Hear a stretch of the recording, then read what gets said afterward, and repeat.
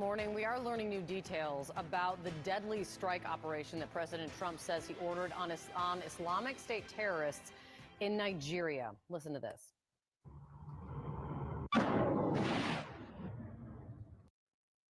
That, as you can see, released from the Department of Defense yesterday evening. The U.S. military reports multiple ISIS terrorists were killed in the attack, which the president first announced on social media. This comes after the president for months has warned that the United States could take military action in the African nation, claiming that ISIS had been targeting Christians in the region. The president, writing in part this on social media about it: I have previously warned that these terrorists, that if they did not stop the slaughtering of Christians, there would be hell to pay.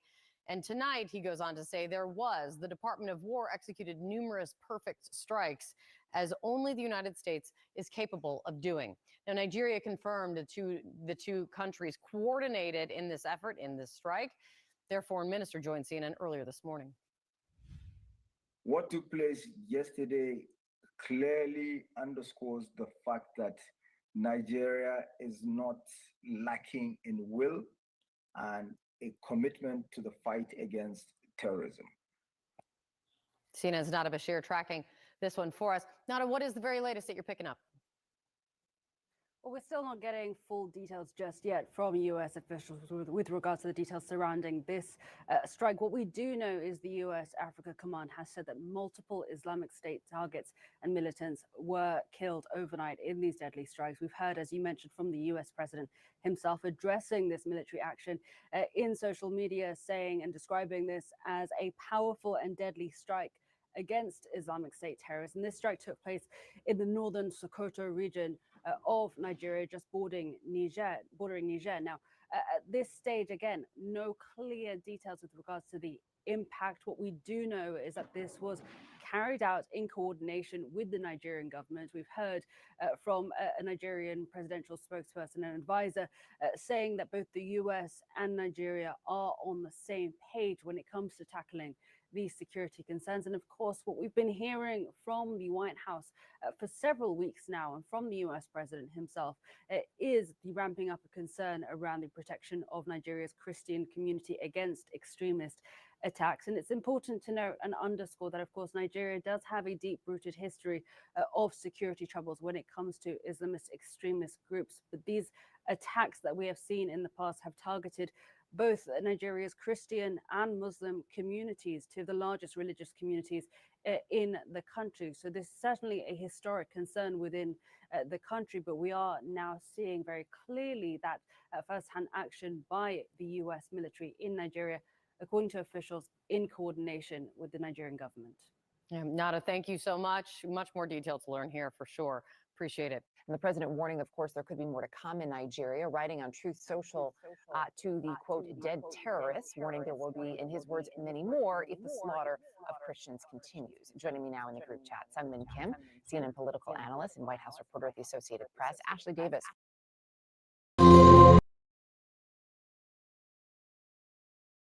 Hopkins University Agora Institute. It's nice to see all of you this morning. Sungmin, when we look at where things stand, the fact that the president really has cast himself as this peacemaker often talks about the war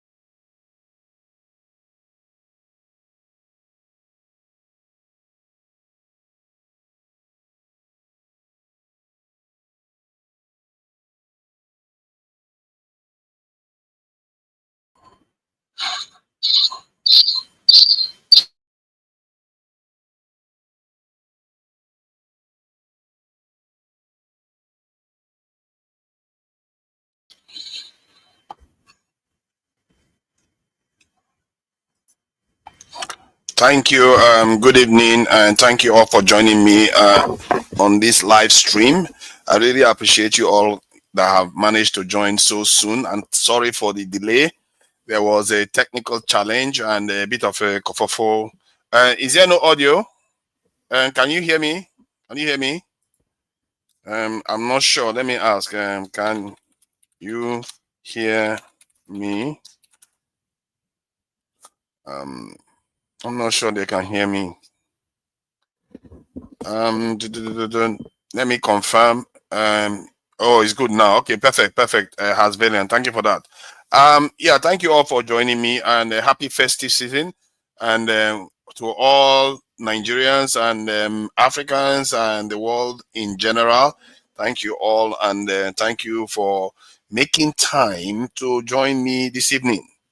I'm going to be covering quite a few topics today, rounding up the year 2025, and more of such coverage will be ongoing towards the New Year's celebration. And this week is the Igbo Week and Igbo Culture Week. It's all about culture. You know, I've covered the Ijaw, covered the Urobo, covered the Edo, and I've covered the Efik, which is the Calabar Akwa and now is the turn of the Igbo.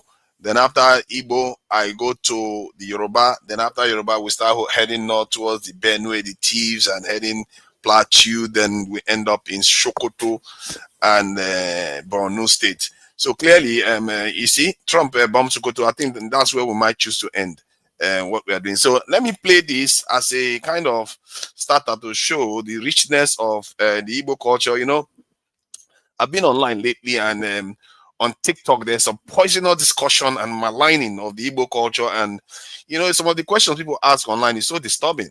Like, oh, where did Igbo people come from? What are they all about? It's just weird. Some Nigerians are strange people, I tell you. They have so much energy for each other, but they don't have energy for other people. They can't even have energy to defend themselves.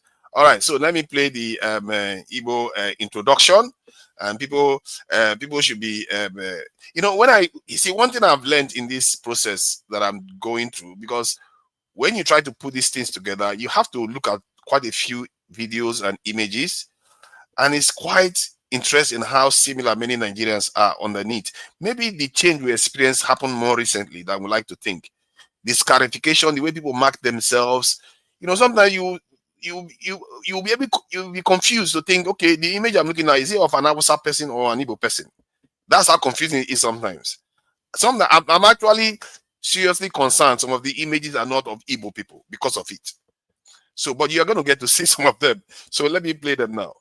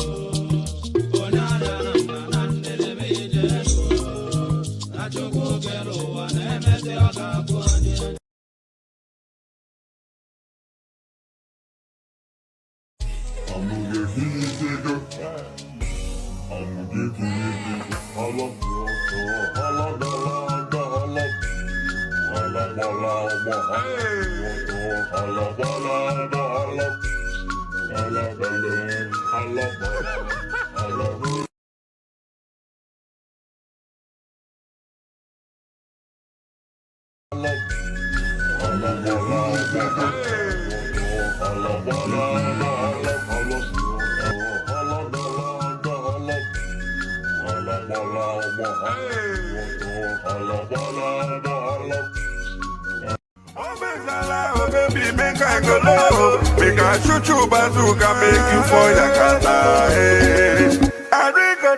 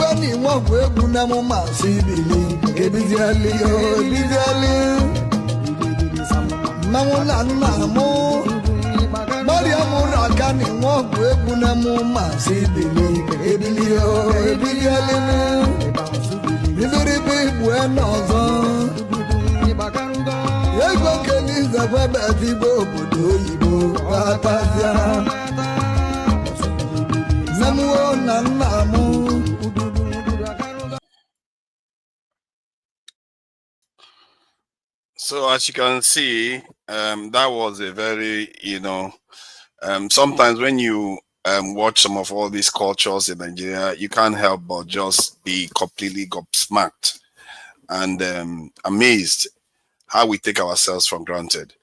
But that said, I'm going to cover more of that, that the culture, Igbo culture. I think next week we are going to be going towards the Yoruba. So, hey, the Igbedu people are coming. All right. So that is the Igbo compilation that I have there. There are more. My goodness, they have a lot of materials online. So there's a lot of rich materials to pick from. I just managed to pick a few together, and that's what we've got for now. But like I said, thank you all for joining. And the conversation we are to have here, just to be clear, you see, I think some people have conversations, and you as a person have to be able to make your discernment when people are having a conversation based on trying to keep some truths from you. You deserve truths, and you deserve to get those truths so you can make better opinion, inform better opinions and make better judgments. Because my whole purpose here is to try to get to the truth as much as possible. And this is why the chat hates me. Actually, the chat, they really badmouth me and tell me all kinds of stuff, because I'm not here to try to please people, and people don't tend to like it when you try to get to some truths. And the reason why that is partly because in the process of trying to get there, you make mistakes and they get cross, and or you come across as know it all, and all those other things. So people misunderstand it sometimes. That said, I also know that some people just want to come and bare their chest, and they want to come and just have their say. So they are not there for it to learn. They are not there to learn, and they have a right to that. And sometimes it's good for those type of people to just tell us they are not there to learn. They just want to get their opinion out there, and that is it. But on this live stream, generally, we are here to try to learn. So keep an open mind. When you are challenged, don't see it as if somebody is trying to disgrace you. No, we are all here to learn. I'm here to learn, and you should all be here to learn, because some of the truths we'll be able to uncover of this world and of our problems, the way you get to them is by being open to learning. And that's why I'm not ashamed to learn more, because if you are to get out of where we are, we need to go deeper, go further in anything that we understand, and learn. That's a kind of capture more of the truth, so that we can be able to make better choices, and choices that people cannot see coming. Because when you want to get out of problems, often they can't predict you. They can't, because they can't catch up with where you are, how far you have evolved. So that is how it's supposed to be. And we are not here to divide people. That's number one.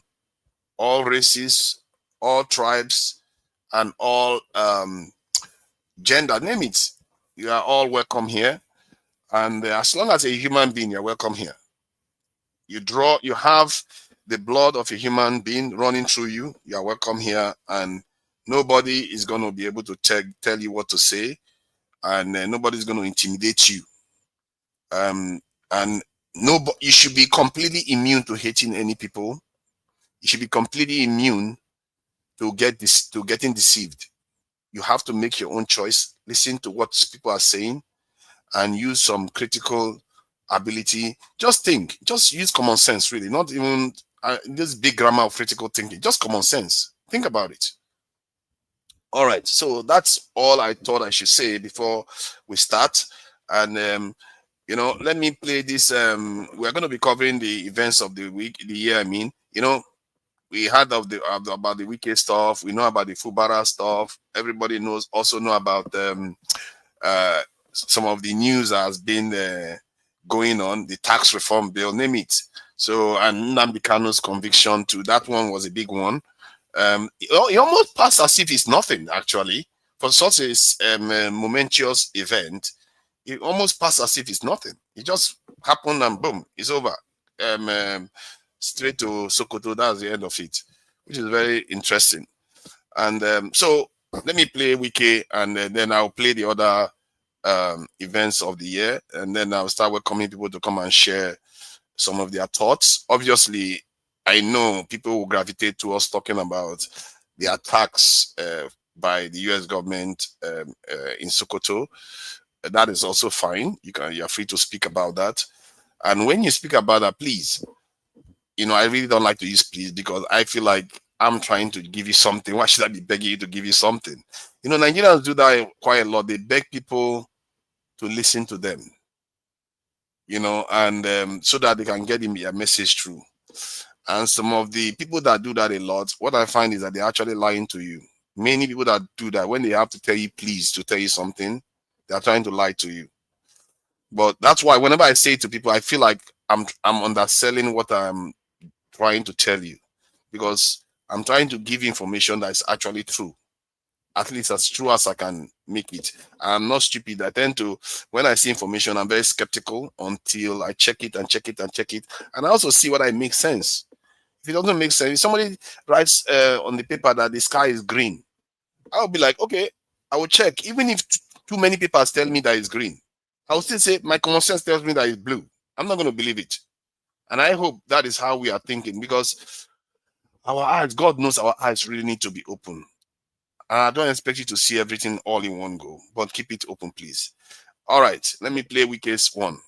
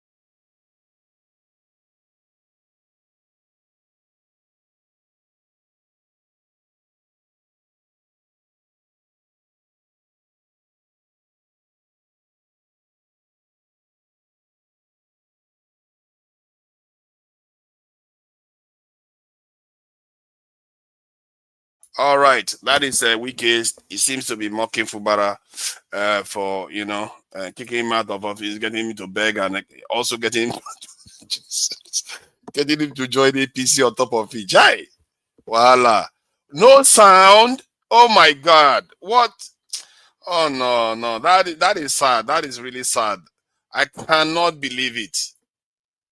I cannot believe it. I really cannot believe it. My apologies. Technical faults, happen sometimes. My apologies for that. I really have to be more careful about these things. Let me play it again. It's Fubara, Wike just mocking Fubara, basically. We all know what he did to Fubara. Let me play it again. It's not fair, really. All right, let me just play it again. My apologies. But we did. When it was tough for people to say, I am mandate to stand. We stood firm. I said, I am mandate to stand. And to the glory of God, we stood. And I am mandate to stand today is very strong. So you are the ones who made the mandate to be strong. I saw the last name is godson. So all these people now you are seeing, and a man they will start that time, when they were needed most, they couldn't see that. They couldn't come out to say, first for Ahmed Bola Tinubu.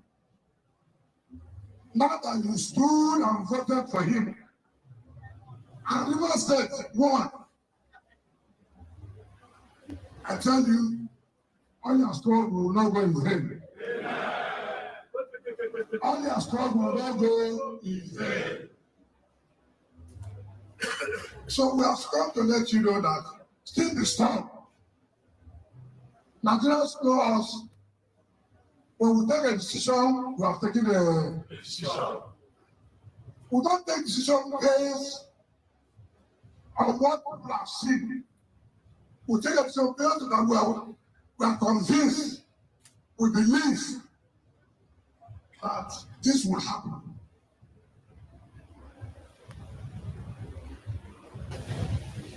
You stood firm even when you are not in power.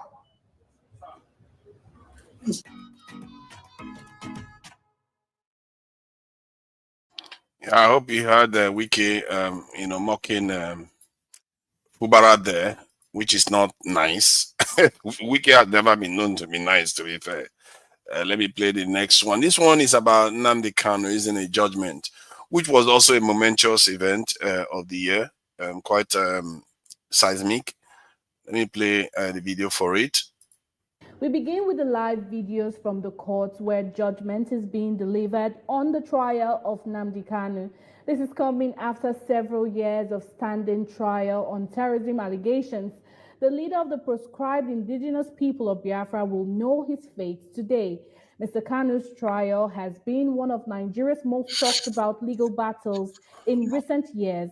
He was first arrested in 2015 and charged with treasonable felony and terrorism, but the case has since taken numerous turns. In 2017, Kanu fled the country while out on bail following a military operation at his residence during the time of Operation Python Dance in the southeast. In June 2021, he was arrested in Kenya under the contentious circumstances and brought back to Nigeria, a move his legal team and IPOB described as an extraordinary rendition. Upon his return, the charges were expanded to 15 counts, including terrorism and incitement to violence. Kanu's defense has repeatedly challenged the trial's legitimacy. They argue that fundamental and legal procedural errors, including possible violations of international extradition law and jurisdictional rules, undermine the prosecution's case. While delivering his judgment, Justice James Omotosho recounts the trial from 2015, as well as the entire proceedings in the courts. Joining me live via Zoom is the lawyer and activist, Mr. Chetam Wala. Mr. Chetam, if you can hear me, from a legal standpoint, what does this really now signify for Nnamdi Kanu's trial and his current detention status? First of all, we are grateful with the fact that this trial is actually coming to an end, because some of us had agitated and said that the whole back and forth within the Kanu trial that has lasted for over 10 years now, if I'm not mistaken, it's really sad on our judiciary. It's not something we really want for our democracy. We feel that criminal trial should expeditiously be dealt with and resolved either for or against. Now, today we are having, for the first time, the judgment. This matter has had a lot of back and forth, a whole lot of back and forth. We also saw Justice Binta recuse herself from the matter. We've seen a whole lot of delays from different quarters, on this particular issue. But finally, we are going to get a verdict, which is currently on. So I cannot speak basically on the issue of the verdict until a verdict has been given in the matter. But I know I've been following up with the judgment being read by Justice Omotosho, and we are just waiting to know what the final decision of the court would be in the circumstance. But for us, basically, this matter has to be laid to rest one way or the other, because we cannot perpetually continue a criminal trial of this particular magnitude. It does not make sense at all. In your opinion, Mr. Chetam, what responsibilities will this judgment place on the federal government and security agencies moving forward? You know, basically, there are a lot of issues that have been raised. If you look at listen to the judgment and the witnesses who actually gave testimonies based on the judgment read by Justice Omotosho. Like I said, the judgment is still ongoing and all that. Certain issues were also attached to our allegations, were also levied against Nnamdi Kanu and all that. And certain questions have come to the mind of one. I must say, the Nigerian government must continuously now, from going forward, make sure that justice should expeditiously be done. And we must also beef up the part of our security. It also shows that there is major lapses in our security network, how we gather information and how we deal with this information.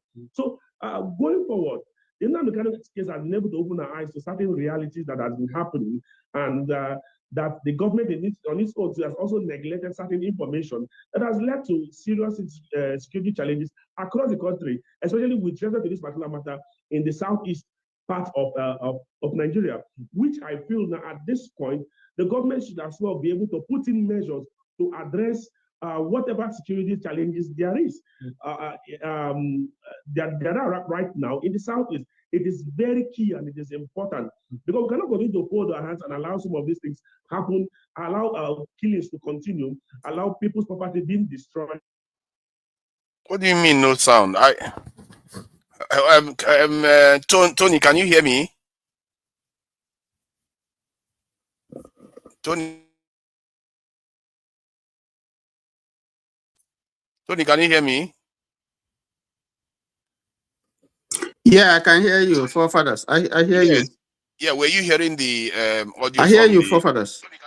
Were you hearing the audio? Yes, I can hear you. I was seeing that there was no sound, so I was like, what? I hear you, forefathers.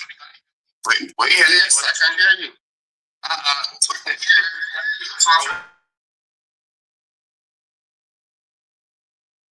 Obi, chill out with that no sound. So yes, forefathers. You are delayed, you know, Tony. Your audio is delayed, so you may want to go out and come back again, so it will be better. Hello, I can hear you.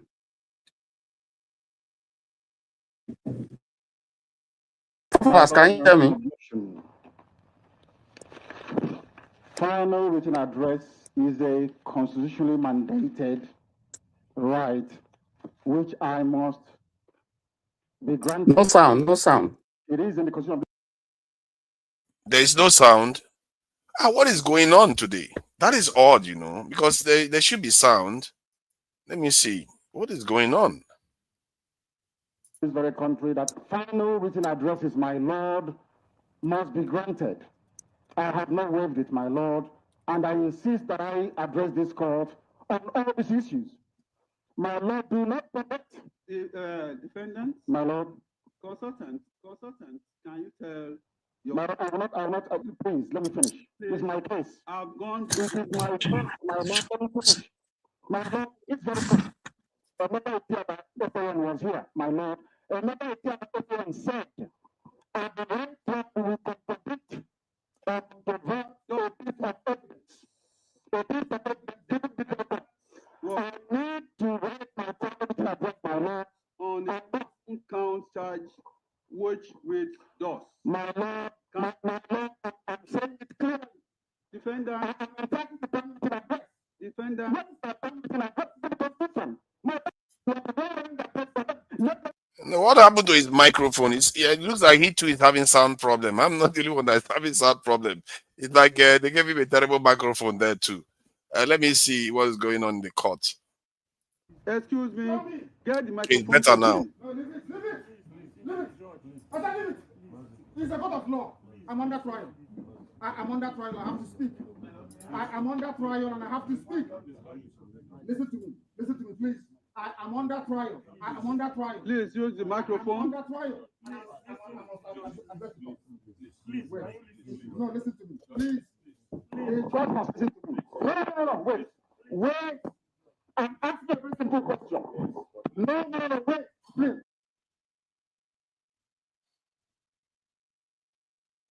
This is Supreme Court. Hold on.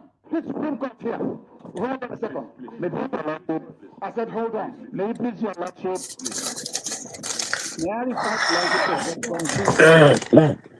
Abia? What you're doing is not law. Please. You don't know the law. Please. Show me. I said, show me. When you have the right to go to my right to come and address. Show me. What the Constitution says. Show me. Well, I will rise and come back. Can you please take him out? I will come back. I rise. I'll come back in 5 minutes. Show me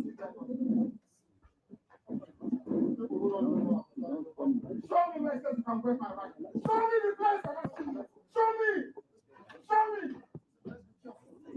me. Which law says you can try me an unwritten law?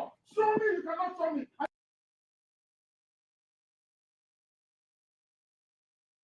You're a judge. You claim you're a judge. You don't know law. You don't know law. Nonsense. Where is the family address? Where is it? Which law gave you the right to go my family address? Which law gave you the right?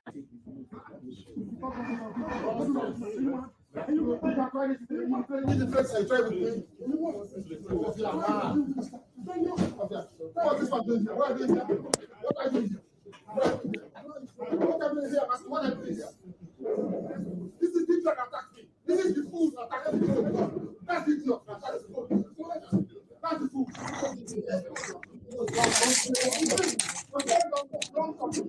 I'm warning you, don't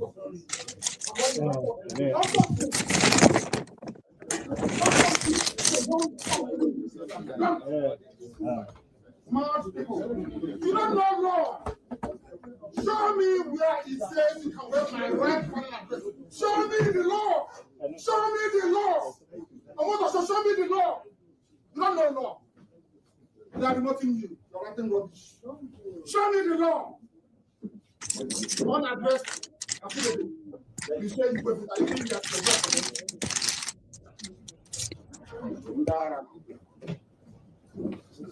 go to punish you. Now and forever. Any judgment, let it be on record. Any judgment given in this court is rubbish. Ask him what is the law. Ask for what is the law?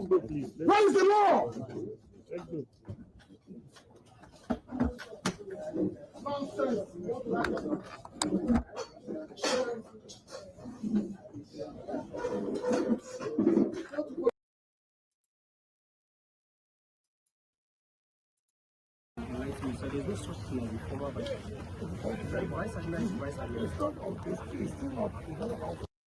Yeah, this was when Wike had confrontation with that young military personnel in Abuja. Sorry. Show me the document. You have no document. Bring the document. I have documents and everything has been submitted. Excuse me, I'm the minister. You cannot tell me. You cannot tell me that. We cannot continue to add in this impurity. Where they are providing even to people. You cannot continue this way. This country cannot continue along this line. How can that man at his level, even if he has a problem, he cannot reach me and say, look, I'm sorry, see what I have. He will send soldiers to intimidate who? We are all from this country. And this is government. You cannot be higher than any government. You cannot be carrying guns to intimidate people to not to do their work. Let me tell you, if not God was first staff who spoke to me here, he could have killed everybody here. No problem. I'm not one of those that they can intimidate. On the contrary, I'm doing my job. We are not intimidating anybody. That's what you're doing. The civilian, the engineer mobilized to site, and then the staff or workers of FCT look at the No, listen now. That is the threatening them. And that was when the admiral gave the order. He cannot give order against government. Because the papers are complete, and he said submitted them. Listen, you know the police one. Are you the one that will say paper? What will show me that you are first of all, show me that government gave you this. Two, show me that you have an approval to build what you are building. It has nothing to do with I'm a vice admiral, I'm a lieutenant general. That is not it. We must work according to law. We must work according to law. So you no, you not tell like this. Don't you try it.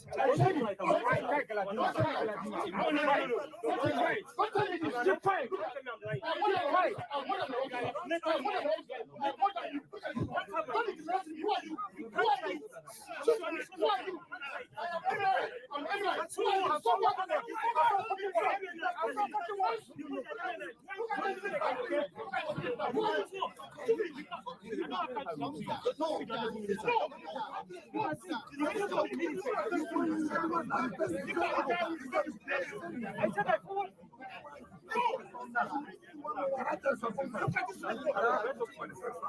am a small boy, but the condition I'm finding is very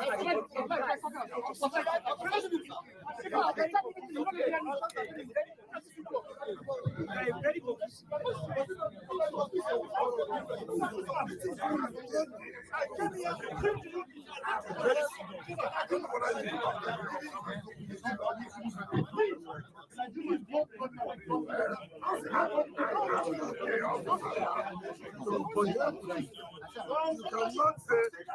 Come and convince civilians.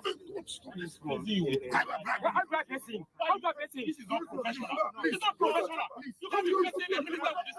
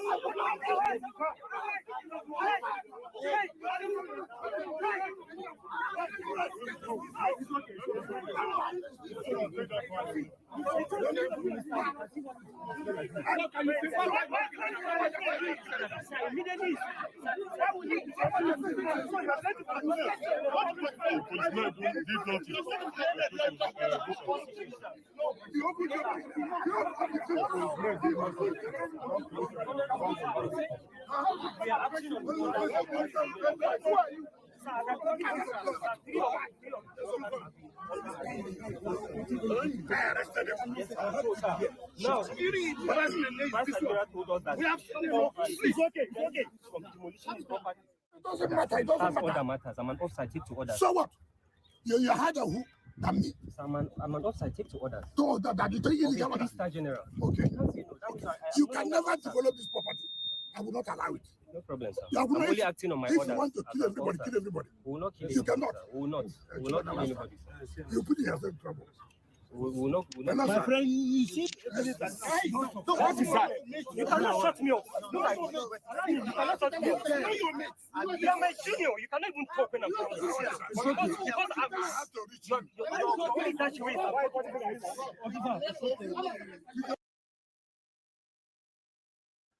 Chai. How can you say such a thing about my presentation? What do you want me to do? I have to present the year, the events that are occurred in the year. That's how you do these things. You see violence. Okay, maybe because Nigeria is violent. Okay, maybe Nigerians are violent. What do you want me to say? These are the key things. That's what people love to watch. Maybe I should do Quam 1 and Quam 2. That one too, is it not violence? What am I going to do? We should do Quam 1 and Quam 2. Hopefully that one will make you happy too. But there is good news. There is Akpoti, Natasha Akpoti. I don't think that one is violent too. That is quite straightforward. Let's watch some of the events, some of the stuff she did this year. From Ganaja to Adoko communities in Ajakuta local government area, to Osara and Okohanatsu in Okene, to Abangede and Okaitu in Okehi local government area, Senator Natasha Akpoti-Duahan commissions people-centered projects.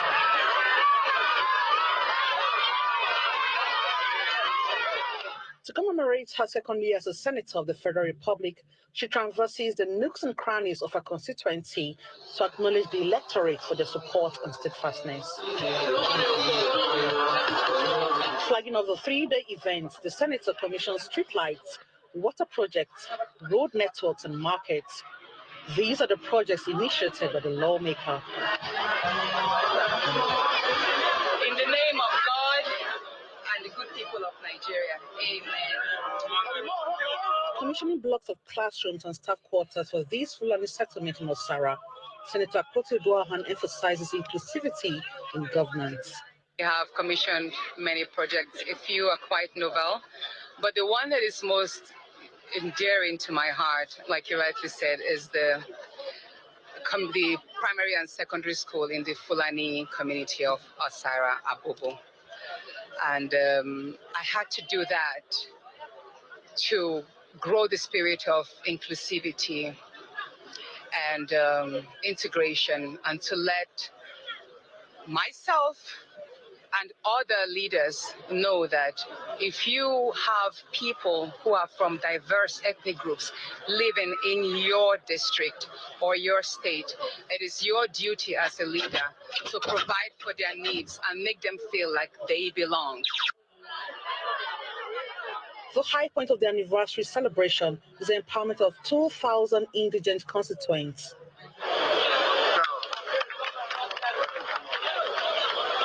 We need these vehicles to serve and stand the test of time.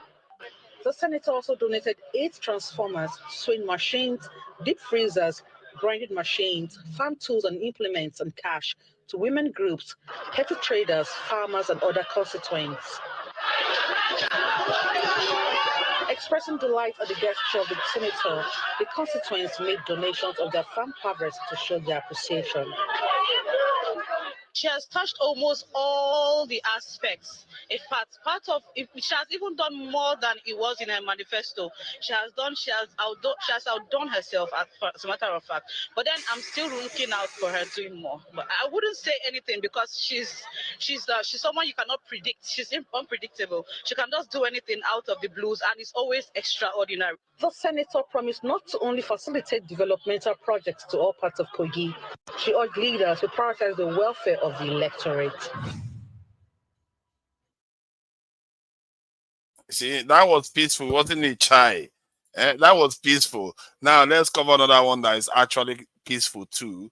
Let's listen to this one. This was, I think, one of the greatest news of the year, actually, in terms of, to help the Nigerian economy start moving forward. Get even bigger.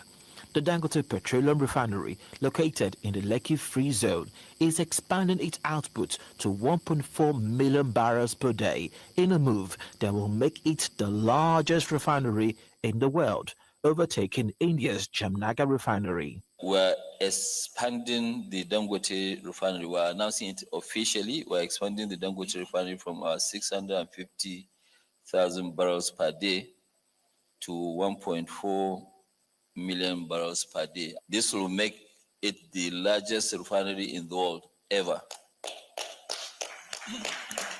This expansion reflects our confidence in Nigeria's future, our belief in Africa's potential, and our commitment to building energy independence for our continent and the world. The expansion, expected to be completed within 3 years, will also create about 65,000 jobs, with 85% reserved for Nigerians. Over 85% of our workforce will be Nigerian, with ongoing investment in skills and technology transfer. Dangote further announced plans to list the refinery on the Nigerian Stock Exchange by 2026, allowing Nigerians to own a stake in the facility. Within the next year, we plan to actually list the Dangote Refinery and Petrochemicals Complex shares on the Nigerian Stock Exchange, which is NGX. And that is a step towards broader ownership and market transparency. We are going to list, and we want to give all Nigerians the opportunity of owning part of the refinery. You can buy as many shares as you can. We are actually, thinking that this refinery should belong to all Nigerians. Dangote expressed appreciation to President Bola. See, that's a Dangote refinery, ramping up production up to 1.4 million barrels per day. I think that should be in 2 to 3 years' time, so it's not immediately. But it's something very, very positive, and it will make the refinery the largest refinery in the world. That is quite, quite seismic, actually. So let's see, the Quam. Let's go to Quam 1.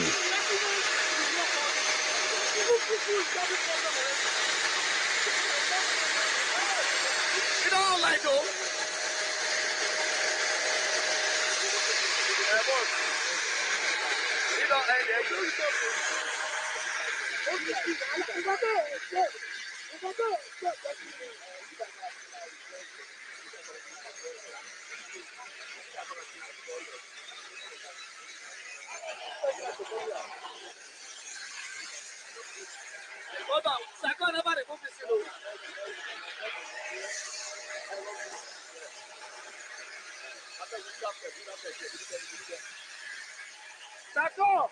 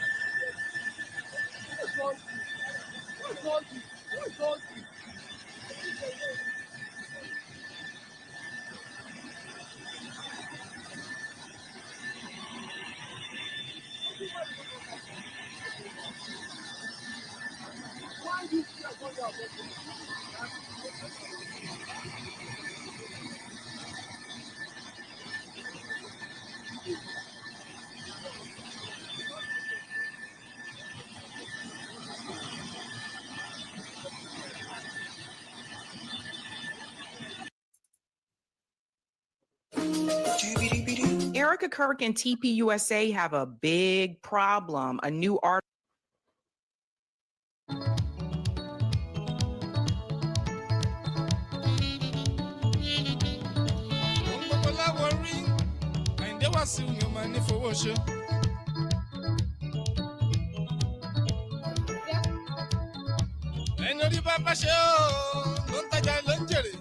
I don't know if we put audio in their videos. Our audio now have copyright.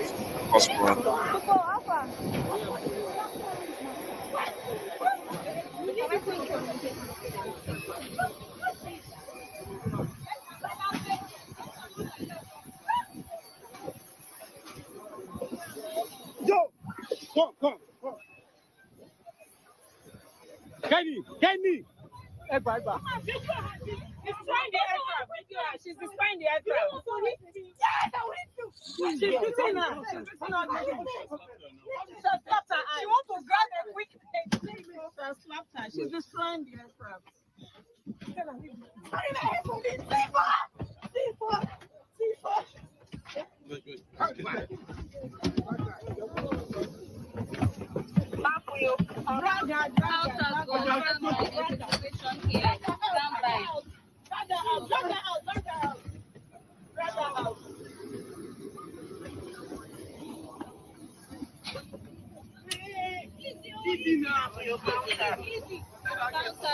Stand by, there's a situation here. Stand by. Communicate your message.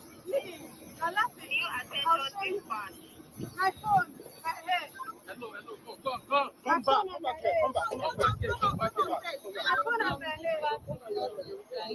Come back. Bless you. They are coming. So that is Quam 2 event. You know, these were quite interesting events that captured the Nigerian community attention. I guess what it reflected was a sense of double standard. At the same time, wrongdoers getting away with wrongdoing in Nigeria. Because two of them, I'm not sure any of them are paying for the rules that they broke. Yes, that's how Nigeria rolls now. We roll around without rules at all. So I'm going to watch this and go back to something more recent, you know, with the events that has occurred in the past 24 hours or so. So now let's go to overseas now to U.S. strikes targeting terrorists in Nigeria on Christmas Day. President Trump says it was to protect Christians in that country, but Nigerian officials say the strikes were aimed at protecting all religions, not just Christians. Here's ABC's senior White House correspondent Selena Wang. Tonight, new scenes of the aftermath of the U.S. missile strike in Nigeria on Christmas Day. The Pentagon releasing this video, a U.S. warship firing a Tomahawk cruise missile from the Gulf of Guinea. A U.S. official telling ABC News more than a dozen missiles were launched. In a village targeted by the strikes in northwest Nigeria, residents carrying a piece of metal debris as a fire rages in a field. The next day, locals gathering as police sweep the site of a missile strike. President Trump saying he ordered the strikes against terrorists who, quote, have been targeting and viciously killing primarily innocent Christians. Tonight, the president saying he delayed the strikes for symbolic reasons, telling Politico, quote, they were going to do it earlier and I said, nope, let's give a Christmas present. The Pentagon says multiple ISIS terrorists were killed. U.S. and Nigerian officials confirming they worked together on this operation. Analysts tell ABC News the reality on the ground in Africa's most populous country, home to millions of Christians and Muslims, is complex. Christians are not the sole target of ISIS in Nigeria.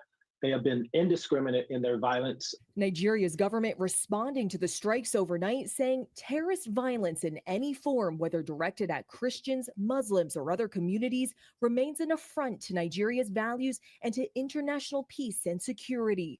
The Christmas strikes are the second this week. Last Friday, the U.S. carrying out dozens of airstrikes against ISIS in Syria in response to the deadly attack that killed 3 Americans.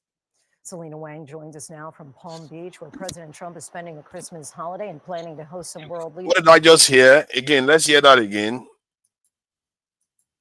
Remember, a terrorist is actually the president of Syria, but let's just hear this again. Selena Wang joins us now from Palm Beach, where President Trump is spending the Christmas holiday and planning to host some world leaders. What more can you tell us, Selena? Well, Lindsay, President Trump will host Israel's Prime Minister Benjamin Netanyahu at his Mar-a-Lago club in the coming days, and the agenda... No, sorry, I missed that. strikes against ISIS in Syria in response... Again, ISIS in Syria. Carrying out dozens of airstrikes against ISIS in Syria in response to the deadly attack that killed 3 Americans. Selena.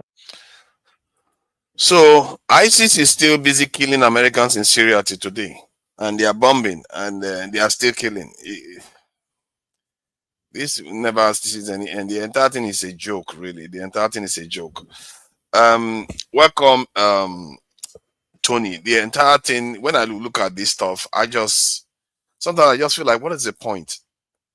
Sense doesn't make sense anymore. Everything is just all over the place. And when you hear some of our people rejoicing that Trump is bombing Nigeria, it's like, what makes you think that's going to solve anything? It's just bombing, killing a few people here and there. It's not going to make any difference to the bigger scheme until Nigeria does what they need to do. But people don't care. They just care that they feel like somebody's defending them. Because the Khan of Nigeria has been useless, to be fair. They have been very useless, and the Muslims in Nigeria seems to have the ascendancy. And I have to say, based on the conversations I've had in last week, my impression is that some Muslims are in denial about what is going on. They pretend as if they don't know that their fellow, at least people that claim to be Muslim, are doing these things. And not only terrorism, there's also extreme violence when somebody kind of blasphemes against their religion. You know, you have to learn to live with people without lashing out the moment anybody blasphemes against your religion. And because it's Nigerians that you're taking out while you are doing that for the sake of religion that you just picked up how many 100 years ago. So I just feel like there's so much confusion everywhere. And maybe that's the whole point. And this is why I played. I like that quote from Hannah. I think Hannah Rand's. The quote about how you lie to people so much, and I don't even think it's like they confuse people so much in Nigeria that they don't even know what to believe anymore. All they want to believe now is, as long as a bomb falls somewhere, that's the solution. Even if historically, it's clear that it's not going to be a solution. You see grown men still believing in it. It's exhausting. Sometimes I just feel like, what is the point of talking to people? They don't listen. They don't listen. And maybe it's just, you know, I guess you have to talk because some people do listen. You can't act because some people don't. So that's the only reason why I'm here. If not, I would just, there's no point being here really. Sometimes when I hear our people talk, it makes me just lose hope that we don't have a chance. Because the information is not that hard to find. It's all there. You know they will not. America is still bombing Syria. And Syria is an ally of America, right? But the entire thing is mad. The entire thing is bad. The Syrian oil is still being stolen by America. Even if an American is in the presidential palace, that's an American ally in Syria, is in the presidential palace. So why are they still bombing the country that is an ally? It's like America bombs its friends and bombs its enemies. And it's just confusing now. And if Nigerians think that being terrorists is a bad thing, go to Syria. Can you imagine if you're in Syria?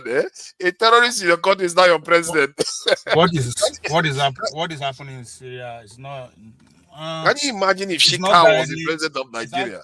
What is happening in America is a power tussle between Israel and Turkey. Okay, but America is the one doing the bombing now. Regional power. Yeah, but how does that? Those guys, they said they killed 3 American soldiers. They are still killing American soldiers in Syria. That's why they get involved now. But the main thing now, who is going to be, say before now, Israel is kind of like the overlord within that region. Right? They do anyhow. But now, Turkey don't step up their game a little bit. So there's kind of like, that fight, who is going to be the... Because but what is going on there, though? I want to understand. Maybe you have an idea, Tony. Sorry, and let me just ask him because he seems to know a bit about Syria.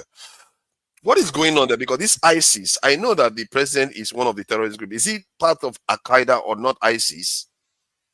The president of Syria now. Yes. Which one is he, Al Qaeda or ISIS?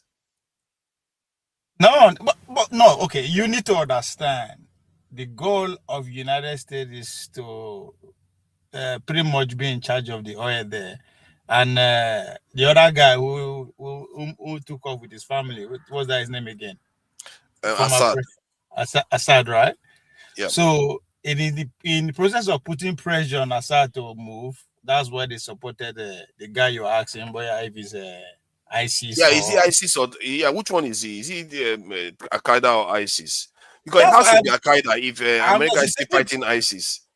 I'm hesitating to say neither. If not, that's why the guy is. That's why he's the president today. As I said, it's one of them, all right. It's one of them, all right. They work with America to remove Assad. That's right. But the same work. Okay, what you go to fight your own brother for Africa? The other guy, Rwanda. Which is the kicker? What you go do? How you go? What you go regard them as? China, because he belongs to one tribe or the other. Now the same role they play. Yeah, I just wanted to be sure which Ashara's actual terrorist group that he belonged to. I'm not sure which one he belongs to. That's why I may be confused. I just know the Washington go work with Penta go work with anyone that will get them what they want. It doesn't matter because now when they want put you under the bus, they go time you as a terrorist. Yeah. Right? So I don't really that's why I'm hesitating to say, okay, in what ISIS or what did you ask? Is he ISIS or what? What is the other group? Al Qaeda. Al Qaeda, yeah. It was one of them. I'm not sure which one it was. Can somebody tell me in the chat? You guys should know now. All these intelligent people that are watching. I just know in a rebel fighter, in state actor, in a non-state actor that was empowered. So it's obvious. They even actually declare and wanted at the point $15 million on his head as a bounty. So and then that's interesting. Then he can't get state welcome for Washington. So it's not just see one thing you need to understand about the White Kingdom. Let me put it that way. they know they don't pass the level where they hide shit like that, right? Now the planning, when they plan and you no go know, but when they act out, they know they are that. If they tell you that they come bomb you, just a matter of time they will come. They know they so that now what thing happened within the guy that you're talking about? It was declared before the whole world as a terrorist. They put Bantim on his head, but at the same time they honor him. Before how many Nigerian presidents don't get that kind of welcome? It's former Al Qaeda. It's former Al Qaeda. They say it's former Al Qaeda. So he was how Al many Qaeda. Nigerian presidents don't get that kind of welcome for Washington DC? No, none. Exactly. None.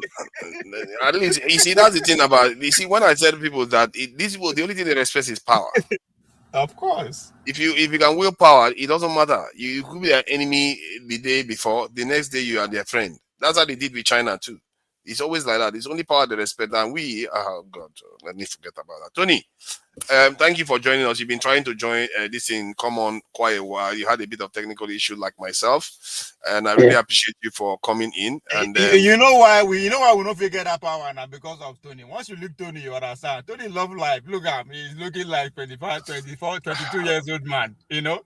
And that life, he love life. He not go one struggle for power. I feel like I need a total reorientation really for my purpose here because I think that Nigerians are not ready for anything. Okay, my brother, compliments. Hi. Same to you. Greetings. Forefathers. Yeah. Compliments. Yeah, God, appreciate.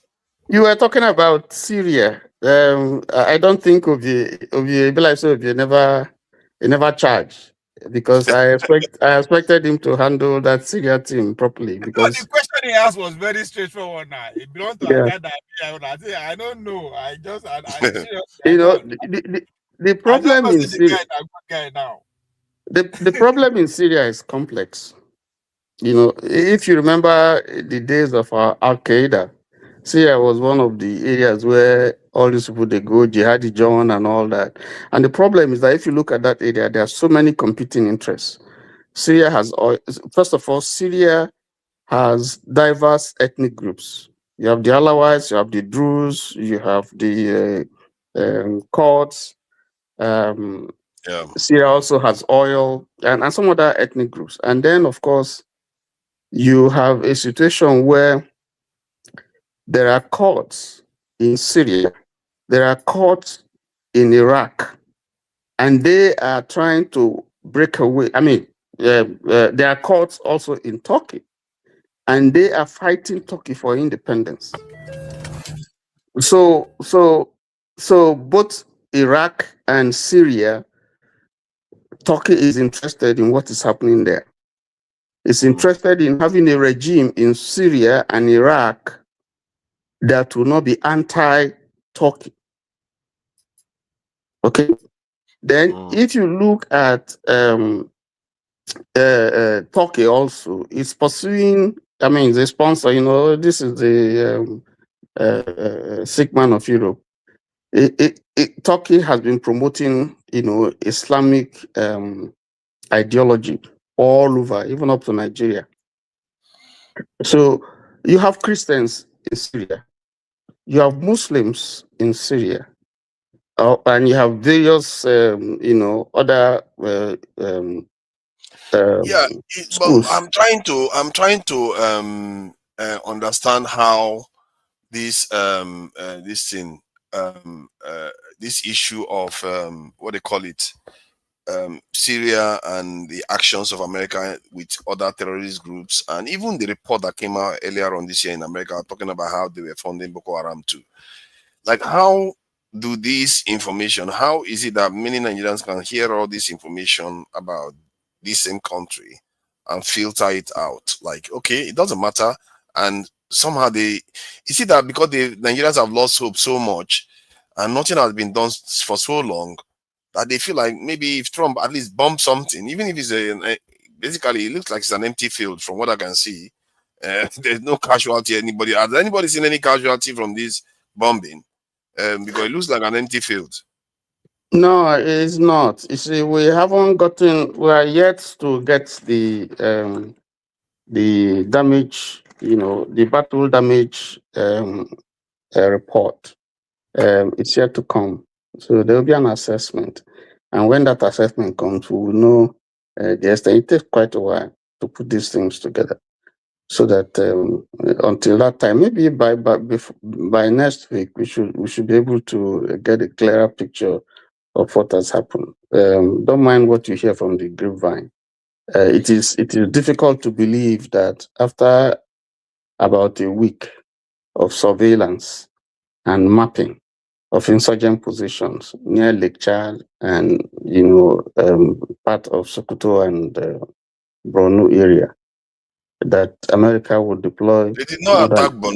I think they said it was surveillance. I'm talking about surveillance. Okay, yeah, surveillance. Okay. That America would, after obtaining intel, would deploy nothing less than Tomahawk cruise missiles, over a dozen, to those areas, according to them, 2 camps of ISIS, and not do any damage. I think it doesn't stand to reason that kind of a thing can happen. Those things are expensive.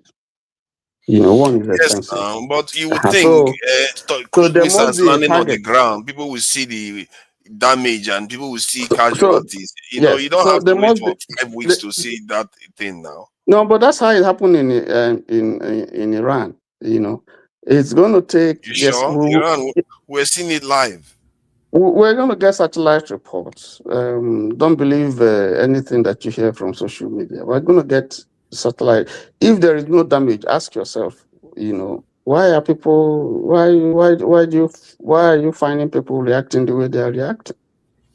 Because they don't know what happened. Because they don't know who is reacting. That's what I'm telling you. So let us not speculate.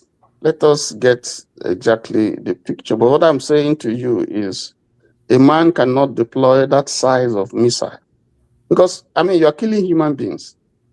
So you can't use. Are you sure it's not a fake one? There was one a farmer found inside his farm, unexploded missile.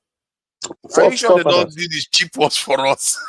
They are selling cheap missiles for us. No, but those things happen. Sometimes you have I know. These things, ordinances that will be fired, and some won't detonate. They won't explode for whatever reason.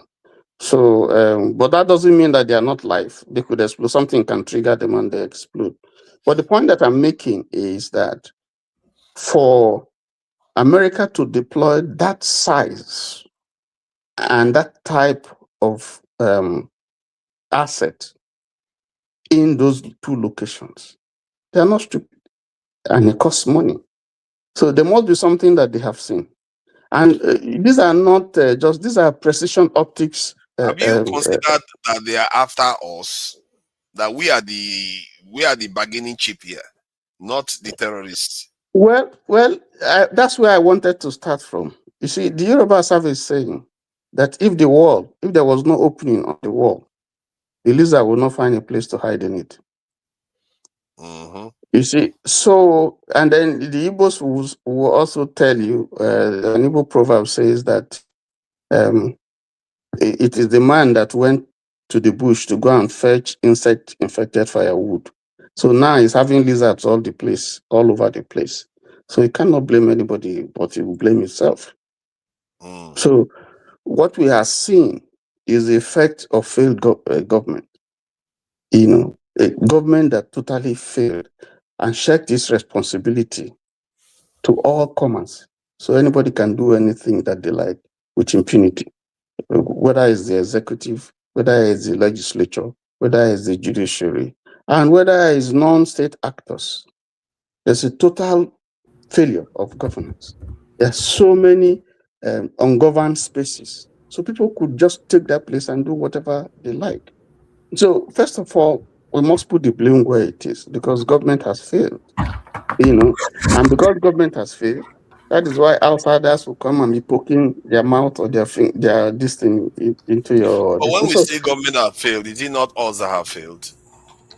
No, when you say government, we put them there. We give them the authority to represent us and to make laws for us and to protect us. You, If they are not exactly. able to do You that. say we, yeah, we failed. No, Maybe no, we I should won't just say we. It's the government, the people who are representing us, who will give the votes to represent us that are failed. Is it not you that chose them? If you go and pick the wrong mechanic to fix your car, the one So that for is that, only learns how to fix let us not go Okada. there. You know what happened. Let us not go there. You know what Okay, let's happened. not go there. You know, Uh-huh. because I like us to make logical arguments. Because Yeah. when you No, keep no, let's blaming not go there government, because that's another argument altogether. But we're saying that the reason why I say government has failed is that in developed climes where democracy or people who are trying to copy, or even pseudo democracies, there's a procedure. You put people in there who will work for you. So if they are not working for you, there are processes. Even before election, there are recall processes. There are things that you can do to let them know that they are not performing the way you want, and you can recall them. So all those, you know what? these, You know my suggestion. yeah. We should have some kind of test for leaders, a life and death test for leaders that want to come into Nigeria. If we don't want to face the same life and death choices, you have to test your leaders to the bone, so that their instinct is to trust to trust their people and rely on their people. Because these leaders that we have, they're like Okada mechanic, and then we expect them to go and fix the truth. Mercedes. Forefathers, you know the truth. You can't have your cake. You can't eat your cake and have it. It's as you make your bed, so you lie on it. You see, there are consequences for every action that you take. There's action. There are consequences. When we were doing this thing, we thought that okay. Let us put our man there. It doesn't matter how. Let him go there, and you violate the laws that you have set and the processes that you have laid to guarantee that society works the way it should work. And for some people, they just think that yes, they are winning, but there are consequences, and the consequences is what we're seeing now. The consequences, the failure of adhering to processes that will, eventually ultimately lead to the greater good for the majority of the people. When those processes are not followed, now you would think you have a victory, but that's a Pyrrhic victory, because at the end of the day, there are consequences and a price that you have to pay.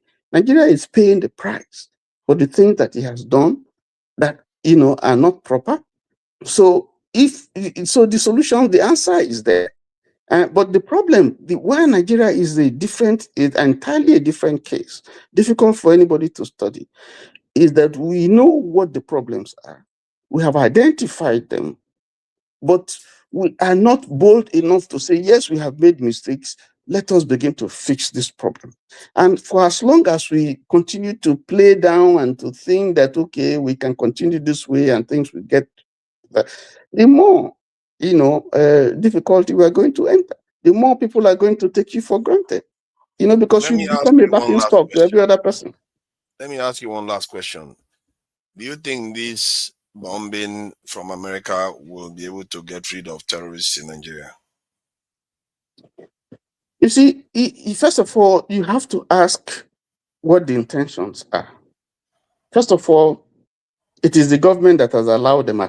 Going by what the government said, the government says, no, I'm not. I them. understand it, even if it's bad intention. My question is, do you think it will get in reality? Do you think it will happen that this bombing will get rid of terrorists from Nigeria? You have to ask the government what is the intention of this bombing or what association with America, because there must be a reason why the government agreed to enter. I'm not privy to those agreements, but there is something on the surface that we can see. You are going to see now that, first of all, on the short term, there are going to be disruptions, which we are seeing now. There are going to be outcry, But on the long run, it's probably going to be complicated because there are other issues that we don't see. There are other imponderables that will come up. If this on the long term, what did he say was going to happen now? What if they bomb the terrorists on the long term? What did he say was going to happen? Just I'm telling you, on the short run, yes, some people are going to part. From what we hear, and I can't confirm this, we hear that Niger forces who are patrolling their borders. Have seen Lakarawa, because this is directed at Lakarawa. They are very active in the Lake Chad Basin and in Sokoto area. They have seen massive destruction, decimation, and they have seen some of them running away, maybe trying to run into Niger. But that's not confirmed. So that's why I said we have to wait for the damage assessment report. Until then, we'll be able to know exactly what has happened. But that's on the short run. Okay. Even today, as we speak, we hear somewhere there was a terrorist attack, somewhere in the country, in Nigeria. Yesterday there was too. So on the long run, you see, you can see grievances, pent-up grievances. People are beginning, from certain sections, are beginning to say a couple of things. We don't want this, we don't want. What that will pan up to, we don't know. Is it going to stop? Is it going to force those people to say, listen, let us have a meeting and let us see how we can resolve this amicably and get these people to stop this thing? Or it may make them to be more belligerent and maybe worsen, the insurgency. We don't know. We don't know what America is going to do. We don't know who is going to step in, whether Israel is going to step in, or China is going to step in, or Russia is going to step in, and Nigeria will become, a tough for big power politics and rivalry. So, but based on evidence, historical evidence, you don't have any idea where this is going to go? No, it's too early in the day for me to be able to see where this will go. Okay. So I just want to hold my powders dry. Let us see the report. I know that people are denying; they don't want to say the real thing. But let us see the report that will be authenticated, not just report from America but from international bodies who are going to move into those areas, from satellite reports and so on. And so we can, that's why I said let us have, a damage assessment report, and then from there we'll take it from there. But if you ask me what my opinion is, I think that the government is in serious trouble, because government be like somebody they hold for brokers. There's no vision, it has no direction, it has no purpose. So right now it's at the mercy of big power politics. Anybody can toss the government around, whether France, whether America, whether China, whether even Turkey, whether it's from big power brokers from certain sections of the country. So and then somewhere in the south you hear people are celebrating and so on and so forth. So you see division, you see feelings being inflamed, you see people saying all kinds of things and so on and so forth. So I think it's introducing some toxin more into the political atmosphere. That is actually quite dangerous. You see, this thing, and this is why they are doing it, because they know this stuff could polarize the country badly. But let me take the question to Okpegolo. Thank you for joining us, Okpegolo, Your Eminence. I don't know what I hate. Your Eminence. Thank you for joining us. But what do you make of this, though? What do you think the outcome of all this is? Let's say Trump bomb until he leaves office. Do you think it will end terrorism in Nigeria? Number one. I have another question to add, but just take this first question. Well, first of all, let me say that well, I was antagonizing KJ during his own show, and the angle I was coming from is that the fact that he's happy that now that Trump don't give him a good Christmas present. But the point I was trying to make then is that make yourself no forget that to Nigeria actually see all this coming, but maybe not because the way they try to deliver his message, nobody won't actually take him serious. And again, maybe because in our own lifetime, none of us here have actually, well, I don't know about Tony and Paul, they always deceive us at times with his look, but I'm not sure. I'm not sure any of us don't witness anything there. Just as you said, because they will not fight for our independence, so we don't actually know what it is. So, We never actually witness all these things. And if you look around in terms of our neighboring country, in the end, we can send Tony Kabaka and his boys to take care of any of those at any time. So we know, so we live as if, so we never imagine anything like that will happen in our soil. And it's here. So congratulations on that, even though there's even a dead clock they did wrong twice a day. So wow, you saw it. No, I mean, all that compliment have a dead clock. It's all right. All right. Yeah, it's all good. Because so people see at least some of us as conspiracy theorists, but they won't see it until this happen, that the world that we are living today no be the way we see and so it happen. Talking about if Trump stormed to the bomb terrorism go stop. No. This is bigger than this is. I mean, which can let's face it, which kind of terrorists that they actually fight, right? Where the terrorists they come from? Who they? So I think for me it's beyond that. This is, I've always said, is that this is on a bigger stage. This is class of civilization. So we are in for it. And Tony said that it's a big power politics, and this is what it is. I put it on my name that China must go. We might not see it now, but as we go on, it will continue. Just as you said, if Trump go away, another person come, and the policy will continue. At that time, everybody could say, okay, this is a new world. And it's one good thing about all these things that everybody now they take Trump serious. From here in America to anybody in the world, once you hear Trump name, you will be serious about whatever he's saying, even if it don't make sense. You will say, okay, this guy is up to something. So, and that's what I've been trying to say from the onset. Forget about, it's not about Trump. This is where we are right now in human history. This has to change by fire, by force. Nigeria is not an exemption. So it's obvious now, say we don't choose to host, right? The third world war that is coming, we have chosen to be one of the hosting nations. And I cannot tell you how it's going to end. Terrorism is not going to end, because this is not just about terrorism. If I want to come from the American perspective, this is about Confucius and Islamic states. And these two people believe that the Western world is at their lowest. So if me and you they fight, my ability your back don't dig ground. What's the point of turning back? I'll keep going, right? So I don't see the terrorists stopping. That's how I want to frame it.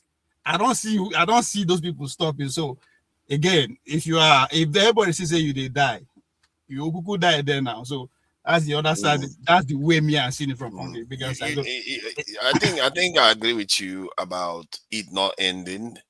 Not because you just said it, but I think it's because there's a lot of evidence backing it up. That's the truth. From Syria, Iraq, everywhere, terrorists don't end.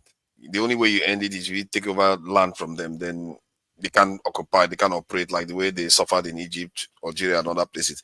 But there's this question, you mentioned civilizational clash. And I'm beginning to think that is a fake news. The only people that have any reason to do civilizational clash are the Israelis at the moment, because they are interested in expanding their territory. That's the reason why they are creating this chaos, so that they can have a chance when there is a major conflict again, they can expand their territory. Because the reason why I said that is because if you look at America is very close allied to almost all the top Islamic nations. You know, they work very closely with Saudi Arabia, Qatar, UAE, Kuwait, Egypt. All of them use American weapons to the brim. And America has military bases in all these nations that I just mentioned, apart from Egypt. They have military bases in all these countries.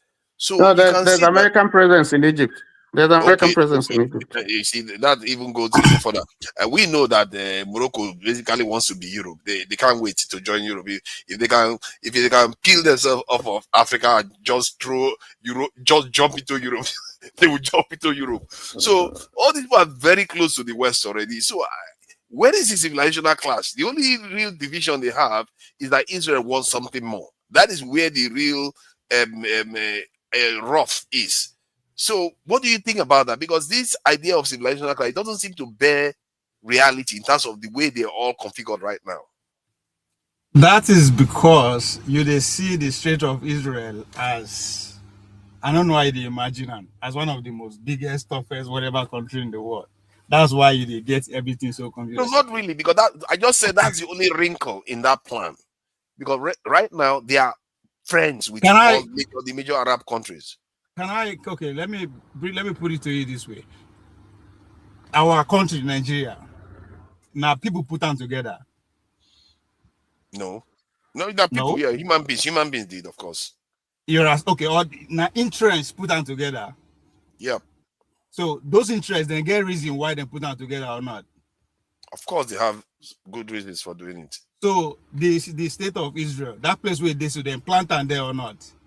They did. So who people plant them there, they have a reason or not? They did. So why you can't put them for a pedestrian way they no feel rich? People will put them there are still in charge. That's what I'm trying to tell you. And I understand that though. That's an interesting point. So once if you know the reason why that state exists in the first place, then you know go get that. You know go the surprise them they expand. Everybody they expand. Even you they expand. I'm not. I'm getting smaller by the day. One of the biggest news of 2025, and that will stand the test of time, is the leakage of the audio between Xi Jinping and Putin during their anniversary when they display weapon in Beijing. If you remember, when they talk about transhumanism, that imagine say before now people know they live up to 20, 30, 40 years, but here we are 70 years, and they are talking about people living up to 150 years. Yeah. So you they look at the things 5 years from now, 10 years from now, 20 years from now. now because you see they look for food to eat. So people are seeing beyond our lifetime. So, sometimes I feel like sorry. When we are talking about this thing, sometimes I just feel like we really, what, I'm going to be having an elite class. If I may even choose to end this type of engagement, I really need people that think on a higher level here, because it's really depressing sometimes because there are so many things to grapple with out there that is going on right now. I can't even count how many things that are going on, and sometimes this whole discussion just then degenerates to Fubara, Wike, and Kwamwan. I can't. That part play also, because okay, now let's bring into our own domestic, how our domestic activities they contribute. There's also fight of civilization between these three big foolish tribes within ourselves, whether we like it or not. There is fight for supremacy between the Yorubas, Igbos, and the Hausas. Whatever that means to them, but it's obvious, right? Yeah. So Ovie, point of correction: Yoruba, Igbo, and Fulani. Hausa is excluded. Well, politically speaking, how dare you? How dare you? Now, right? So when you see from angle, then if you as an external actor you want to take advantage of the states, that's an easy way to come in. Yeah. So that's the local player. So that's another way. This year, if you look at what happened this year, talking about local, January Tinubu, what did Tinubu do? This year Tinubu come out Fubara, right? Yes. The bill was signed in February too. Yeah. Which bill? Then under him, we have been invaded, whether we like it or not, by a foreign nation. Yes, that's the first time ever. Yeah, this guy has got some terrible records, man. So our internal, so blame people who don't want to see whatever they talk about how the instant and the play, but internal factor is still very much, because today an average Igbo man that come of age, there's nothing you won't tell him, and he or she has a right to actually act or believe whatever he wants to believe about the country as of today. I can understand that too.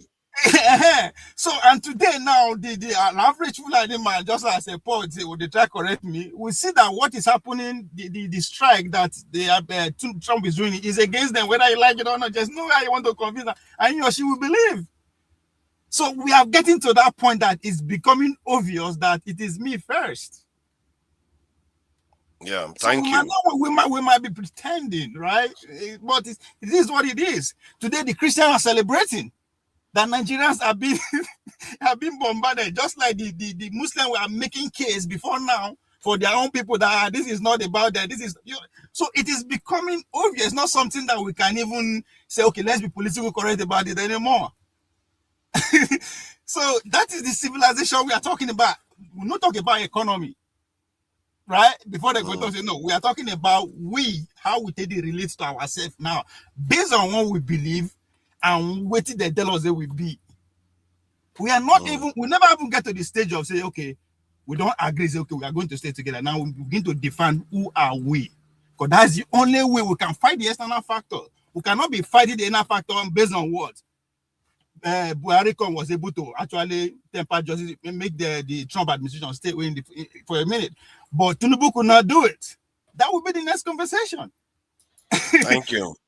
Thank you. Yeah. Let me bring Ike. Is it Oga Ike or Paul? Which one? I think it's Oga Ike that came next. Ike, you know, I always call you Oga, but I see that you're a guy man. But it's all right. People have a right to be a guy man. And you're welcome. Guy men are welcome here too. And but what do you make of this development? Do you think Sorry, like again, sorry, the last one under Tinubu, we're able to move to the upper ranks of BRICS. That's a crime before the West. Yeah, I don't know. It's How really happened in January? It will be interesting to see the next session of BRICS, whether whether Nigeria attend it. They'll be like, I'm taking some time off. You're not going to see. If you are not going to let us say Shetima, or you're like, I don't want to holla. Before he make mistake and say cruise missile to Aso Rock. So, but this is a more serious question. Actually, this is a more serious question I'm about to ask him. Do you think the way some people in the South are celebrating Trump striking in the North, that the Northerners could mistake it to mean that the South is happy that they invited a strike on them, not the terrorists? Is there a danger of that? Because if that happens, then we are running a risk of getting back to square one. So what do you make of it? Compliment of the new season to everybody. First of all, let me respond to what you wrote on the comment section. For us to have a different opinion doesn't bring in respect. You have your own opinion, I have my opinion. For you to say that the respect you have for me have flown away from your flight, it makes no sense to me, because my own opinion towards what is going on in Nigeria and your own is different. We are not supposed to agree, but that doesn't mean that I don't respect you. So for you, as intelligent as you are, you bring in the respect you have for me has flown away. That shows how low mentality, poor thinking you have, even with your level of education. People can disagree, does not mean that you don't have respect or you don't have respect for your opponent. It is all about discussion. We agree to disagree, but that doesn't take away the fact that at the end of the day, we would never agree. There are many things people disagree. Doesn't make them enemy. Doesn't take away their respect, because we are not tout. I am not a tout if you are. I don't live in the street. I live in a covered house, and I understand what respect is. And I value discussions and opinions. And as a leader, you don't win all the time. So if I disagree with you, does not mean I don't respect your opinion or I don't have respect for you. But you can only create an environment where we can come together to have a common understanding and a common ground. That is what politics is all about. I hold my opinion and you hold your own opinion. But for you to convince me to believe in your opinion, you should also have respect to what I think or what my opinion is. You don't impose your opinion to me to believe what you said. But you should put it on the table where both of us can reach an agreement. We try to look at both sides and we see, okay, this is the place we have a common ground. We can agree here, but we cannot disagree. We can disagree here also. So the idea that you flee away the respect you have for me, I feel that is too low for you to go. But that's by the way. I'm not looking for respect, but I earn respect from people. I don't need to buy. I'm not looking to buy respect from people. I need to earn respect. And that is my own kind of person. That's my life. Okay? And that means okay, just hold on for a second. You see, what you just said just now is actually quite respectable. You see what I mean? And what I said in the chat, because the comment you were making there was completely like completely out of the norm, and that's why I made that comment. But I think you are right with what you said, because you can't throw somebody completely away just because of one opinion that they hold, or even two or three. You are right. I take correction on that, and please go ahead with your answers. But also, it doesn't change that opinion that I hold, because that's the opinion I still hold right now, even as we are speaking. That's the same opinion that I still hold. That my only frustration with what happened yesterday was America have to collaborate with the illegitimate government we have in Nigeria, people who are the architects and the sponsors of the terrorism. He has to go and share information and security report with Nigerian government, because you don't have a government. Because those people who are representing you, who throw their banner and their suit on a screen of television, they are the sponsors of the terrorism. They are the people that are terrorizing Nigeria. It's not me and you. So for you to think that what I am saying, I don't know what I'm talking about, is because some of people like you are people who are paid by the government, who try to come here to play double-edged sword politics. Today you are today you are this side, tomorrow you are the other side. You use your big grammars and big, whatever to try to cover some people that don't understand what politics you are playing. You understand what your deputy defense minister is already been accused of demands aiding these people. Your national security advisor is part of it. The senators, the politicians, the governors of the northern Nigeria, they are all part of it. El-Rufai was the sponsor of it. Was it not because these Fulani people did not want Jonathan to continue? They want imported terrorism in Nigeria. The Nigerian terrorism, is it a homegrown terrorist? They were bought by the people of the north because they didn't want Jonathan to continue. And that's where we are right today. And people like you who are learned and intelligent, because of what you think or what you believe in, you think that this government are the government you have to trust with your life. These are the people that are causing the problem that we have in Nigeria. The insecurity we have in Nigeria are the same people who are running that network, because it's a network that they are running. So if somebody like your defense minister, whatever they call him, what minister of defense or whatever, has been finger pointed for, not even from today, it has been a very long time. Even his brothers from the north has told the government of Nigeria, take this man away from your government, because this is the brain behind what is going on with your national security advisors and the governors and senators. What of some honest northern senators that are saying, Trump, please continue, we need this to happen? I don't understand why, people just try to play politics of nationalism. You don't think that you love Nigeria more than the way I love Nigeria? Do you think you love Nigeria more than the way I love Nigeria?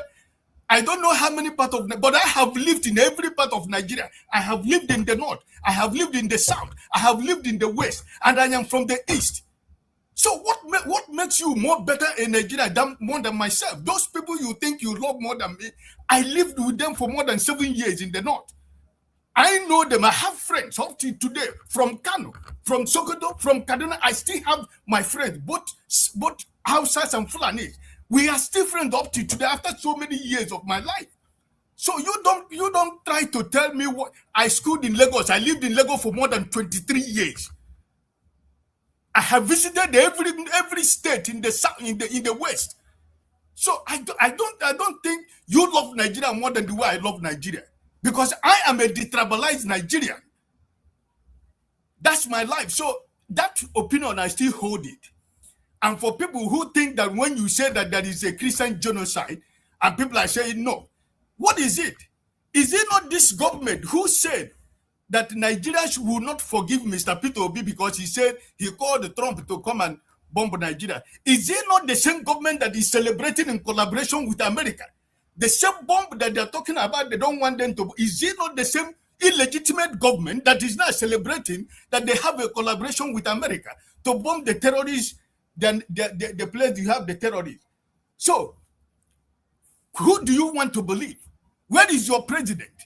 If you have a government, the same time that Trump was tweeting what happened was the time I expected the illegitimate man in Asarok to stand on the podium and speak to Nigerians that yes, there was a joint military operation between Nigerian government and American government. But what is your president? He's celebrating he's celebrating a cultural something in Lagos. Where is your president? The people that are supposed to be speaking to you, where are they?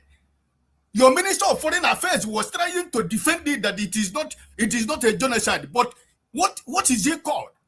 Islamist terrorism. What is it? Where have we ever had a Christian genocide? A Christian terrorist organization? Where? They are killing the moderate Muslims because so that they will make it look like that they are killing everybody. But who are the people that operate? Who are the people that are killing people? So for the fact that I don't agree with you, because that is the picture. People like you, you bring Russia, you bring Syria, you bring Palestinian, I don't want Nigeria to be Palestinian. Neither do I want Nigeria to be Iran. Neither do I want Nigeria to be Syria. You cannot be trying to play that politics whenever we are here. You try to confuse people with Syria and Iran and Iraq and Sudan and the rest of them. Nigeria will never be Iran, will never be Sudan, will never be Syria. All we are asking is for Nigeria to be safe in their own country. That's all. Because the people that are killing Nigerians are not Nigerians.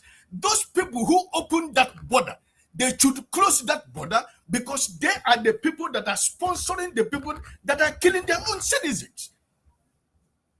Because if those porous border you have in the north were in the south by now, there would have been a war.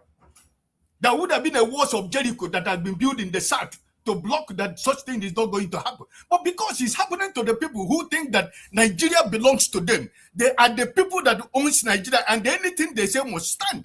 That's why they imported the terrorism in Nigeria. They cannot deny it. Even you cannot deny it because they didn't want Jonathan a second time. They brought terrorism from outside Nigeria, and that's what we are suffering today in Nigeria.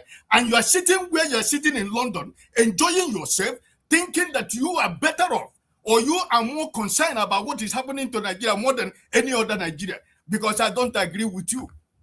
It doesn't work like that. It breaks my heart that my children and my grandchildren can't go to Nigeria. What joy do I have? Because that money that I am going to use to secure my children to go to Nigeria, I am going to use it to give women who have lost their husband, who doesn't have husband, but they have children. I better receive the blessings of God by giving them that money during this season. Because I don't see nothing I am going to benefit from an illegitimate government that has no interest of any common man, but for themselves. We are talking about that Nigeria is going into oblivion. And some people are playing politics with what is going on in Nigeria, and we pretend that we don't know that what is going on in Nigeria is a fact. My brother and forefathers, I'm not telling you to agree with me, but I believe, if nothing else, only tweet of Trump, Akpabio felt that Akpabio, who has become a man that nobody can touch, immediately Trump did a tweet. He recognized that there is somebody that is bigger than Akpabio and his group. People who think that they are Lord themselves to Nigerians, you know. It was only a tweet. So what we saw on 25th is just a rehearsal. Every time when we are having this program, I used to end by saying, all of us go chop the breakfast. It doesn't matter where you are. You live in America, you think you are comfortable. You are going to eat the same breakfast. I am going to eat that breakfast because that country is our own. So it doesn't matter wherever you are, that breakfast is going to spread.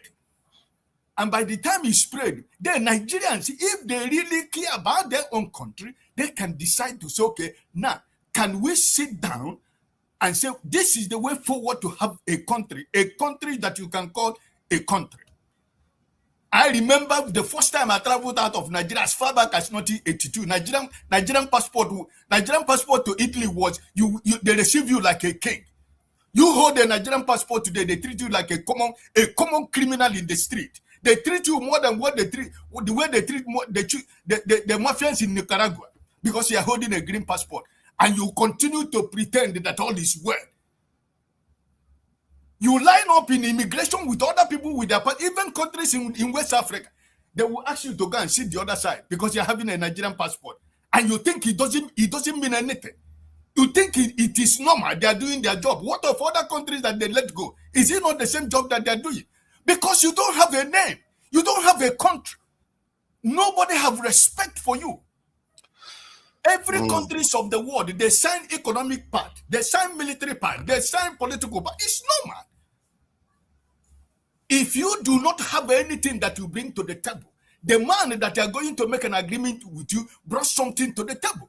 It is only what he brought to the table is the music you are going to dance, because you didn't bring nothing to the table. You do not have anything you present to the table.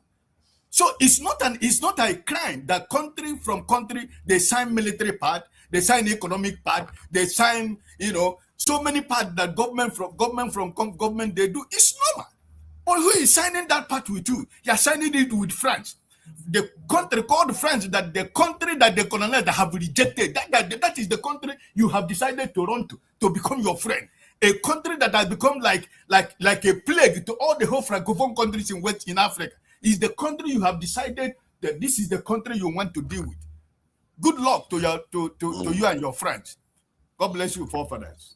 Forefathers, Oh my please. God. Forefathers, Okay, go ahead. sorry. Nigeria just won against Tunisia 3-2. God, we want something at last. And then so we should be leading the group. And then FIFA has rejected our appeal against DR Congo. So trying to enter the World Cup this thing through the window, that one don't end. Thank you. Okay, I think we welcome all good news. You see, what I saw from Ike today is one of the reasons why I respected him, because he always, even if most people from his own persuasion tend to be negative towards Nigeria, he's always said he defends Nigeria all the time. He talked about holding his passport and all the rest. So he's one of those people you have to respect from that point of view. Even if I disagree with his own opinion right now, and I also believe that the difference in my opinion has evidence backing it. And most of his pronouncements, how you describe the Northerners and everything, but your leaders are there, your people from the Southeast are there, South, they are all complicit in it. They are all the same. Look at all the people that are elected from Labour Party. All of them, they went there immediately. They didn't even wait 2 weeks. They just completely betrayed all the people that voted them, straight up. They didn't even waste time.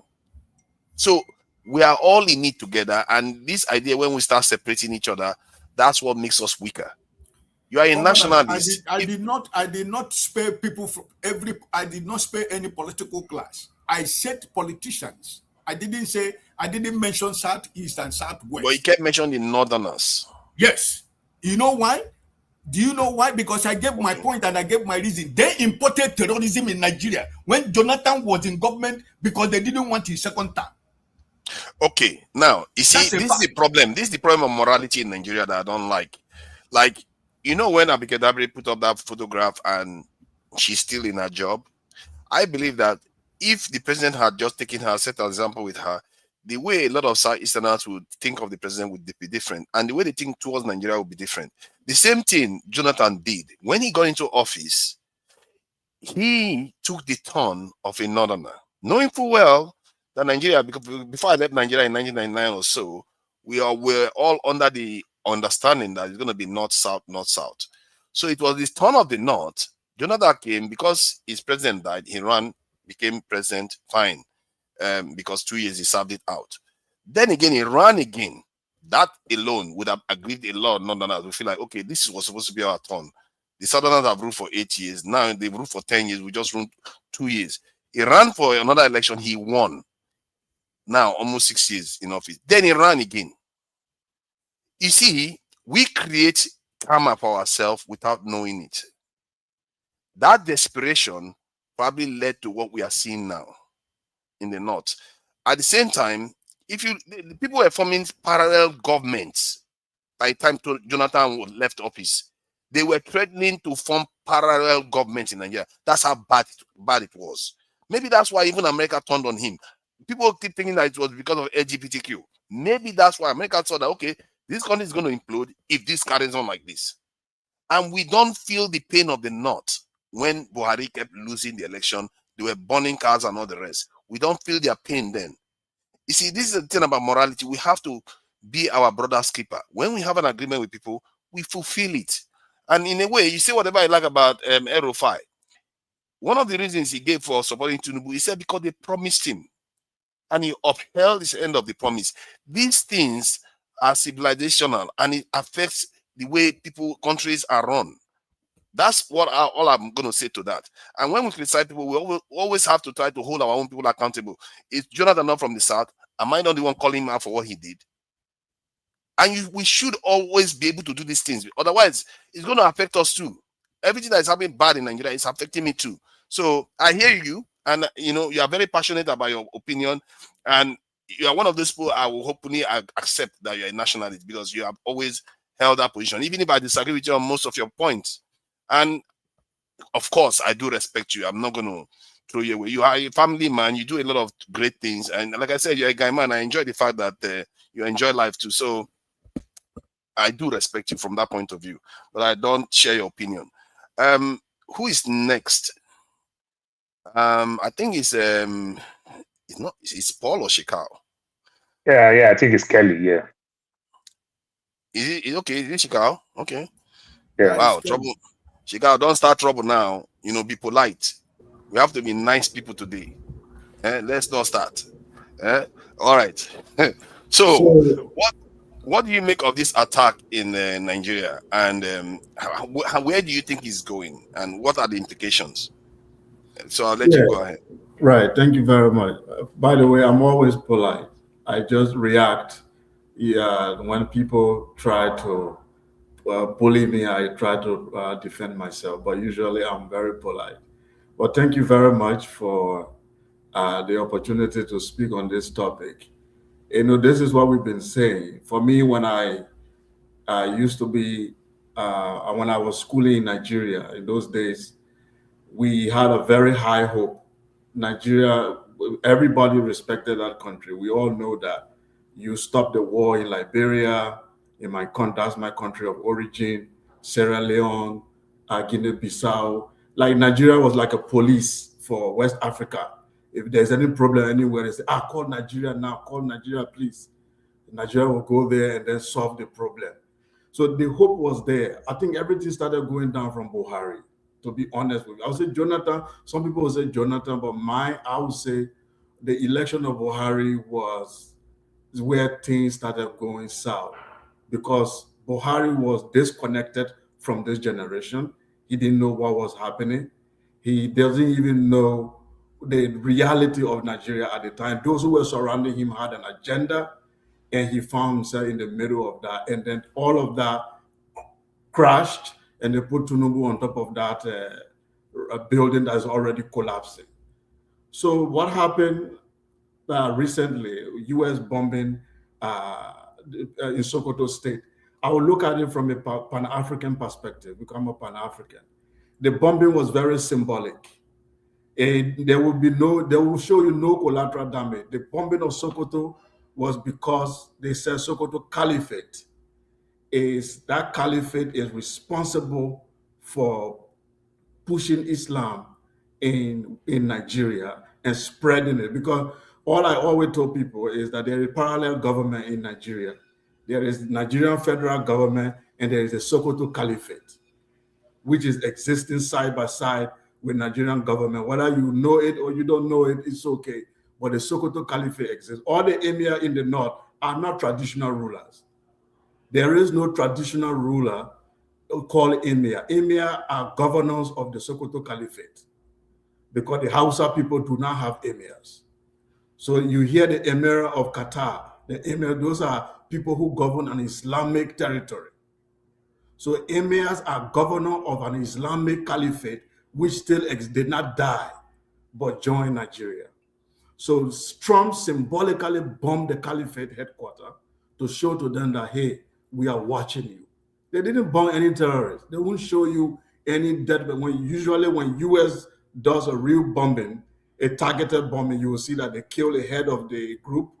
They will tell you, for example, they killed al-Baghdadi or they killed this person. They will mention no one that they killed. They just symbolically bomb Sokoto Caliphate to tell them that they are watching them and they are about to face them and then also target them. So that was the symbol right there. But what this does, it humiliated Nigeria. Nigeria has been humiliated. The black man has been humiliated because this is the most popular black nation on earth.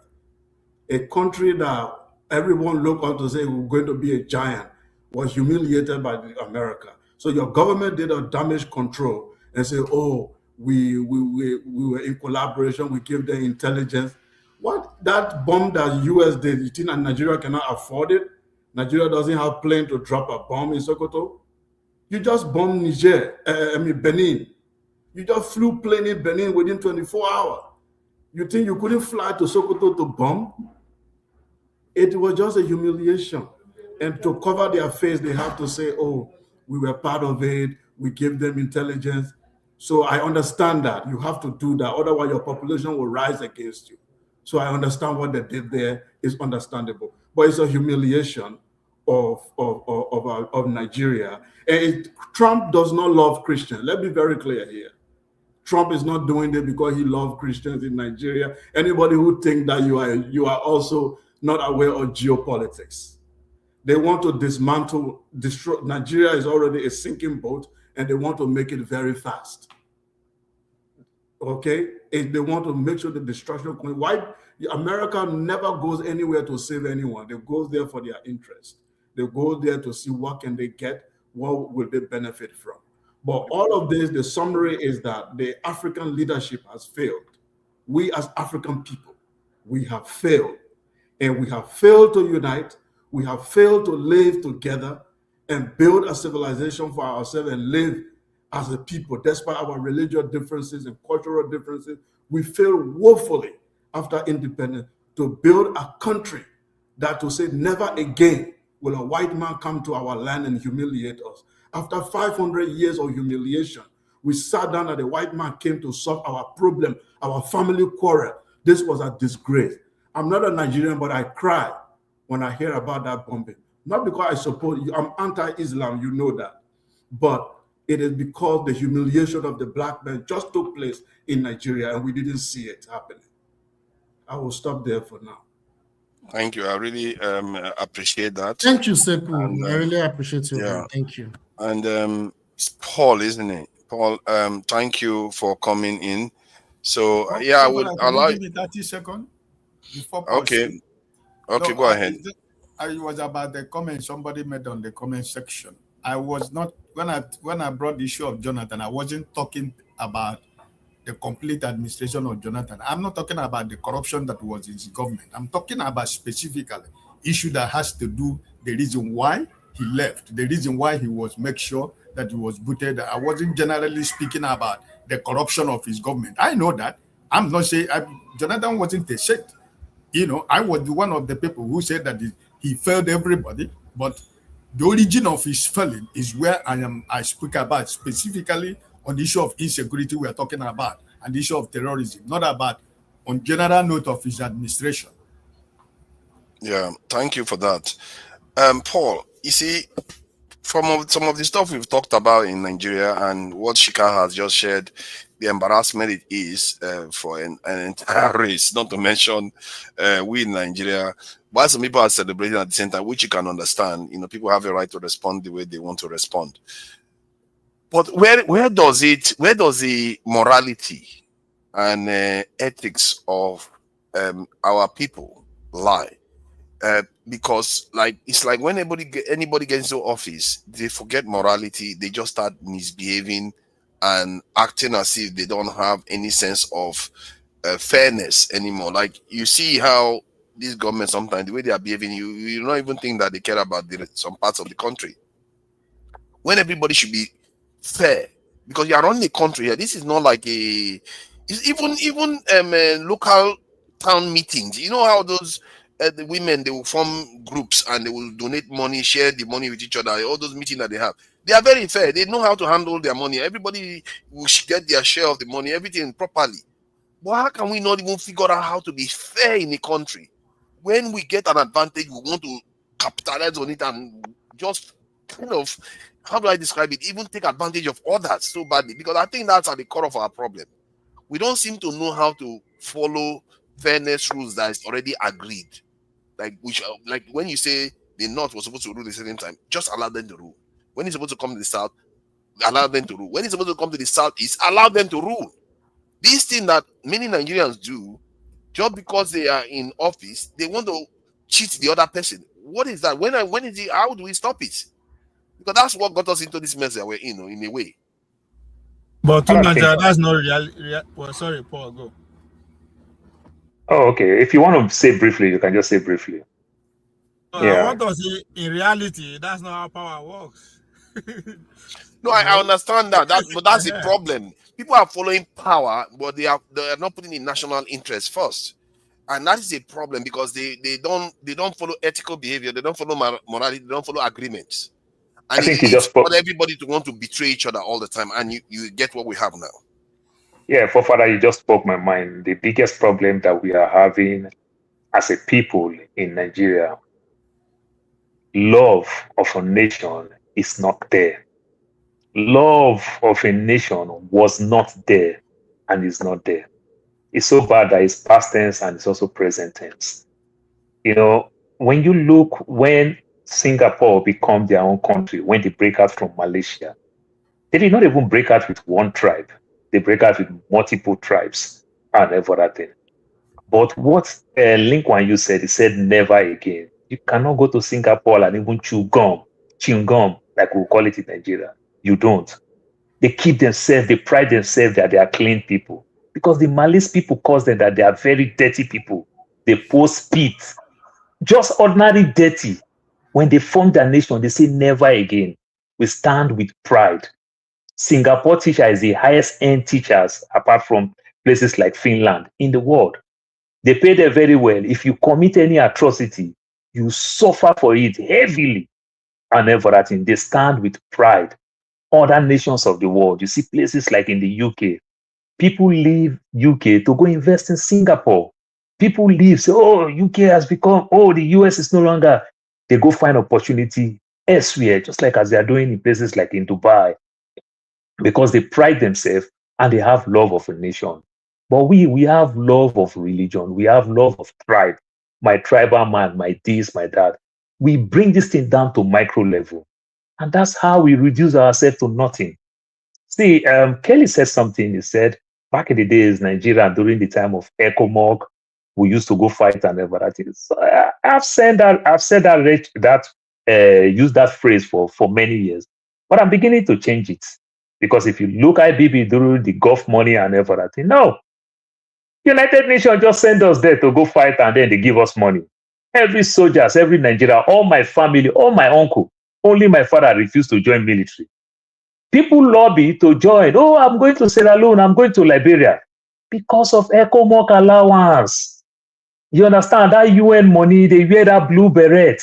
You understand? They make a lot of money because the military are not well paid.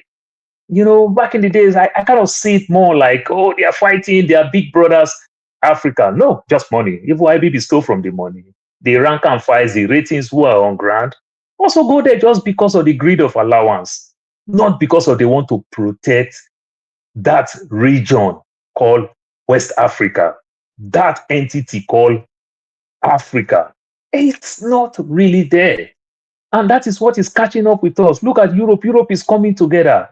Trump just threatened some 5 people not to come to the US. You understand? EU is coming together to fight that they're going to punish US back.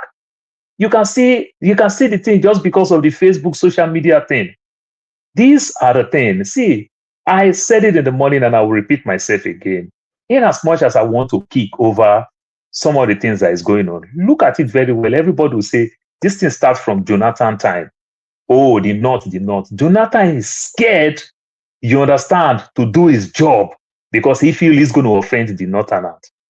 Buhari came, he cut across among, he's partly Niger, partly Nigeria. These people are his family. He couldn't do anything. So Buhari pushed it further.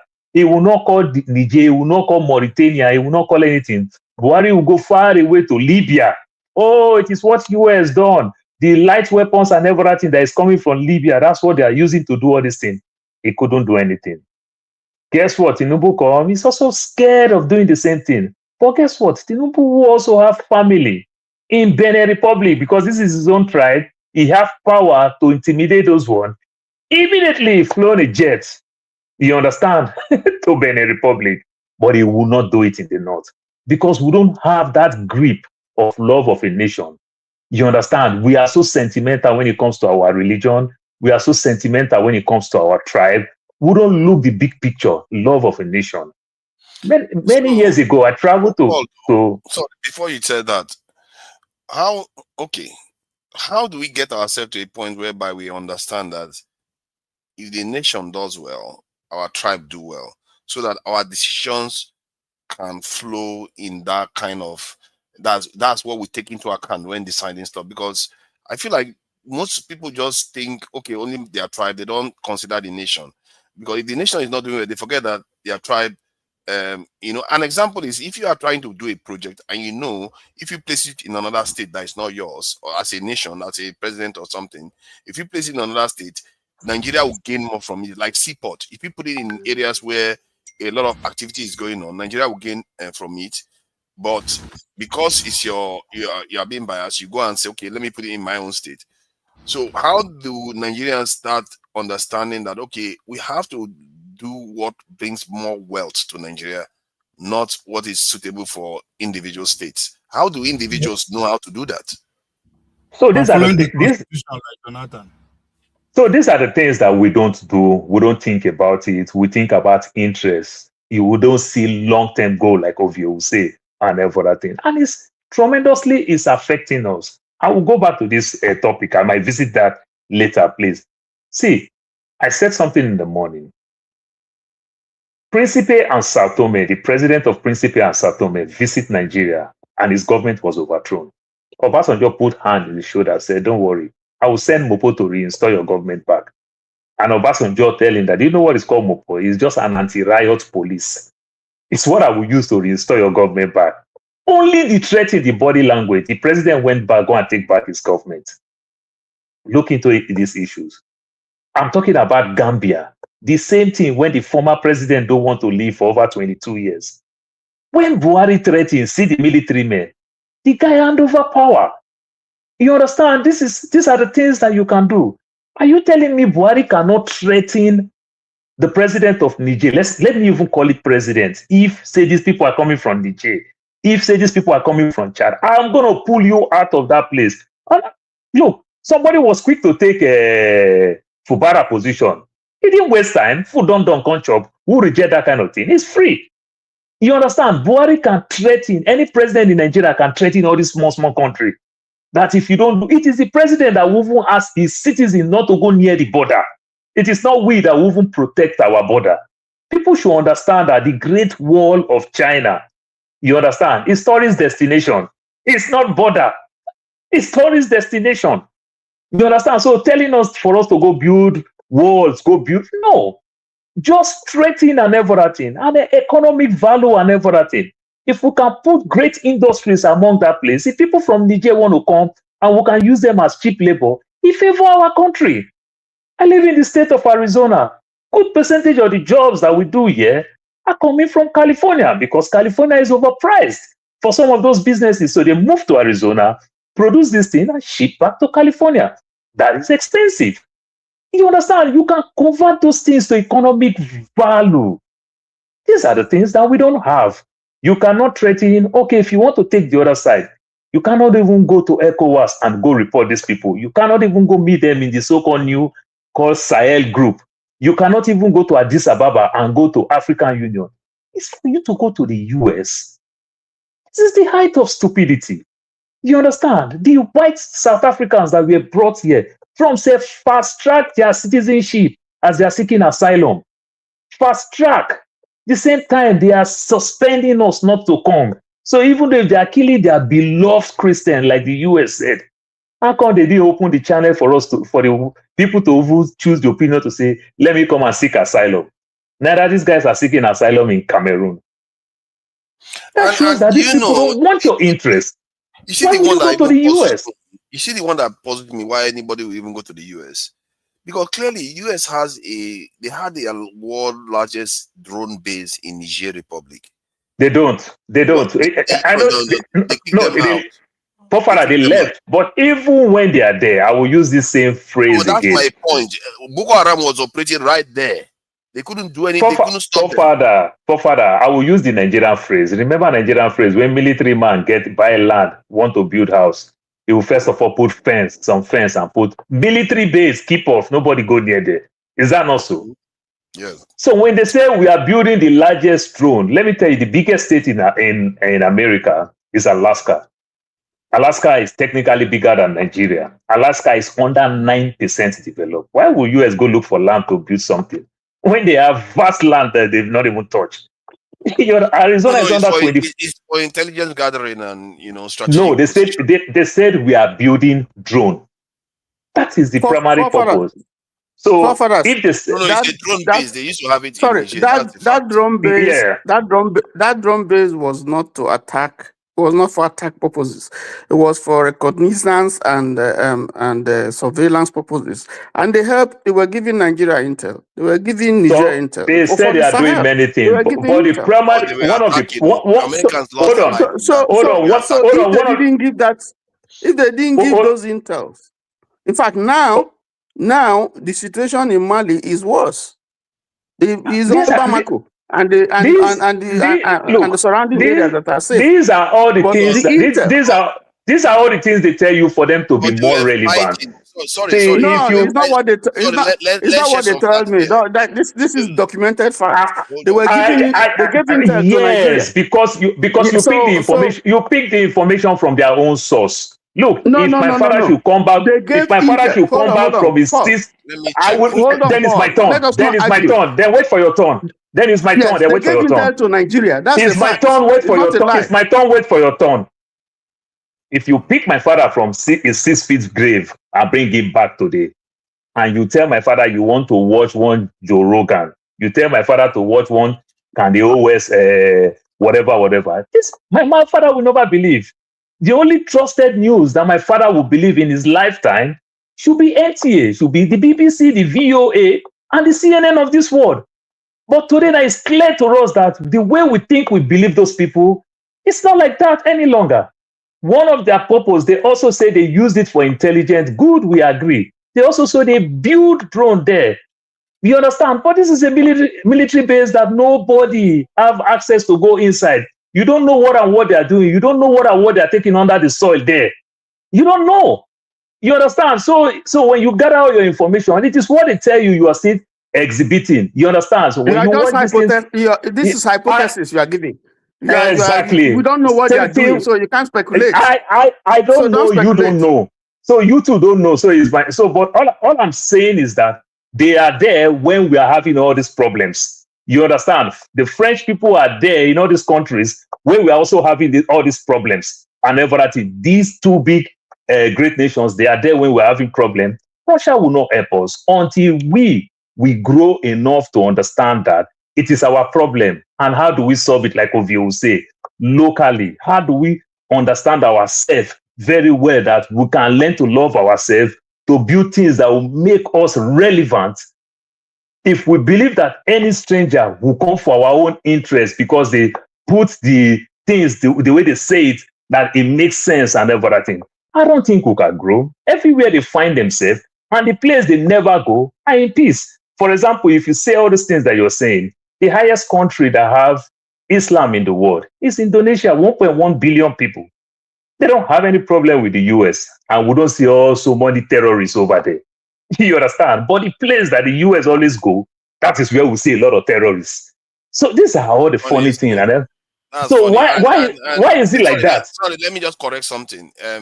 Tony, it's factual that even the Americans stated it in the opening of the base that they have armed drones that they actually use them for these military operations in the Sahel to attack militants. And I also know of a case where American soldiers were killed in Niger because they were involved in some kind of operations there. So they were, it was actually active, and yet Boko Haram. No, what I'm saying, the reason for what I'm saying is that the reason for putting that facility there was to monitor and to survey what is happening within the Sahel region, and to give intel. It was a cooperative and also to attack, and to give necessary intel. And also to attack. Why are you omitting attack? Hold on. They have 1,000 troops that were stationed in Agadez. Listen, they had troops. You can't have a drone base without having, active forces, to stay there to man it. It's not They're going to protect themselves too now. Yes, they're going to protect themselves too. Why you not agree with me? Yeah? I know they're going to protect themselves. Then at the same time, on the other side of the divide, the French troops are also there. On the other side of the defense, the French troops are also there, and these two countries share intelligence together. But we are still having all these problems. Forefathers, you said something. How can you use 1,000 troops to fight the entire Sahel?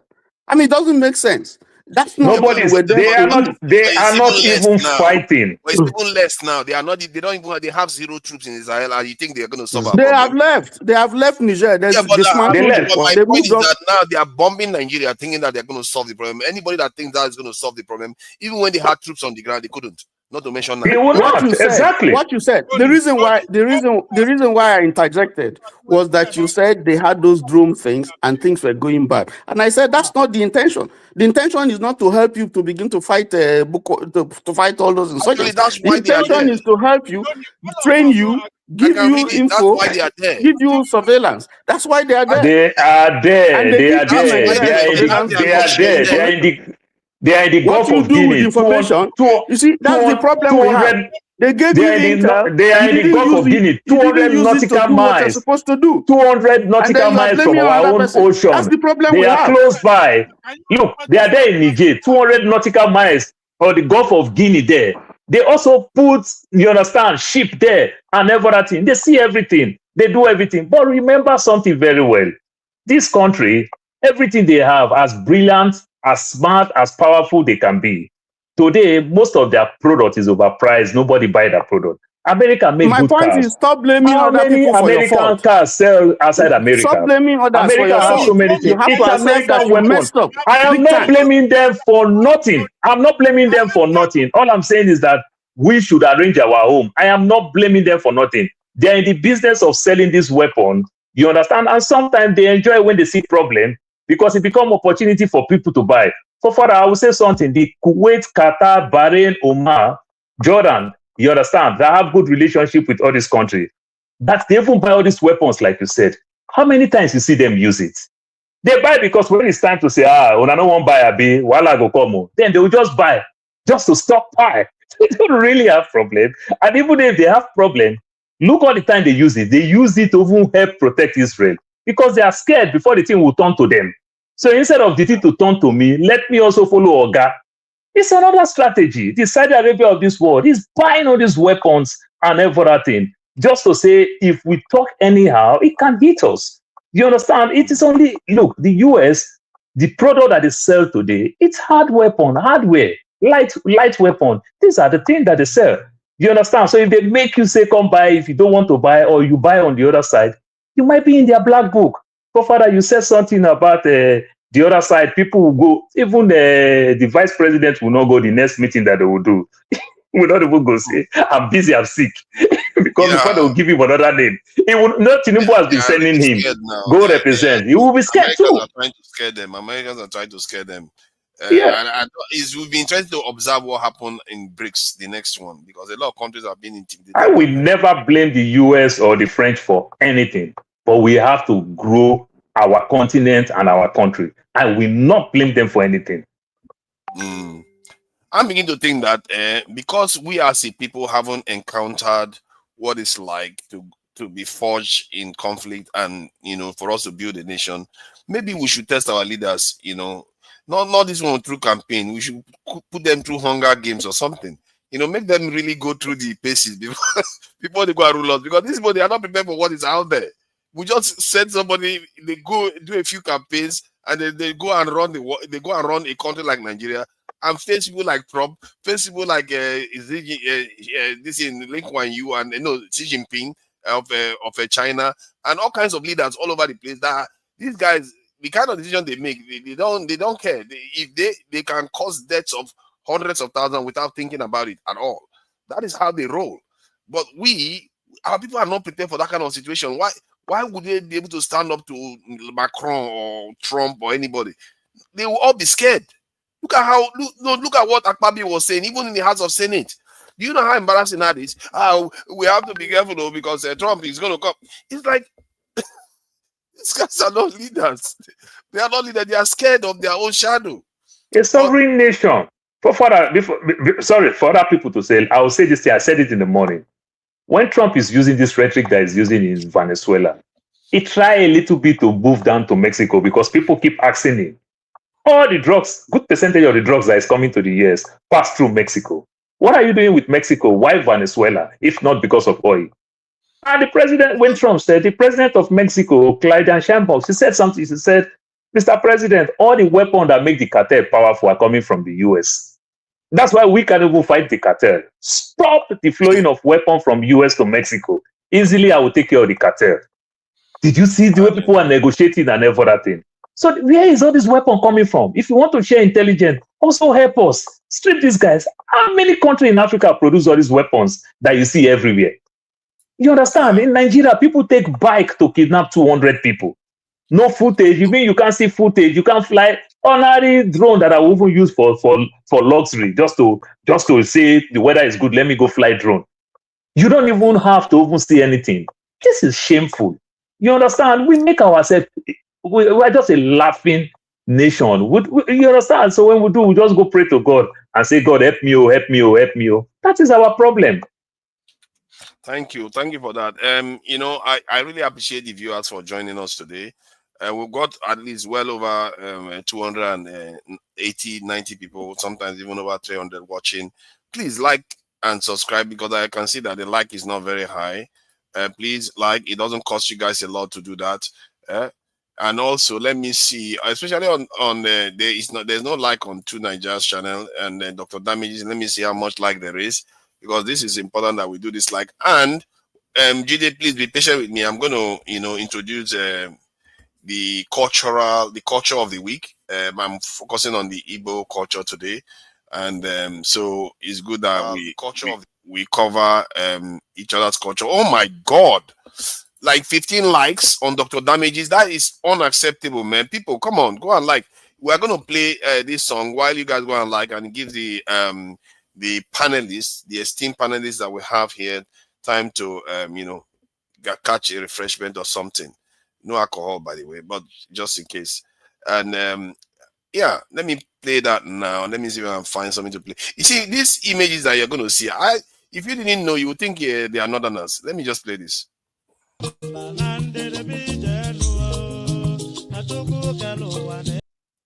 Hold on. It didn't go so well. Technical issues. My apologies. Okay, again.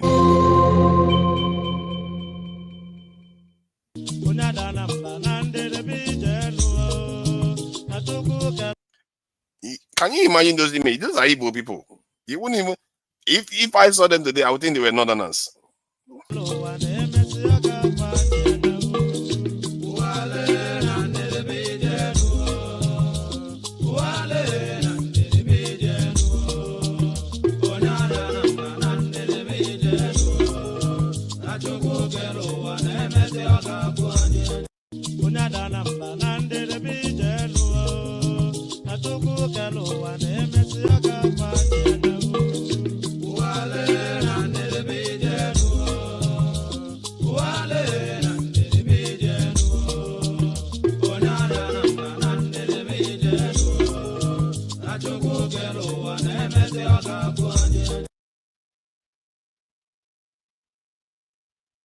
I'm doing the song.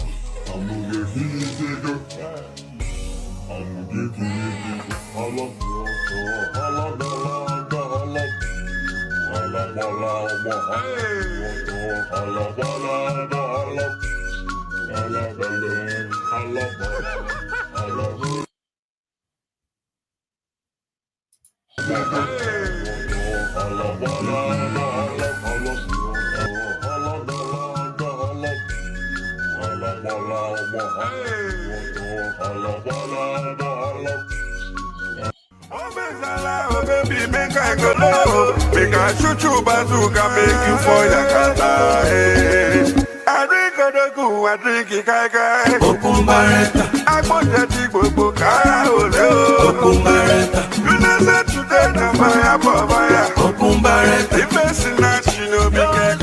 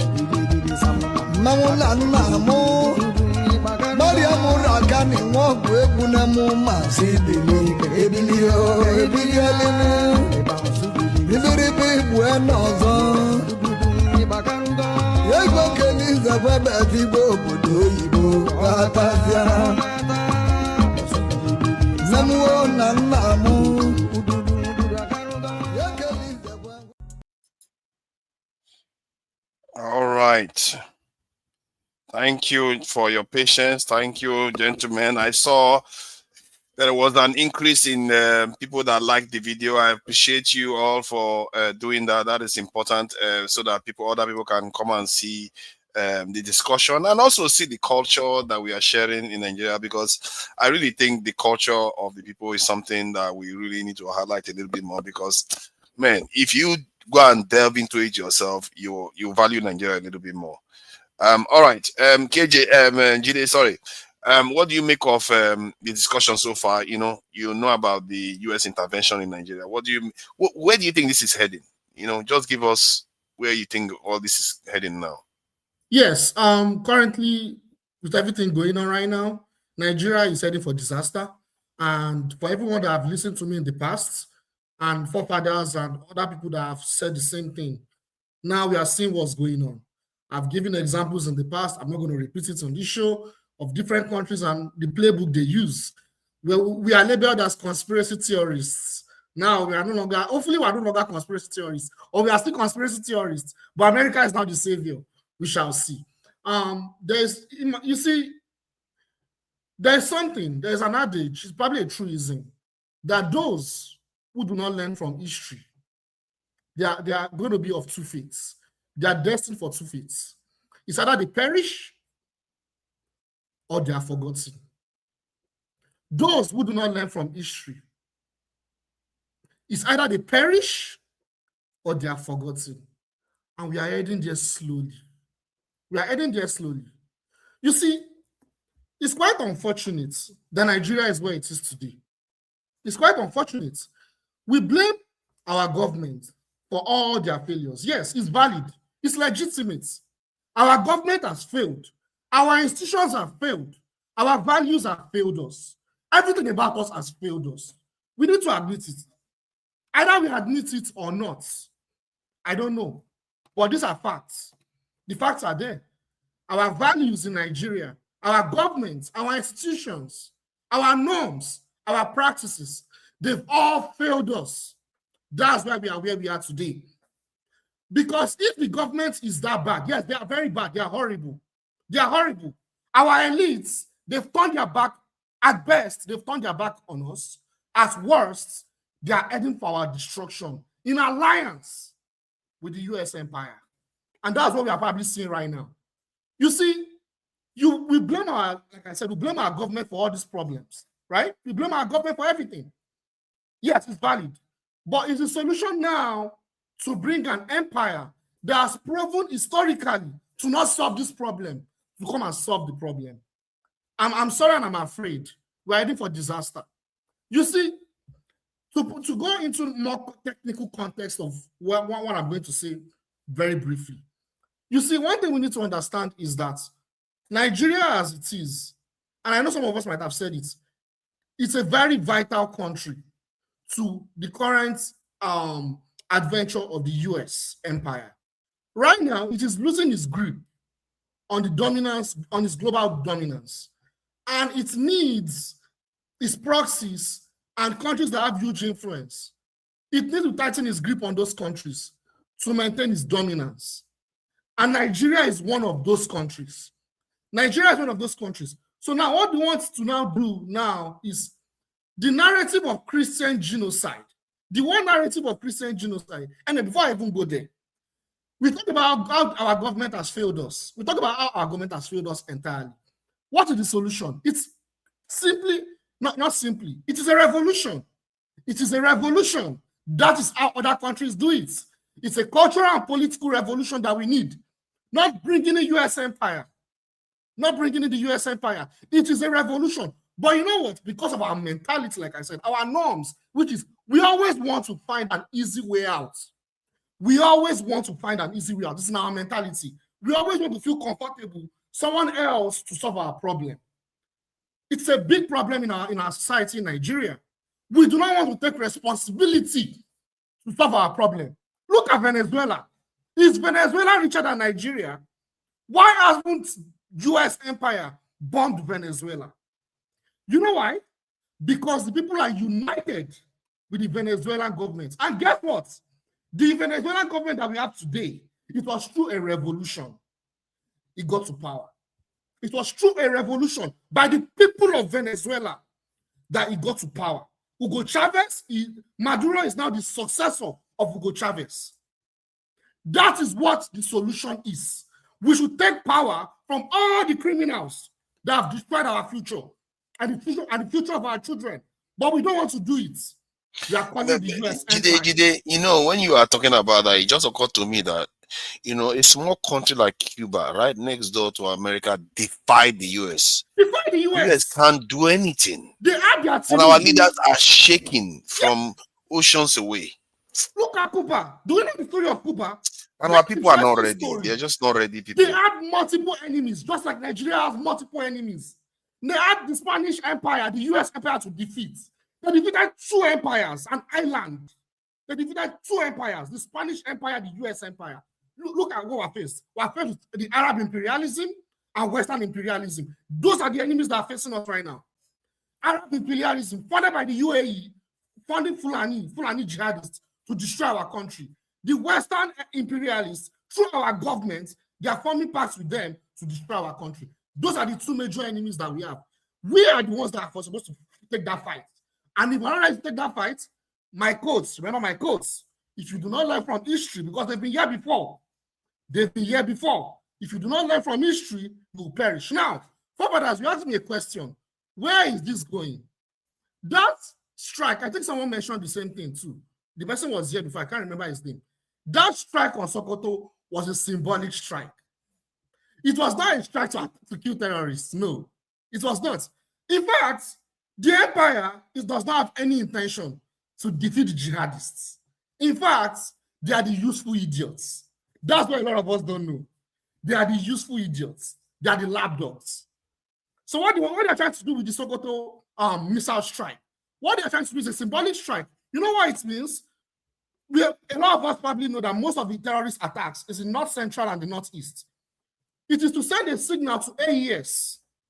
To AES, the goal, the long-term goal is to use Nigeria as a proxy and the Nigerian government and the Nigerian military as a proxy in a further potential war with AES, and also destabilize Nigeria with the narrative of what? Because Nigeria cannot fight their government if Nigeria is stable.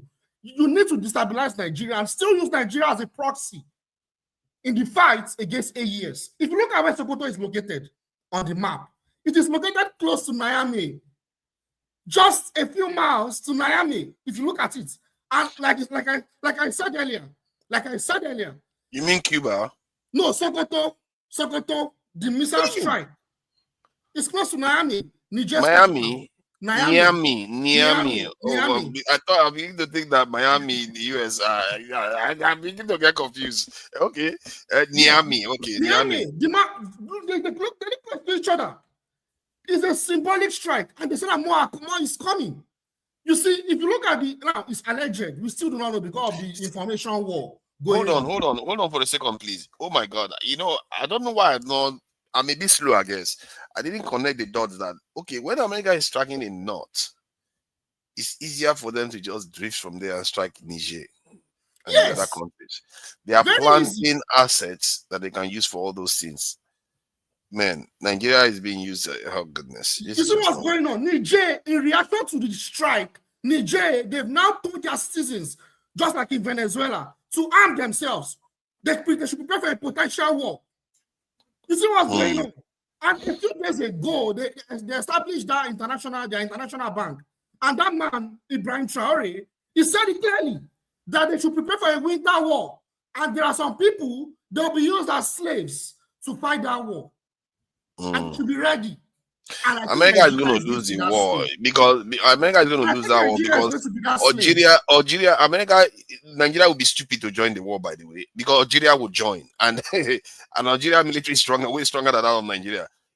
Algeria has already said they will join if Nigeria joins our fight. They will join the fight. So I don't see that if America goes to that war, that would be stupid. As a matter of fact, Meir Shima, you know him now. Yes, I know him very well. His analysis is that Trump is degrading America's capability by focusing on Nigeria. Because while Trump is doing this, they are wasting resources, attention, instead of them to be facing China. And this is a big problem. If that war starts, I'm telling you, everybody, all America's enemy will be funding the other people to fight America there, and they will use us for fight too. But America, by the time America is done, America would have wasted a lot of resources, and China would just ascend without a lot of issue. But this geopolitics here we are talking about. But this is really concerning for me. For everyone listening, I can say the national security strategy, because everyone will come here and some people, I mean, it's okay to disagree. I respect everyone's opinion. I'm going to send the national security documents if anyone wants to read it. Everything going on right now, it has been planned. It has been documented. The end goal is for them to have access to our resources, our mineral resources. But they already have access to it. Why do they need further access to it? I'm talking about the mineral, not just Nigeria now, even the AES. I will send the documents. I will send the document. Like if you can provide the document, that would be great. Like, they are not moving from the new American century that failed. They are now moving to a new strategy, which is called the national security strategy. I will send it for everyone to read. For those that want to read, it's a 33-page document. Because maybe when we start sending sources and people read and see what's going on, maybe they will open their eyes. Maybe they'll think we are not conspiracy theorists. I will stop there. Thank you. Forefathers, please, I have a question for my brother Jide. Okay. Yeah, brother Ike. You allow me to ask him the question? Yes, please. Go ahead. Sure. My brother, you are talking about the after our natural resources. That natural resources that they are after. You as a Nigerian, what have you benefit from that natural resources? How many people are running and controlling that your natural resources in Nigeria? What benefit have you gained as a Nigerian? If you want to be honest to yourself, what have you gained from those amount of natural resources that you are blessed and endowed with? What have been your gain? Can I answer the question, or it's a rhetorical question? Okay, that's a good question, and I will answer it. So there are two different types of resources in the context of access. You have untapped resources, and you have resources that is currently accessible, right? There are two different things. There are resources that are being explored by multinational corporations and our oppressive elites, and revenues are being generated. I'm talking about untapped resources that is worth trillions of dollars. There are two different things. So if you're asking me that, what have I benefited from the resources that have been explored? I haven't benefited anything from it, because of the same reason they are going to access the untapped resources that is even of higher value than the resources they are even extracting right now. That's exactly the point. Thank you. Will you be better for you and me, brother Jide? For us as Nigerians to live in peace as brothers and sisters and neighbors? Is it better for us to live in peace without any problem than to keep these resources that we have not seen, that is below the earth, than to live the way we are living now? Which one is better for me and you? That's the point. That's a good question. So that's the point. Once they have access, that's the point. Because access to resources, it will further ensure instability. They cannot afford Nigeria to be stable. That's exactly the point. The way you control a people's, look at Congo, is Congo stable? Is Congo stable? Look at Somalia. Is Somalia stable? I don't know access to the resources there. Libya is one of the most recent examples. Is Libya stable today? They don't have a government. And multinational corporations not stealing the oil in Libya. That's what I'm saying. That's exactly the point. I will send the documents. We need to read this thing. I think you have a point there. You don't understand the concept of how these people work. Like, and it's I like the way you have handled the questions this season, because I'm really impressed from that point of view. But like for me, I think I get where Ike is coming from. That is it not better to live peacefully than worry about resources you're not getting anything from?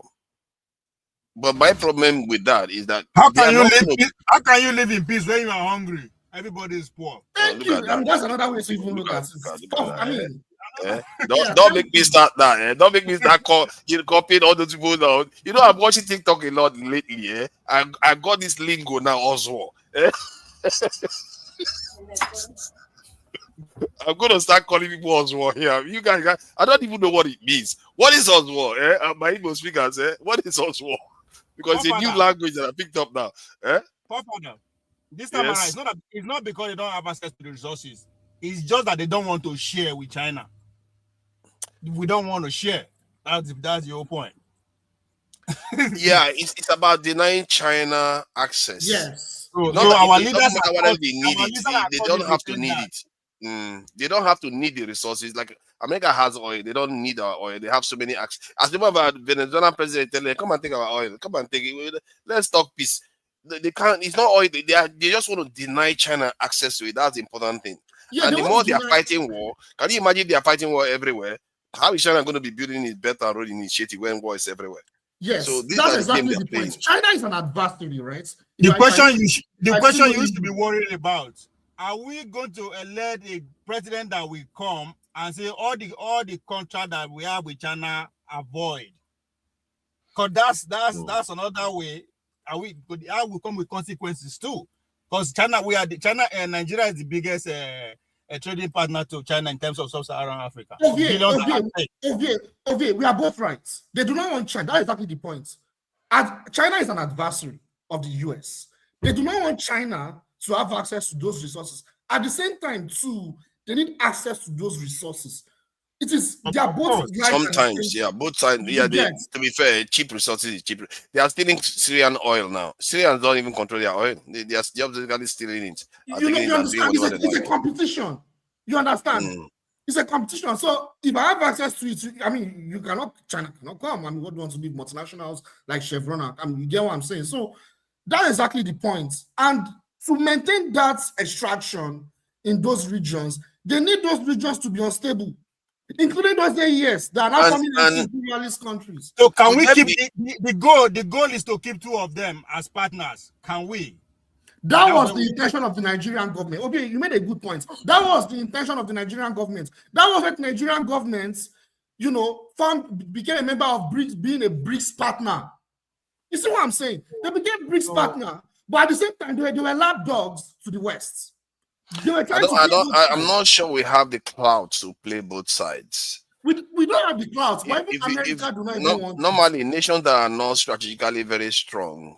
I think to be fair to the majority of Nigerians who are innocent of all these things, we have a chance. We need to go and elect them. Now them go understand all this. These are the ones that don't have anything at stake. We they live a posh life. We can't do nothing. So we are minority. Let's face it. We cannot be here deciding for the majority that they don't stand a chance. They do stand a chance. It's just because we are selfish. We don't want to look beyond ourselves. We don't want to take the risks to go and actually conscientize the majority that this is the predicament, that the reality that the world is living in. This is their reality. So anybody that will take that route will be the savior, if there's any savior at all. But the savior will come back. The easiest way to go there is to go little by little. Let's take over our community and now form a consensus to say, okay, how do we fight our adversary? South Africans are doing it. So it is not, EFF by Malema. In fact, EFF of all God, Nigeria is for. So we should not say EFF doesn't have power now. EFF is not in power now. That's not in power. But if you know the influence of EFF even came to tweet to condemn the strike on Nigeria. Yeah, just because we are compromised by living non-Nigerian entity. Apart from just because we are compromised. Yeah. Let's move on. I think it's only fair. Okay. Okpara is crossed now. We don't want Okpara getting crossed. You're going to tell me what Oswald means, so because I know it's some kind of animal, but I'm not sure which animal it is. It's like some kind of, is it rabbit or something? It's going to be something like that. Yeah, look at Dexter is thinking because he's not sure, and he's Oswald means Ode. If you know the meaning of Ode, it also means Oswald. Yeah. I thought it was like an animal. Dexter, are you there? I'm here. Oswald is a Bini word. Normal curse word in Bini. Oswald. Yeah. I thought it was. Oh, you are. What am I? I thought it was an Igbo word. What is wrong with me? That's why I know mention in village. I know in village. My own big part in your own. TikTok is confusing. The guy seemed like somebody, an Igbo man saying Oswald. So I thought it was a Igbo word. Oh, so again, it depends on the contest. It depends on the contest where they use them to you from. The contest also matter, If anybody, yeah. Wow, wow! I thought it was an Igbo language. Oh, okay, okay. I'm learning now. You see, this is why you say these things openly, so you can be corrected. Thank you for joining us, Dexter. And I think next is maybe he was here before you. Were you here before Dexter, Jonaba? I'm not so sure. No, Jonathan. Not like I'm in a hurry, but I was here before Jonathan. Oh, you were here before him. Okay, that's fine Yeah. then. It's only normal. So, what do you make of this now? Do you think the way we are reacting to this? I feel like sometimes the way the nation is reacting to it could it lead to misunderstanding that okay, those people are laughing at us because Trump is bombing us instead of bombing terrorists, and especially we have to be careful because when the bombs start falling, more of them start falling, they start killing civilians too. It will not be good to see other parts of Nigerians laughing at that, because then you could have a situation whereby people misunderstand it and say, oh, they are laughing at us because Trump bombed us. Oh, they are the ones that brought Trump to Nigeria. And then all you need to do next is just to light the fuse and all hell breaks loose again. So nobody needs that. So what do you think? How do you think this is going? The dynamics of the way people are responding in Nigeria. How would you advise Nigerians to handle this without it seeming like we become suspicious of each other? Because already they are accusing some people of bringing this to Nigeria. Thank you, forefathers and everybody here. If we want to tell ourselves the truth about why, first of all, why we are in this situation, because Nigeria is based on a lie. Nigeria has been living on a set of lies for years. That is why we are where we are. And we are not ready to say the truth. Nigeria has been an unjust society, a society where doing the right thing is far from us. The average Nigerian lies, steals. That's the truth. The average child in Nigeria right now going to school, your WAEC, they make the parents even help the child to cheat to get into school. The average Nigerian is ready to cheat. That's why we are where we are. That's why we are facing this disgrace as a nation. It is not today. All these things, when a rot starts, it starts like a very small debt in your house. You leave it. It keeps growing. It's like when you see a bin. Have you seen a bin pile up on the street? It starts from one person just dropping a litter. It doesn't really matter. 4 people drop, 10 people drop. Give it 1 month, the road will not be passable again. That's why Nigeria is where it is. Unfortunately, like I always say, there's a generation in Nigeria that can never tell the truth. Never. Because it has entered their bloodstream. It's already like a cancer. It has eaten into us that we can't say the truth. And so this is what it is. So what the Nigerian system is experiencing is like an autocorrect system, It's like the body is now fighting itself. That's why we are where we are, And the problem is we don't want to tell ourselves the truth. We don't want to tell ourselves the truth of our existence. We have not achieved nationhood. You want the country to be united, but we are divided across fault lines. Yeah, on one side, we want to enjoy the benefits of a united nation, but we don't want to do the hard work. We don't want to make the sacrifices that United Nations make to be great. We want to deceive ourselves and tell ourselves we are the giants of Africa, we are this. No. If you actually look at it, Nigeria has been riding on the glory of what the British established. Yes. What has been the nation of Nigeria, constellation of Black people, what have we done for ourselves? What we have done for ourselves? Allow ourselves to be divided across tribal lines, ethnic lines, religious lines. We can't tell ourselves the truth about things. Injustice will be happening in one place because it doesn't affect me today. It doesn't really matter. And then we are having this. Even in this situation now, even in this whole Trump, we are still going to be telling lies because one will be spilling narratives. You have people already spilling narratives that are not. Look, any system that wants to work, even China today, the China we're talking about today, is system based on justice and truth. If you steal money in China today, you go. If you steal public money, you are going to face the law. You know, it's not hard. But it's easy. But that little hard work, that little effort of integrity, we lack it. We absolutely lack it.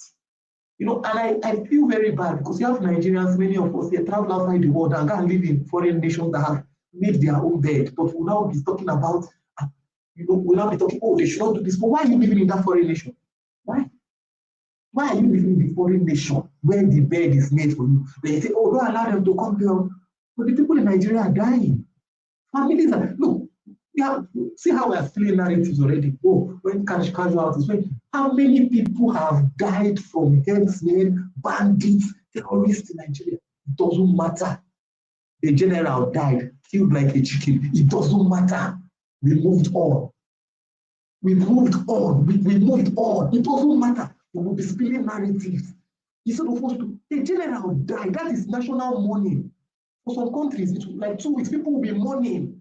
The general died, killed like a chicken by ragtag bandits or whatever. It did not touch us. It did not touch us. It did not make us to be angry, holy anger, and flush those people out. It didn't do anything to us. We moved on. We'll be spilling narratives. Oh, it is this one, it is that one. And the truth is this. When people talk about America goes into a place, they never solve the problem. The truth is that no external, but it's just like a husband and wife that have problems. No matter how much people outsiders have good intention, no matter how much the outsiders have good intention that come to solve the problem of that marriage, the outsiders will not live there forever.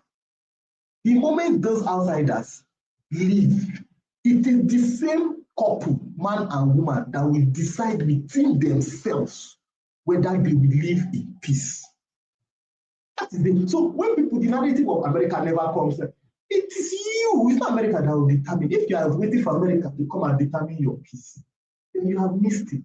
I'm sorry, you are not reasoning, you are not thinking well. It's you. It's Nigeria.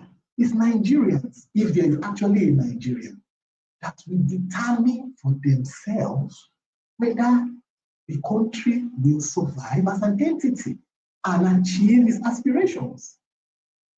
Until we come to the table and discuss these things, tell ourselves the truth. You see, the idea of not being able to see, one of the problems we have in Nigeria is that there are some truths that are difficult to say. And because they are so difficult to say, we sweep it under the carpet. And that will not allow the country to grow. Great nations have to say the difficult truth. No matter whose ox was gone, even if it was your dead monarch. Dexter, sorry. You know that general that died, you know, when you were talking about him, because it just occurred to me that, yeah, a general actually died in Nigeria, and all we heard was a general died. Nobody remembered him, commended him, nothing. And I'm checking the news just to provide evidence of what I'm saying. I'm checking the news. Does anybody see anything here saying anybody commended him? Just the president confirmed, and the president did. Yeah, where is that news now? Where is it? Because all we hear is that he confirmed that he died. There's no sense that the nation will mourn him in any way. Go and see his widow, went to his house and mourned him. Okay. Forefathers, when that period when the general was killed, the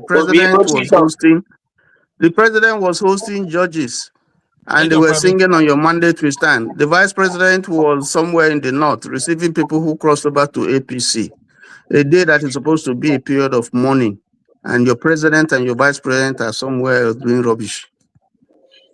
Yeah, that kind of stuff really kills me, man. How can you have a country and you don't even have heroes anymore? And why would anybody serve such a country? You know, it's just sad, really. I don't know what kind of human beings we have as leaders. I really don't know what kind of. There's so much hypocrisy. It's the same. There's so much hypocrisy. The same people who curse the army, who curse the generals and say they are not doing anything, are the same people who are now saying after they died they did not mourn them. Which one are you? Stay in one place now. Why is this guy coming now? Let it come by home, please. Yeah, hold on. Yeah. Okpara, calm down. Yeah, Okpara, your audio is shaky. I don't know. You may want to go in and come back or check your audio. It's like it's got this crackling sound. It's almost as if it's close to a speaker or something. I'm not sure which one is which. Dexter, please carry on. Hassan, check your private chat. Hassan, check your private chat. So, Father, I'm seeing people talk about America wants to come and take our resources. Oh, it is our resources they're after. After how many years? It's now they're after our resources. It's after how many years? It's now they're after our resources. Who resources help? Can I ask people of Ogoni? How many of you have lived in Ogoni? How many of you have lived in Ogoni? How many of you have lived in the creeks? How many of you have stayed in the creeks where they can't drink water? Where the water they are drinking is where they defecate inside. You can't live in the creeks in the morning. You can't defecate inside the water in the morning. How many of you have lived? Is Nigeria the posh areas, Abuja and Lagos? How many of you have lived in the creeks in Bayelsa? How many of you have lived in the creeks in what do you call it, in Okrika? How many of you, those people, what is there? What the resources there? What have they gained? What have they benefited? The same politicians, the same people that are looting the thing. Nothing to show. 80% of look, Nigeria's budget is predicated on oil resources. Go and ask the people of aircraft what have they benefited. Go and ask the people in Olobiri what have they benefited. Why are we selfish people? Why are we just wicked and selfish? The people that where the oil comes from, what have they benefited? What is there to show for them? And we are saying, oh, it is resources. Which resources? Resources like food. The human resource is the most important thing. What have those people benefited? Yes. Don't worry. For how many years will they wait to benefit? Generation after generation. Go to Port Harcourt, the air is polluted. The air quality, oxygen quality in Port Harcourt is very low. Anybody living in Port Harcourt, you are living on life support. Go to Bayelsa, the same thing. You know, while you are saying that, let me just ask a few questions because you are beginning. I grew up in those areas, and all these things you are saying is striking me quite heavy. So, first of all, have you been to Okrika before? Of course I have. You've been to Okrika, okay. All right. Places are my thing. Those are places. Okay. So let us know how many people have been to Oron, Eket. How many people have been to those fields? The last time I was in Port Harcourt, the air, there was this black yes. This black the particles. The soot. Yes. Yeah. You sleep in the night, you wake up in the morning, inside your car is covered in it. I wonder why is that? Your house. Inside your house. It was due to refineries. They were doing big refineries. So Wike did tackle that though. Wike they were busy stealing crude oil and making refineries everywhere. They were trying to make a living. Go see, let me tell you, go to what you call it, Oyibo, Obibo, between Imo River. Do you know how many refineries were there? Do you know that the farmland, because of the Imo River, anywhere you have that the river overflows its bank, it's a very good place for farmland, for farming rice, cucumber and all that. Part of the farmland was destroyed. Guess what? The refinery was the active refineries. They were supervised by military men. Yes, it's now that what is his name? Alex Oti wants to transform that place, wants to build real estate there. So they have moved away to try and stem off that kind of thing. No, the truth is this. When we Nigerians are talking, are we talking for the selfish interests? Or are we talking for what do we see? Is it about what we are going to gain now? Or is it about what will transform this nation? The truth is this, forefathers. If Nigeria wants to make it is not hard, but we have to be ready to say the truth. Whoever's on is God. Let me tell you, the person you call King James in Nigeria today, if you go to If you go and read the Bible in the Nigerian church, 90% of all our pastors will tell you they are reading King James Bible. Not so. They say King James Bible. That's what they're reading. Well, I'm telling you, if you go to the UK, you will not read King James Bible because of some of the atrocities he committed. And the point is this: they are ready to talk about the atrocities he committed. It doesn't stop the fact that he wrote the Bible. But they're ready to speak about it. And they're ready to say, this man that we are saying but he did these evil and bad things. The problem with Nigeria is that the moment we idolize somebody, we don't want to hear the bad thing. We want to sweep it under the carpet. We don't want to. Look at this, the issue with the pastors in Nigeria. Handouts. If people don't even the followers don't want to hear the scandal, they don't even want to think and say, it's like this thing is true. We want to speak it. And if you continue like that, you will continue encouraging evil. That is one of the biggest problems. If Nigeria have to sit down on the table and tell the truth about Nigeria, then everything has to be opened. Everything has to be open. Whoever's ox is God. Whether it is the people that we have been holding as national heroes before, everything, the records have to be opened and tell the truth so that every party knows. See, if you try to give you an example, if you try to do something shady in the Western world, like in the UK today, it is civil servants that you are telling to do the thing. After the civil servants do it, it is the person that will leak the information.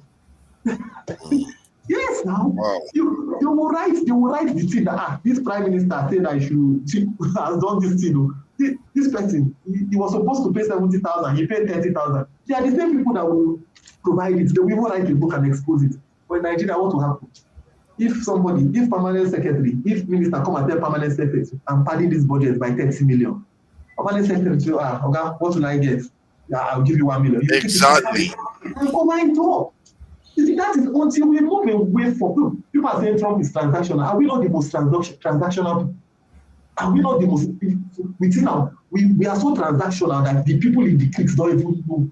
They don't even know what 24 hours power is. And one other thing that should bother you, that should jog your mind, is that almost every time, like the presidency pays the House of Assembly and senators money, there is this newspaper in Nigeria, I think the Gazette, they will come, People's Gazette, they will report it. They say they bribe they will report it. Nigerians will be like, they don't even know. They don't care. Look, so you know about this tax reform bill that was forged. You know the tax reform is clear that it was forged. Okay, that was a forgery.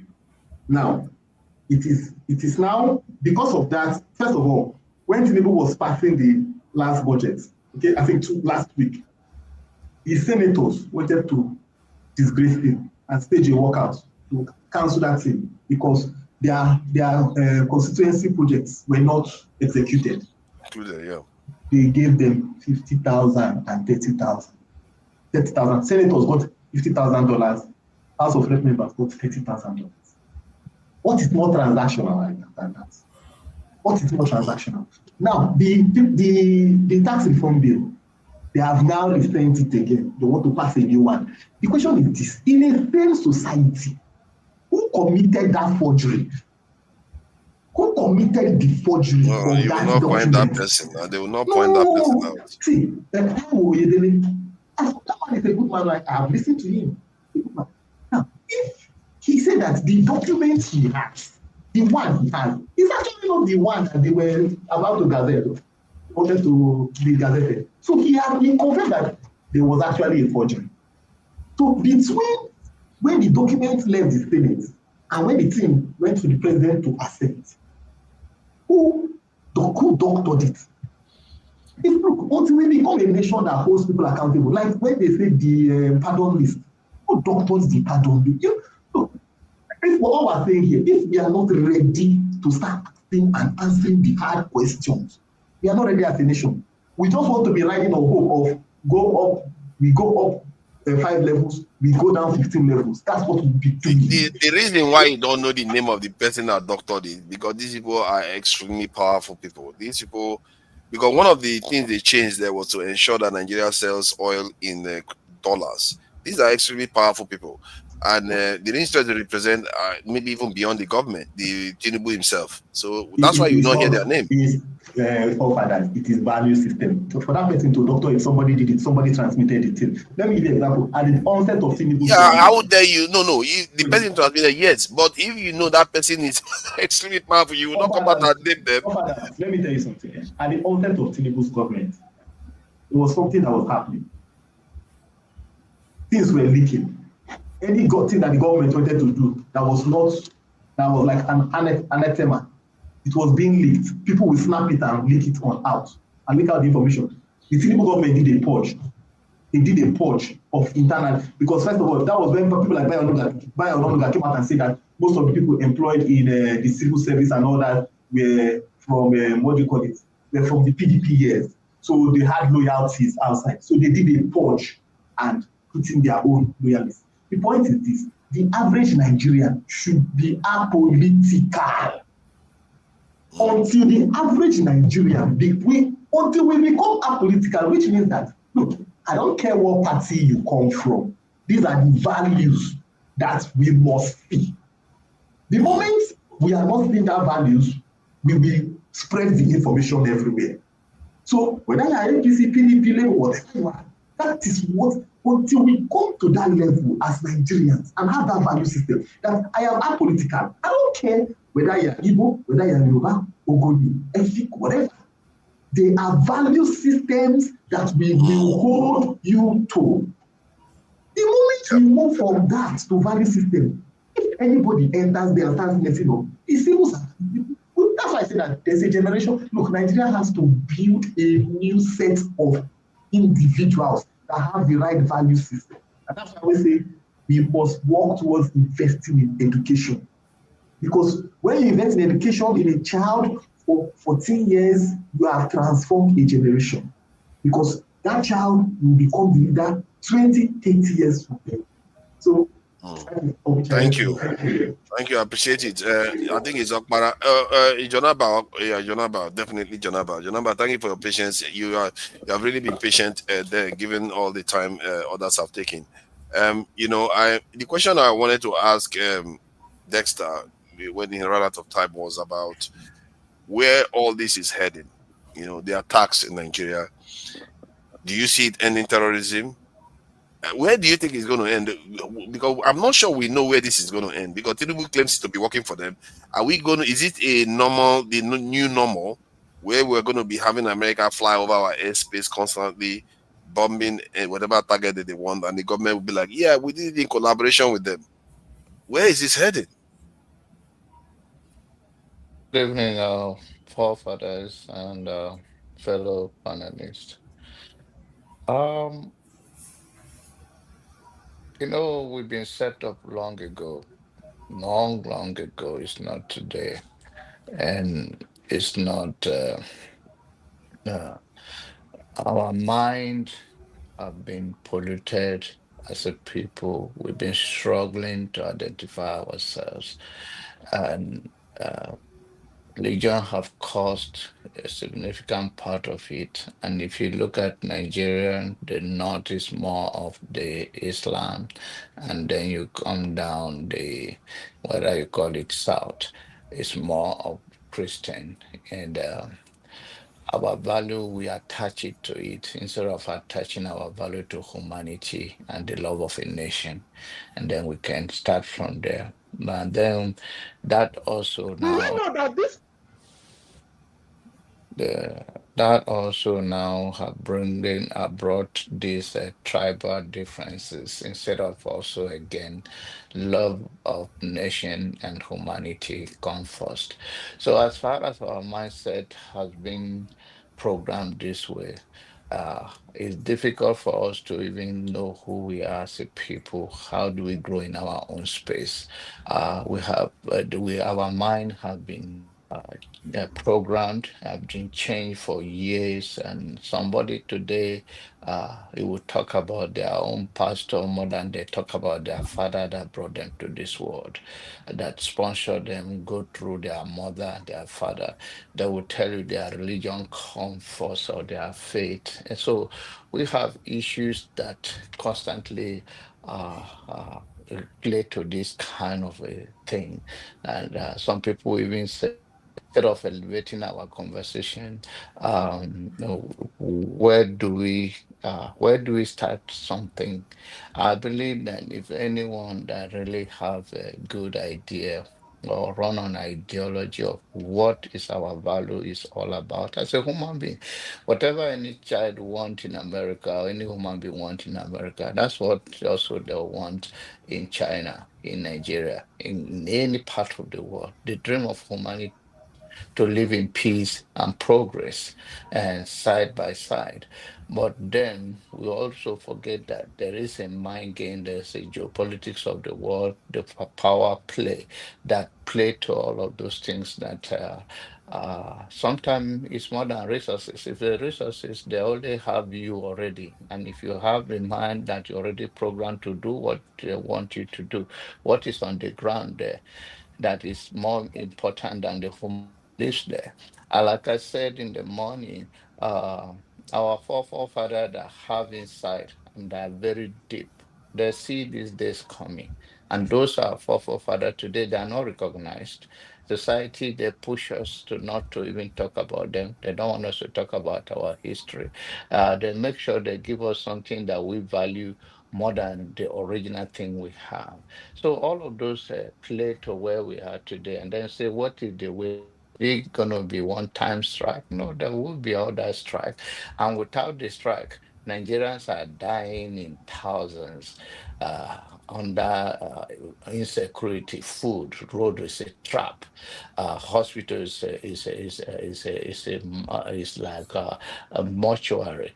So we are dying in every side, and then you say, so why, where do we start? Now, we have a leaders that are very in ways of life, very primitive people who have no love of their own nations, and then one person will steal what he will not use. It's a spirit of greed. It's the story that I was thinking about. That it's a clip that short clip played by a chim where I think Shane Quitty was saying that a woman was taken to redeem, and and the family pay over 200 and something $1,000. And that story make me wonder that how do we get here? Our mind, if there's somebody say, oh, okay, I'll go and pray for 1 hour. If I go and if he die, then God want her dead. So what am I trying to say? Instead of these people, even in West, most progress they have made have been activists like Martin Luther King, and some of them are still pushing, using a human value that we are all one. Martin Luther King spoke to issues when there was war in the Asia against those that took war. They that no, this cannot happen.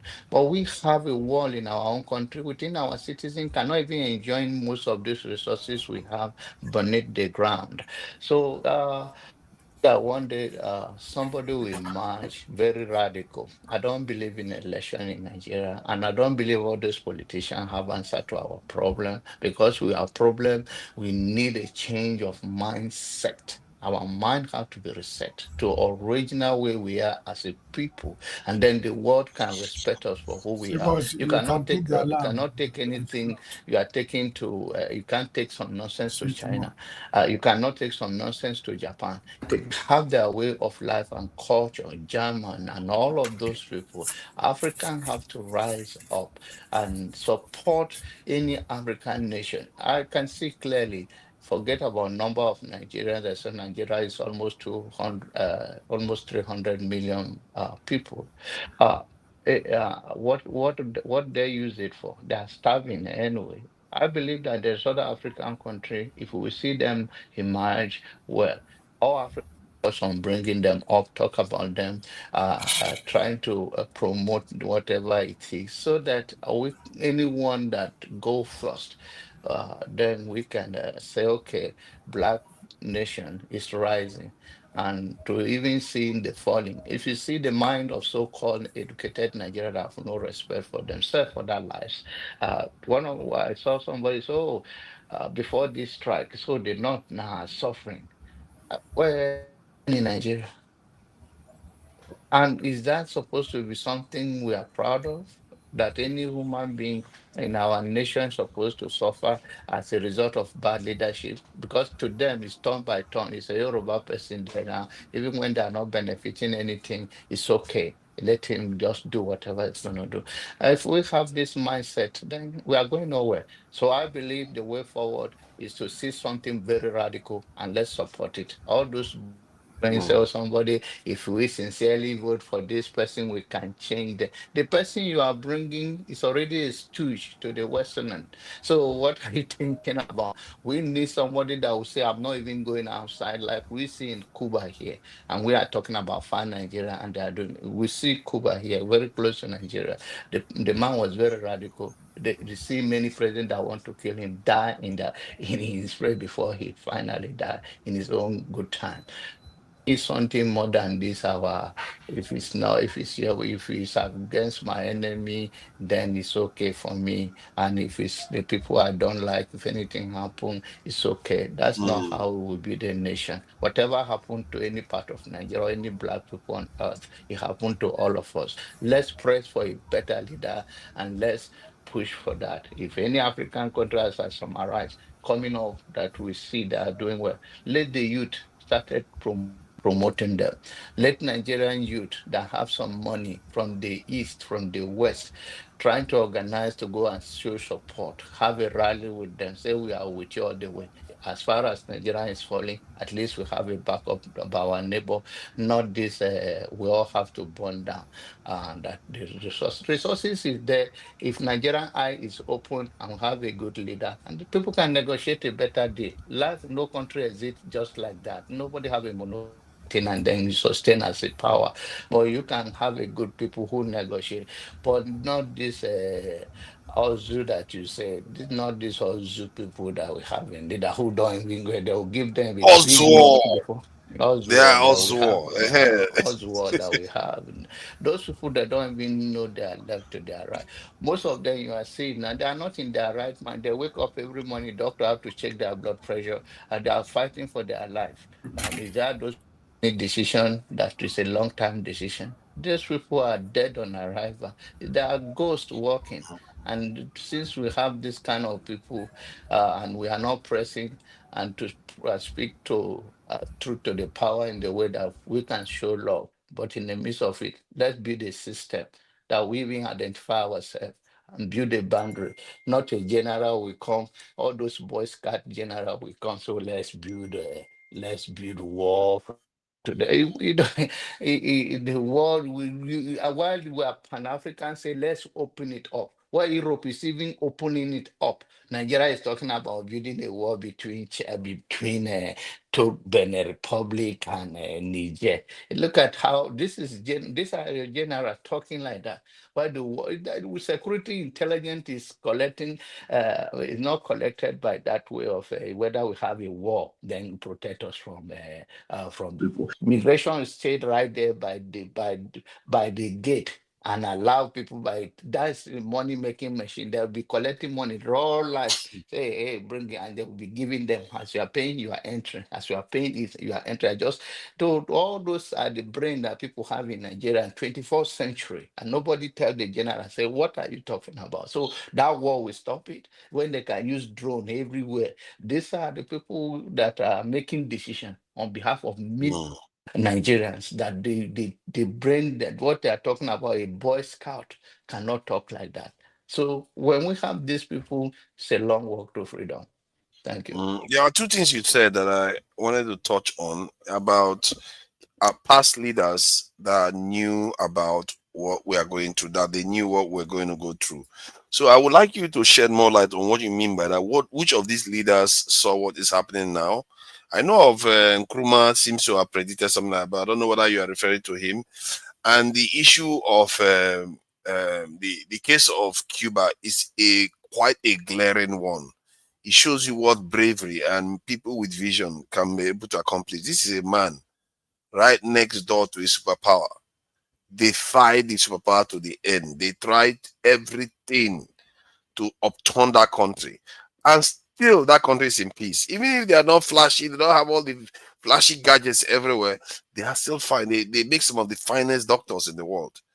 They are doing just fine. So what do you make of that ability? Why is it that we can't tap into that about spirit of defiance? One, and then whom are these leaders you refer to that saw all these things coming down?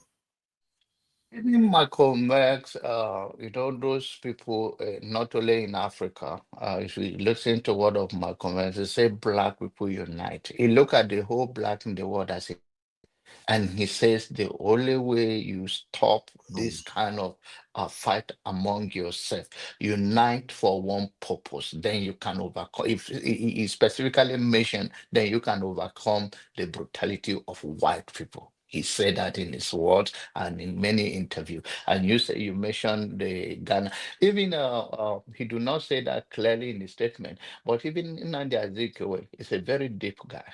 And that is when he transcend above those myopic mind of our people. You will never be that popular with them because their sentiment is just so low that they think that if you do not speak, if you saw something different from what I said, then you are against me. No, the two things can be right and at the same time it can be wrong. People see afar. Even today, if you see some youth in Nigeria, they are very deep.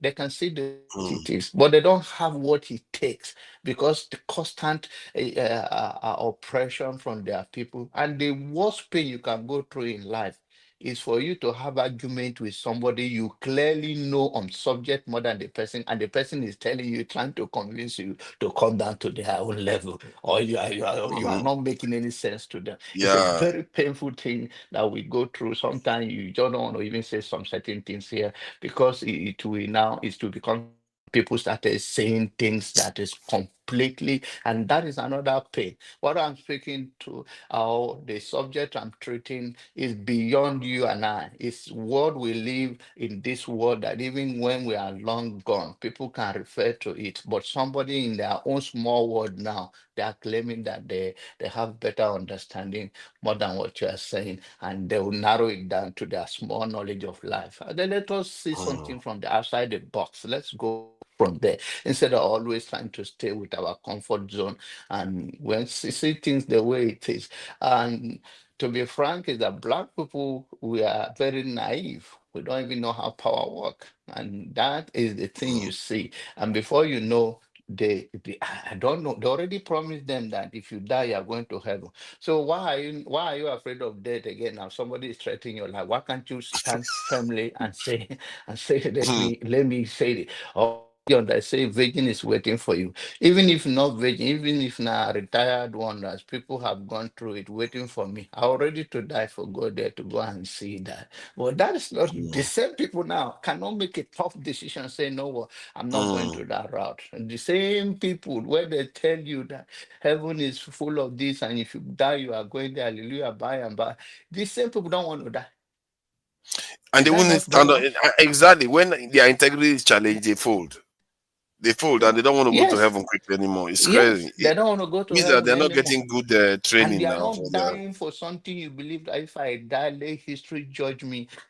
And that is to see the mind of African people, the brain of black people. If heaven See, exists in that way. I was watching a video that Dr. Damages shared, Dr. Rudolph shared, and he was showing an aircraft that appears to have wiki on board, and the aircraft was having some kind of malfunction, and he was in the blood of Jesus, and praying all kinds of casting of all demons and all the, while because he was afraid for his life. And when I juxtapose that with how Prince Charles, even when he was younger, he was somebody wanted to assassinate him. The guy had a gun to assassinate him, and he was looking at the guy like, "What? How dare you try to even assassinate me?" Like he wasn't phased at all. Like these people, and it's very interesting the way we see life. We embrace life as if it's not going to end, as if it's not going to end. And some of the things you said, especially about Nnamdi Azikiwe, it's almost as if for people to mourn him, the day Nigeria fixes itself, people will mourn Nnamdi Azikiwe more than maybe they will mourn Awo. Because our problem now is that, well, we tend to uplift sectional leaders more. Look at a lot of people are mourning Nnamdi Kanu now. You know, nobody cares about them. They will mourn Ojukwu a million times before they even talked about Nnamdi Azikiwe. But yeah, that guy had a vision that if he had gotten his way, would have been better off for it. But what can I say? It's life. All right. Let me bring some other person in. But a nice one. Thank you. Thank you for joining. Let's see how your mic is doing now. Yeah, my mic is okay. Ah, perfect. Look at that. Yeah, he's so sure. Just in case I want to do Ojoro, he just confirmed it's okay. I'm not going to do Ojoro. Because I was using earphone anyway. Okay, that's fine. You're welcome. So yeah, you saw some of the videos about the events of the year. You could comment on any of them, and about the attacks on Nigeria too. So where do you see this heading? If you are to project, into 2027 or beyond, where do you see this attack? Is it our new norm? America just comes into our space, fly over, bomb whatever they like, and go back again. Is that it? Yeah, actually, it's very sad that we cannot manage our domestic affairs until somebody from somewhere comes and tell us how to live our life.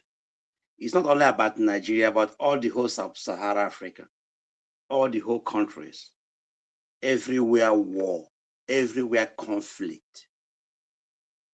We cannot sit down and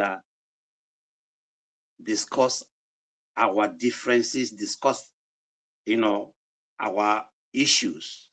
We rather run to UK, run to America, run to France to begging for help. It's very absurd. I will not tell you what next year gonna be or next 2 years gonna be.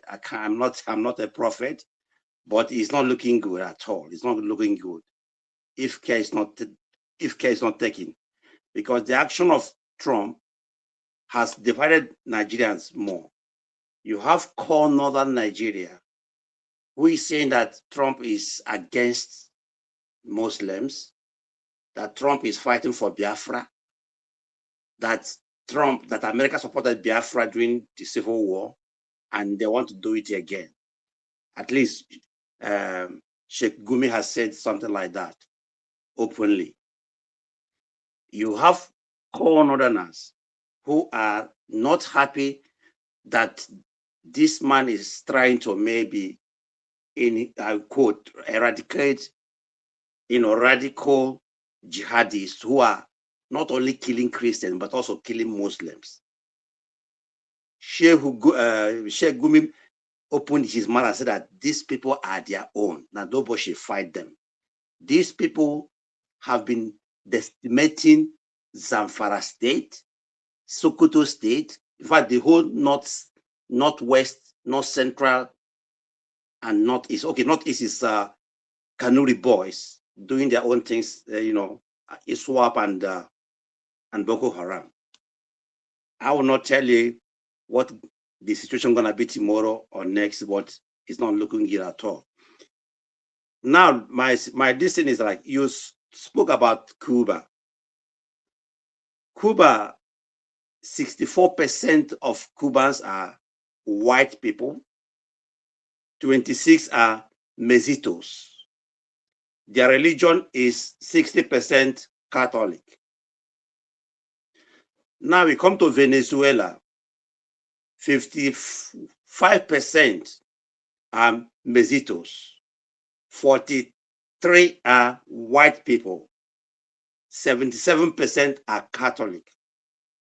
You come to Vietnam, Vietnam is 85% vets, or you call them Ken.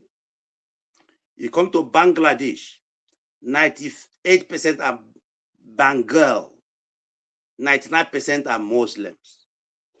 You come to Singapore, 75% are ethnic Chinese, 75% ethnic Chinese. You come to Malaysia, 79 or let's say 70% are Malays. 80% are Muslims in Malaysia. You come to Indonesia, 40% are Javanese. 87% are Muslims. You come to India, 82% are Hindus. Their religion is Hindus. You come to China, 91% are Han. 91% are Han, Chinese. The religion does not really, but mostly are Buddhists, but they're not really religious over there. You come to Pakistan, 45% are Punjabs, 97% are Muslims. Now come to Nigeria. How many are Igbos? How many are Yorubas? How many Hausas? How many are Fulanis? How many are Ijos? What religion do we share together? That is the problem. You spoke about. Hold on. The information you shared just now has to be confirmed. And you know what I confirmed? You shared them the wrong way. Now, let me show you what you are doing. Yeah. And don't do that. You see, this is the thing I don't like our people doing. Don't do that. Now, you are looking at it right now. The number of ethnic groups in Indonesia, do you see that there? 1,300. Excuse me. Allow me. You can. But you didn't share that with us, did you? Excuse me. I shared what they ate. So you just shared what they had in common. Excuse me. They don't share what they don't have in common. Excuse me. Let him finish. Just let him finish. You get his point. Let him finish. Let me I got finish. his point. I get his point too. His point is to No, say he that hasn't we are learned the very point diverse. yet. He hasn't learned No. the point. Hold on. Come on now. Don't do that. I get his point. Ask him now. Then you can counter him. No, he basically he already asking the question. How many tribes are we? Excuse me. He has trying to land there. I know he hasn't finished. I'm going to let him finish, of course. I'm just trying to bring this to his attention that he cannot just be sharing this information with us when he's nitpicking what he shares, and it's not fair. Forefathers,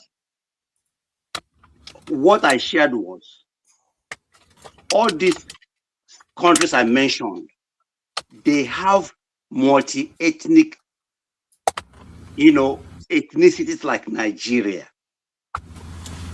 But if you come to each of the countries, they have one single majority ethnic group.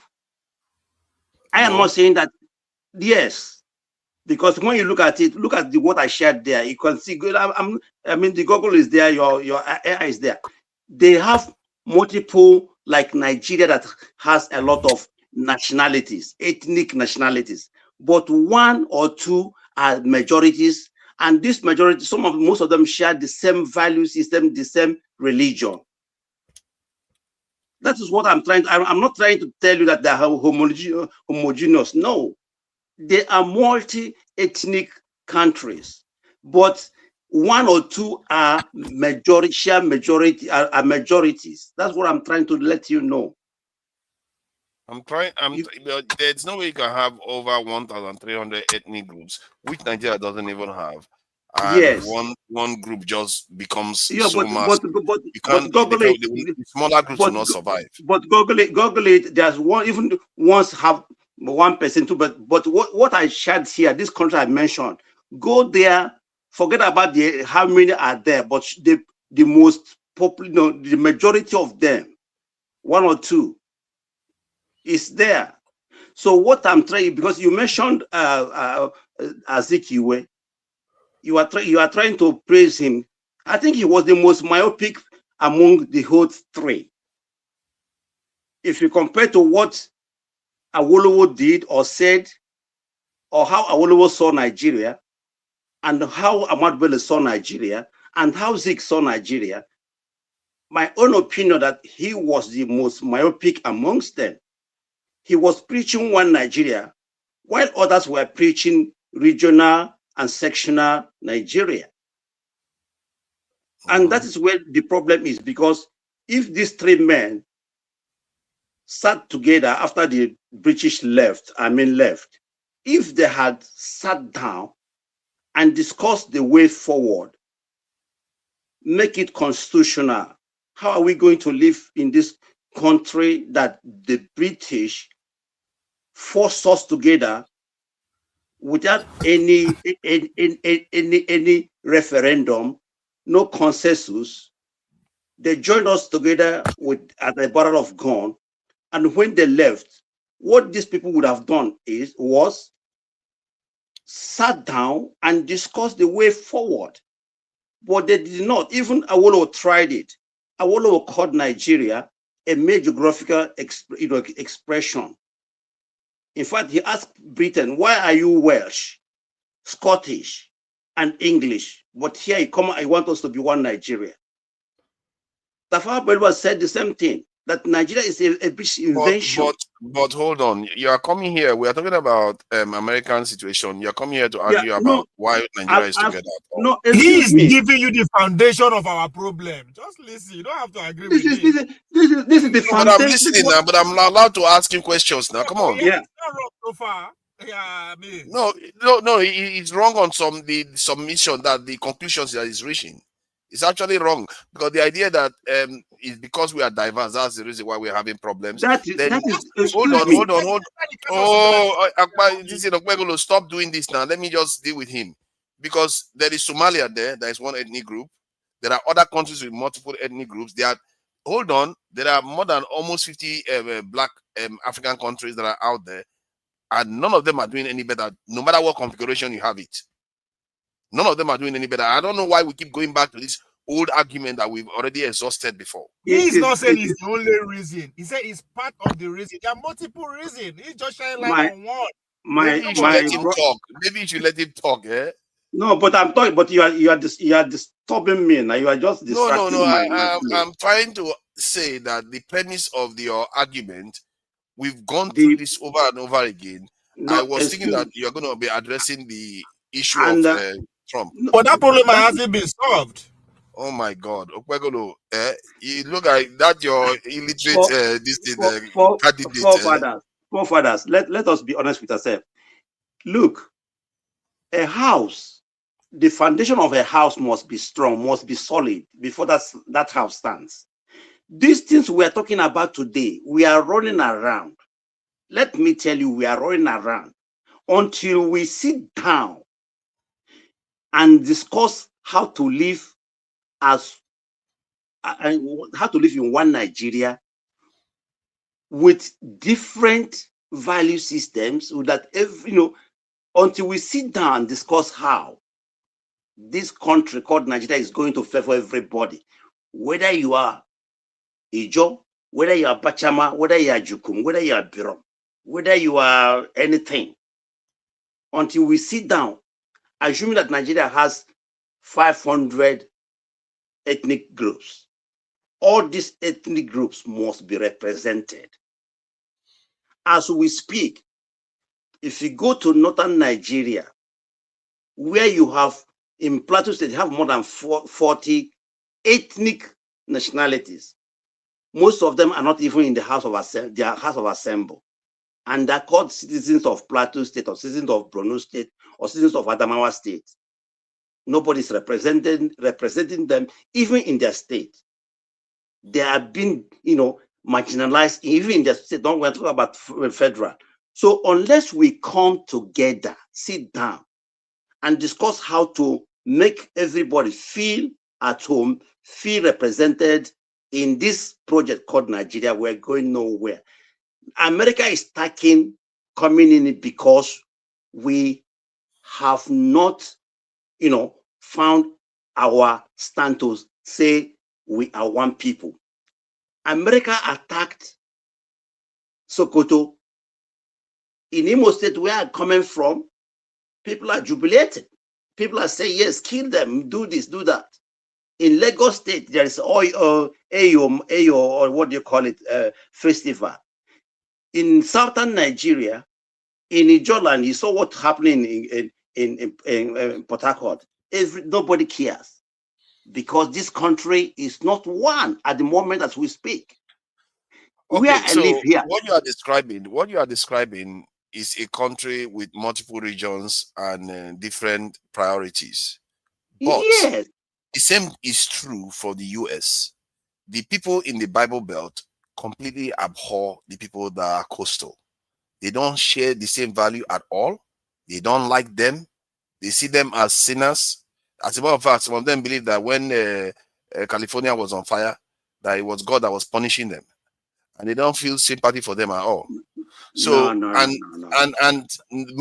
let's face it, even the America, the white people that are in America, they are not from the same ethnic group. But that's why they have federation. That's why they are federation. They have different laws. Excuse me, but Nigeria is a federation too. I don't know why we keep hold on. Let me say this. I don't know why we hold on. There's okay. First, I want to no. You are encouraging bad behavior here. Don't do that. You know better than this. See, what we are saying here, like you are acting as if Rivers State lives the same way as Sokoto lives, or Umuahia lifestyle is the same as Borno lifestyle. Everybody has their own behavior already. Laws. Oh my God! Oh, we're going to stop interrupting constantly. You are contradicting yourself. You are contradicting yourself. Okay, tell me how I'm contradicting myself on that point. I've told you if an entity called Nigeria, if we were agreed to be one country, where we shouldn't be one people, but many people or many living in one country. What happened in Sokoto? Why should it be, pleasant to people in River State or people in Imo State or people in Asaba? Because they don't like the fact that people are being targeted. Terrorists are targeting them. It's obvious. Excuse me, forefathers, please. I'm sorry. I'm sorry to go ahead. interject. Let me speak to this place. Now, I'm sorry to say, this is the low level we come from in approach to our issue that we already outgrow it. Nigeria run a system of federation, by the way. And this is the problem of Black people in general.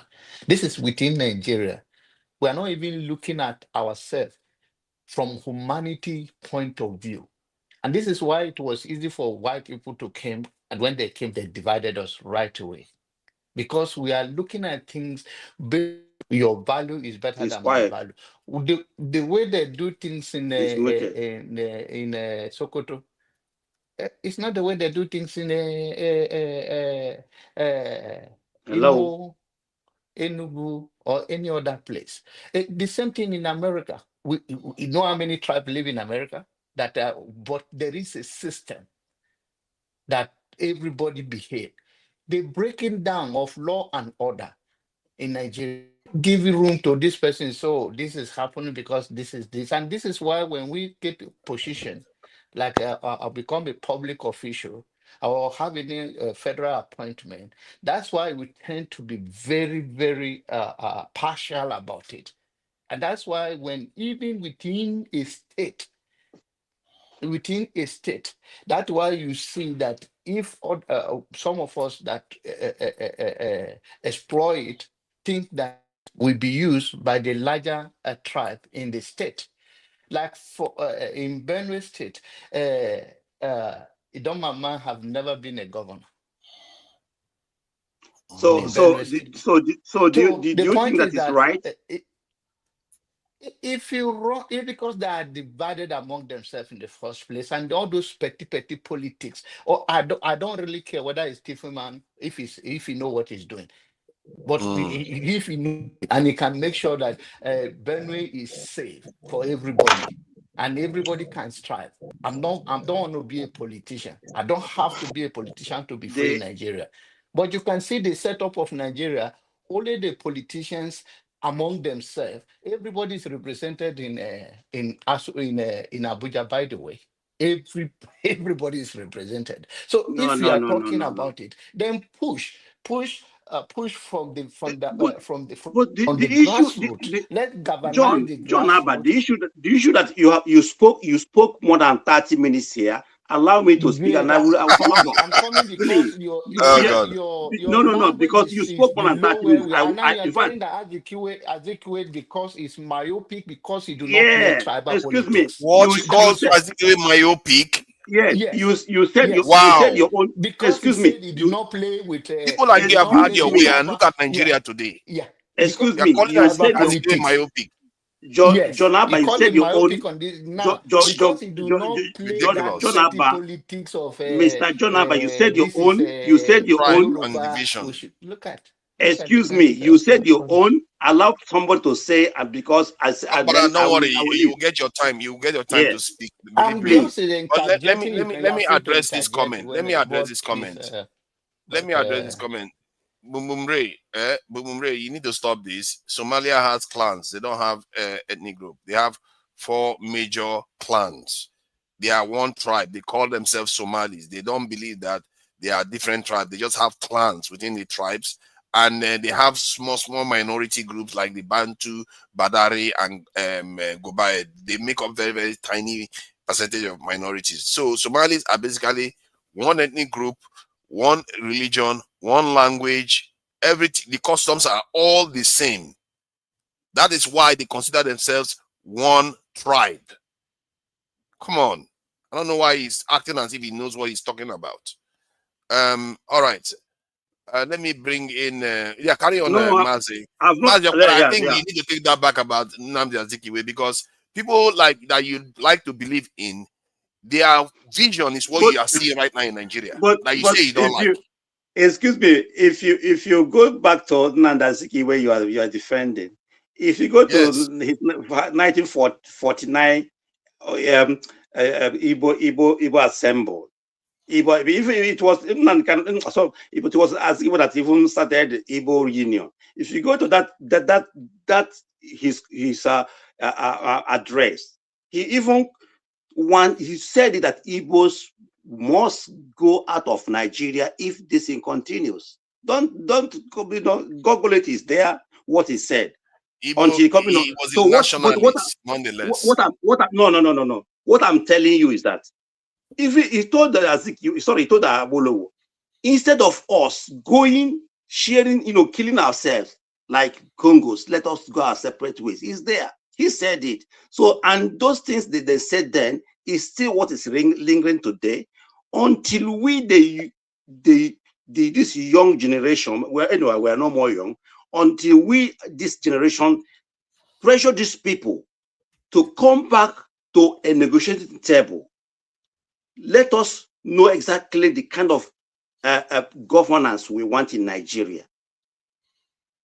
Do we want this quasi-democracy that only benefit the few? Let me ask you something, because I think some of the points you made, I feel like you are trying to, have every single ethnic group or tribe have their voices heard in Nigeria, and which is a good thing. Is a good thing. The question then is, would you be happy with a direct democratic system where people have the power to do whatever they like with the state? They can vote, they can change things, they can change laws, and like those ethnic groups, they will have representatives, but they may not have as many as the bigger groups, which is only fair. Which is only fair.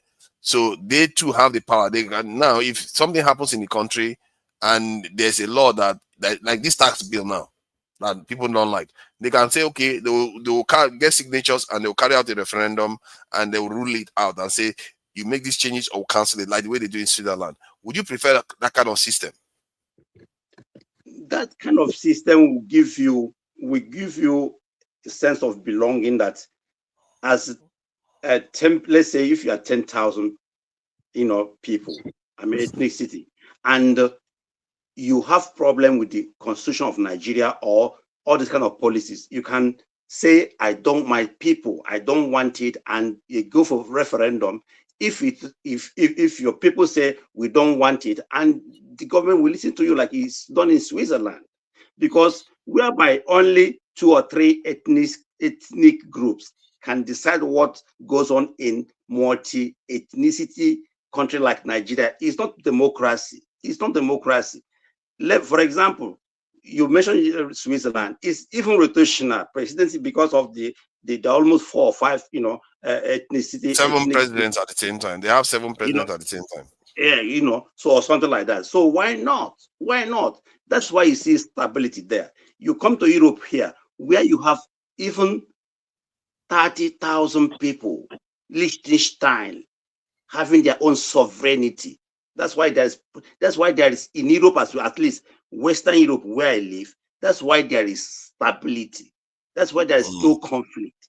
Because it's no matter how small you are, Germany is about 85 million people. Will not decide for Liechtenstein that is 30,000 how they're going to live their life. No, they won't accept it. But would you support the kind of structure that Switzerland has for Nigeria, where everybody, the regions select their leaders? But very, very important, because that was even what Aburi Accord was all about. Allow this kind of, let there be confederation. Because the way a Yoruba man wants to live his life, it's not the way an Igbo man wants to live. It's not the same thing. A Kanuri man has his own tradition and culture. A Fulani man, an Hausa man, an Ibria man, and a Igala man. It's natural. I live in a place this point you make just now is the one that confounds me, because right now I'm making a video of Igbo culture, and I can tell you Igbo culture is not close to the same as Fulani man's culture. No.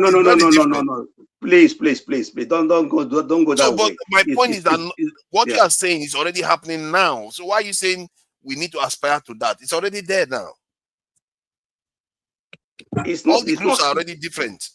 Excuse me, but we are different, but we use one powerful constitution, one powerful unitary Abuja that controls everything. Let me tell you, my friend, I wanted to do something to open a little business, a little thing in the village. My CAC have to go to Abuja for confirmation. Where does it go? It will always be like that too, I think. No. I mean, not always. It was not always like that. It was not always. I mean, finally, in Switzerland, it's going to be like that. No. My friend, I live here. If I want to open my business, I'll go to my commune here. I register it. It doesn't go to Düsseldorf. It doesn't go to the capital of the state where I live. It's here in commune. You mean the capital doesn't have the No. If I want to register a business today where I live, I go to my commune. If I want to do anything, I go to my commune. I have nothing to do with even the capital of the state where I live. If there is a election here in my place, if we are selecting a communal election, the governor doesn't even know that we do election. He doesn't even come here to campaign. So that is the federation, with the federalism we're talking about. If Imo State wants to conduct a gubernatorial election, the Abuja has nothing to say, has nothing to do about it. That's the kind of government we want in Nigeria, not one quasi federation that Abuja will send somebody to monitor election in Anambra State, in Imo State, in Delta State, and INEC will tell you who is going to be this and who is not going to. That's not federation. If you want to live in a pure federation, if you want to live in a country that is called one with different ethnicities, we have to come together and write it down and say it and make it constitutional. Finally, somebody was talking about Jonathan. Jonathan became a president in Nigeria because Yar'Adua died. If Yar'Adua had finished his 8 years in office, the office of the president would have gone back to Southwest. That is the truth. Nigeria is constructed in a way that it favors only two ethnicity and nothing more: Abuja and Lagos. Tell me, why should Port Harcourt, that has my mother is from Ikwere, is an Igrinta woman. When I go home, if I visit my mother's house, I cry. Why should Rivers State, that has one of the biggest oil companies, oil reserves and resources in Nigeria, there is no single headquarters of NNPC, anything in Lagos, in Port Harcourt? It is either in Lagos or in Abuja. Tell me, why should an NPC headquarters be located in Abuja and not in River State and not in Akwa Ibom or what do you call it, Delta State? Tell me, why should the whole NNPC, everything was in Lagos before it was transferred to Abuja, and you tell me that this country is not going to have issues within itself? I think you are right there, because remember, this same question you're asking now was what Isaac Adagaboro was asking, why the headquarters is in Enugu when it was in their area. It led to a special movement. So this fairness problem. But I found information about your Switzerland stuff. There are two layers. The federal level is still there, and the cantonal level is still there. Cantonal, yeah. So my brother, let me finish here. I'll log off. Please, this thing we are talking about, I pray that our children do not speak, discuss this in another 30 years. This is time to discuss this thing. This kind of governance we have in Nigeria, if we continue having it, oh boy, it is going to be worse. Everybody, every country will come in. Look at France. France now is even our colonial master again after Britain. So we're going to face these issues until we come together and say enough is enough. How are we going to live our life? How are we going to run this country as a federal system? Like you talk about America, somebody from California has nothing to do. You don't see a governor going to beg Trump, please help me. Or Trump will tell him, if you don't defect to Republican, I'll seize your allocation. It doesn't happen in the federation. Here in Germany, it doesn't happen. Anywhere you have federation, it doesn't happen. Only in Nigeria. Until we get it right, until we come down from the high horse and say, this system is not working, let us make it work by making everybody to be independent. It can be confederation, it could be quasi sovereignty. Nigeria is going nowhere. Good night from here. Thank you. I appreciate the fact that you want a more representative system. So that is something we can agree on. But the idea that Nigeria is quite confederated in so many ways, people don't know. Our governors are like dragon leaders that cannot be prosecuted, and the states they have their own assembly, they can pass their own law, raise stars, do all. It's just that they are just hopeless at doing it. That's a problem. Welcome. The conversation is more open now. Valhalla. I appreciate the donations you've made. All these Ogbegolo people, they don't like to put hand inside their pocket. They like to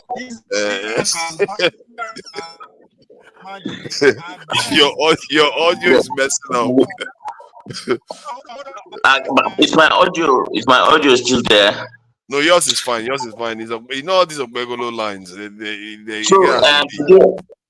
Today, you see, yesterday was. Give me two seconds of your time. Yes. Are you aware in Alimanjiri, at best, na Fulani Eda, and he's donating? You know how to get the money from? What are you talking about? We don't take bandit money, but I know he's not a bandit, so it's all good. No, I'm still a proud Almajiri online. Because the basis, that's my basis. That's where I got whatever I am in life today is because I was once an Almajiri, and I'm still an Almajiri in a sense. Yes, I was once an Almajiri, and I'm still an Almajiri in a sense. Thought I was insulting. That's interesting. That's interesting. Yes, I'm proud of it. Yeah, but Almajiri, is that where you got your education from? Your actual education? Yes, before I could read the Roman alphabet, I could read the Arabic. I could read and write in it. In fact, I had the Quran. What we call if you do the 60 hizb, that is Sawka. That means you have read the Quran from page to page. I finished that at 7 years old. So there is a policy in our house that you don't go to Boko unless you are through with Quranic education. That's the policy of the house. But hold on. Do you know? Oh my God. You know, on my profile, I put this thing, you know, what I call technological revolution there. You know, if you have children learn something in science, which is technically studying the creation of the Most High, by the age of 7, they are able to read that textbook back to back. And they go on to study the rest of their life. This country will be transformed. But instead, these are people ask people to go and read the book from the Middle East that doesn't give them any real power to transform their nation. I'm saying this. I know I'm not saying it doesn't give you soccer, morality, and all the rest, but it doesn't build a mobile phone for you. It doesn't build a satellite for you. So that's my point. I feel like if you guys tweak that a little bit, you guys could transform Africa really with that. 7 years. You'd be surprised. You'd be surprised. You see, I think part of the reason why I'm quite literally invested in the pursuit of knowledge is because of where I started from. Now, from the outside looking in, you think Islamic knowledge is like Bible knowledge, where you read Romans, Deuteronomy, whatever. It's not like that entirely. You know, the Quran has some 114 surahs, different surahs dealing with different things, and then there is Sirah, there is Tawheed, there is Tajweed, there are a lot of subjects around it. I don't want to go into that. You won't understand it anyway. But let me just tell you something. You see this, the fact that me and you are talking right now, the algorithms, you know, the university system, they were, in fact, modern medicine, antibiotics, their origin is all from Islamic, you know, research. You know, even the Europe, their Enlightenment period came from, you know, the Islamic, you know, Enlightenment. So there is a place for all this, but right now is the Christian. What do we say? Is the Christian civilization that is ruling the world. Now we have assumed second-class citizens, but I think our time is not far away. Maybe by the time our grandchildren will be. Hold on. You see the problem. There. Hold on. Oh, guy, hold on. You see the problem there. Hold on. You see the problem there. I think we're going to cut that one. We're going to cut that one right now. I can't believe you just said that. You fell for it. I can't believe you just said that. Wow. You said our turn is coming. Our turn. Imagine. But we've been like, go through your history. We've been a fairer. The Islamic when Islam held sway. Hold on. You don't even know how bad what you said is just now. You don't even know how. What do you mean bad? That's your reality. Hold on now. Calm down. This is very serious stuff. You literally said the empire of people that traded us as slaves is yours. No. You see where little knowledge makes you to fall into pitfalls. Okay, before Islam, Arabians were, let me talk now. Before Islam, that's why I always say that the reason why a lot of our people fall into doing things that is against their race is because they don't have enough philosophical wisdom to be able to differentiate what is Arabism and what is Islam. Just like a lot of Christians cannot differentiate between what is truly Christianity. Now, do you think if Jesus came today, he will recognize the people that are practicing Christianity today? No, sorry. The context I'm talking from is that it's like me now, or any like KJ now. KJ is not going to say is the town of Christians to rule, because he can differentiate that. It is your time now. You have sorry. Sorry. You don't even know you are in the privilege. Sorry. My point is that I feel like sorry, you're not understanding. I feel like he's going to know that even if Europeans are Christians, but he's not going to assume that it's Christians that are ruling the world. Because he doesn't feel like he's part of it that are ruling. He doesn't feel like he's ruling the world. No, hold on. He might feel like he's a Christian. Hold on. You try to understand what I'm saying here, because this is a subtle point. Even if America is ruling the world and America is a Christian nation technically, but we as a people, like a Christian in the South, is not going to feel like they are the ones ruling the world. They are going to feel like Americans are ruling the world. They are Christians like us, but we are not the ones ruling the world, because they know it's not an African nation and it's not us. But the way you came across just now, you made it look like you own the leadership of, you are part of the leadership of Islam. Well, you don't understand what I mean by that. That's how it came across. That's why I'm trying to explain it to you. I wanted to rally you up, and I wanted to show you something. The way Muslims feel in this environment.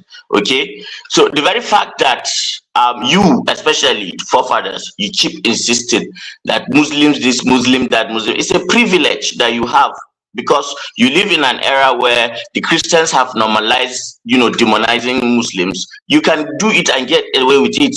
Everywhere I go, I am demonized. I have to prove myself not guilty, because I am assumed guilty in the first place. Because I travel around on my name alone.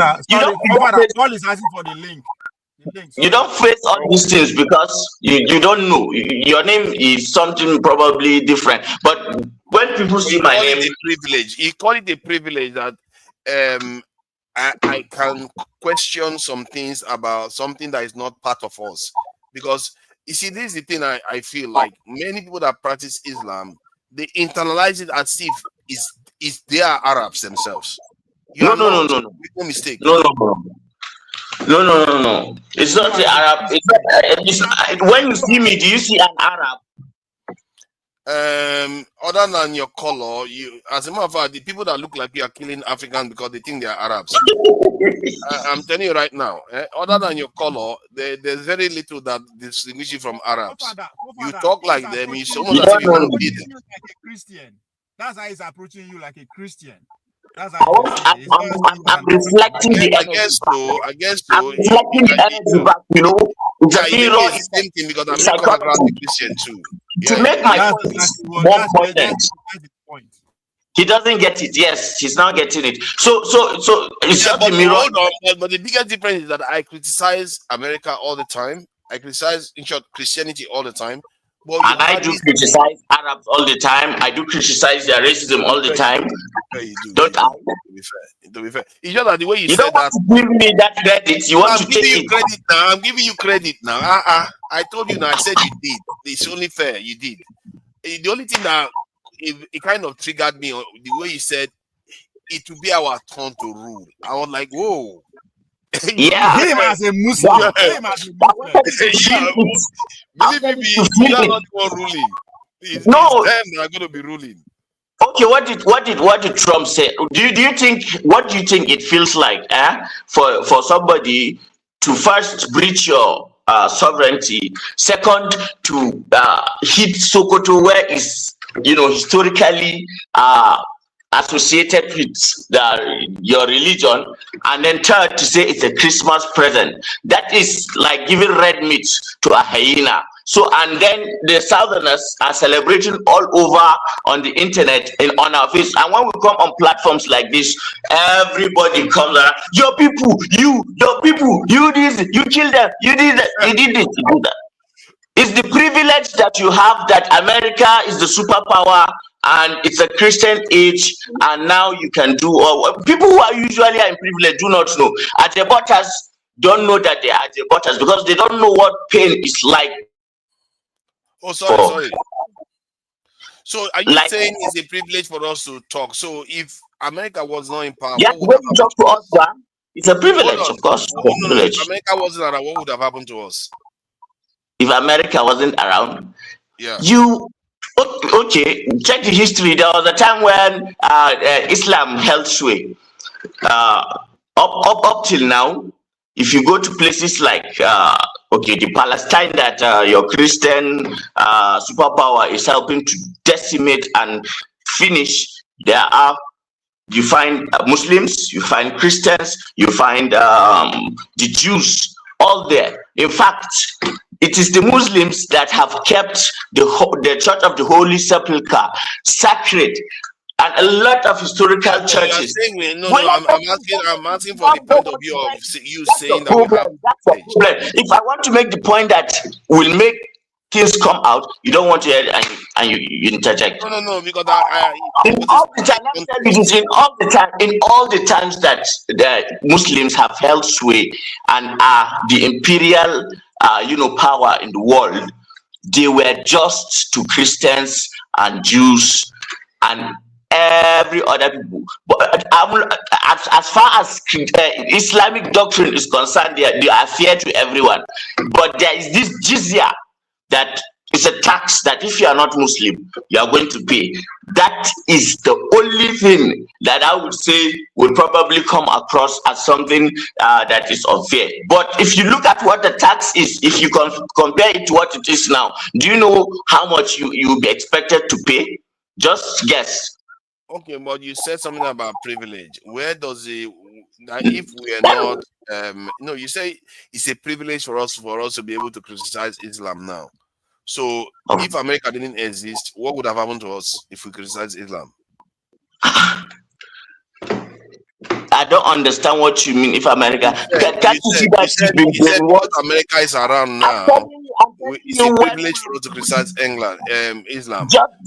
Justice, fairness, equity, the right to do everything that any other person does. We won't ban you from coming to our cities. If, for example, America, maybe the answer is jihad. All these things will have been the same. Is that what you are thinking? The answer is. The answer is jihad. The answer is jihad. If you said Islam may be very good religion, but every religion have their own flaws. For example, forefather, if you are flying now, you are going to Saudi Arabia. If you have ordinary Bible in your phone, you're going to delete that. So the flaw of you're going to delete that app, and that's how fair they can be. Okay, the flaw of Christianity is crusade, right? Yes, they make noises and everything. That's a flaw, but you understand. Let's compare. Forefather, please do Paul. No. Let's do it now. Because forefathers like to research. Check casualties on the day Muslims conquered Jerusalem and on the day Christians conquered Jerusalem. Who they killed? I know Christians. The first religion that started slavery is what religion? That started taking black people as slaves. What religion?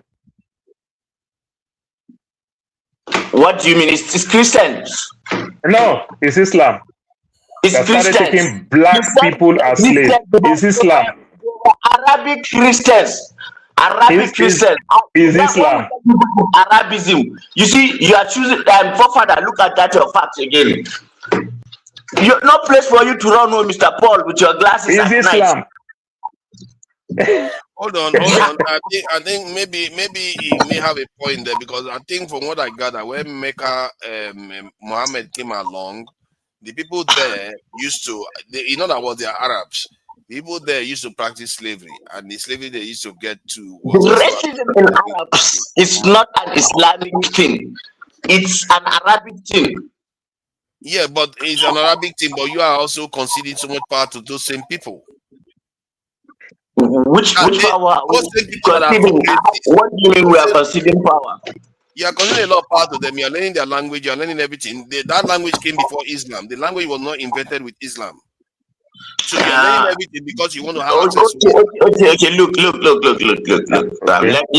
Let me go a little bit, because you are a scientific man and you like science and all that. Let me talk about anthropology and sociology and evolutionary biology. Even the Meduguri that you come from, that happen to be even the person that even take down Usman Danfodo and the likes and everything. That's why you don't have Emir. You have the Shehu and everything. You are still losing the grip to the Islam.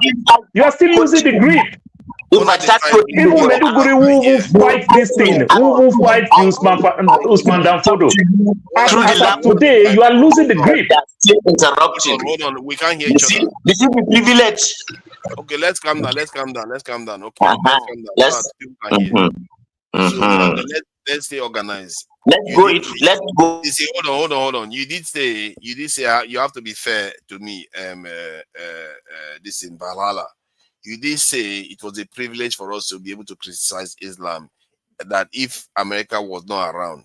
Then I said, what happens if America is not around? Tell me, please. I want to know. Why are you meeting me then? Why are you meeting me? No, I'm meeting me so like you can be able to tell us now. You are now on mute. Tell us what's going to happen. Look, do you know who Salahuddin Al-Ayyubi is? Do you know who Salahuddin Al-Ayyubi is? That's what will happen essentially. Why can't you just tell me what is going to happen? I don't want to know some other. I'm giving you an example from history. What better way for you to understand what will happen than to look at what happened in the history? If I tell you now, it's all prognostication and it's all talking about the future which has not happened. So it's hypothesis. I'm telling you about a fact. Check what Salahuddin Al-Arabi did to the Christians, the Jews, and any other person that he conquered. Then why, if nothing happened to them, then why you say? We give you the benefit of the doubt as Christians. We take you as brothers, but you allow the Jews to come between us as enemies. Hold on. You see, what I don't understand there is that if you are saying they treated all these people so well, then why are you making it look like it's a menacing statement by saying we are privileged to be able to criticize Islam now? Yeah, because it's hurtful. Discrimination is hurtful. Stereotyping is hurtful, but you never know. If you're it's just like a white American, just like who's this stupid guy, Nick Fuentes, who doesn't even know that talking about whiteness, he doesn't even count, but somehow he comes on podcasts and is defending whiteness, and like Candace Owens, one goon like that. You see, anybody that does not respect the race in which he comes from and takes another race over a different race over his, I can admit when you protect the interest of your own race, because when push comes to shove, there is a point that I would say, God, you see the situation I am confronted in. Even though you from your own point of view, you say I'm Muslim, so I'm worshiping an Islamic God, therefore, but I don't see it that way. God is not Arabic. God is God. So God, I'll tell God, look, this is the situation. And right now I have to stand with my black brothers, because this is the way of the world, and this is the only way that I will survive. And if I don't survive, then I have failed. So for my people to survive, there is a place where I have to take a stand as a black person. So you see these layers that a lot of us do not cover, and you'd be surprised where I learned all this. It's at home. It's the Quranic education that I got at home before I even went to any classroom, that I got the moral philosophy for me to look at life through it.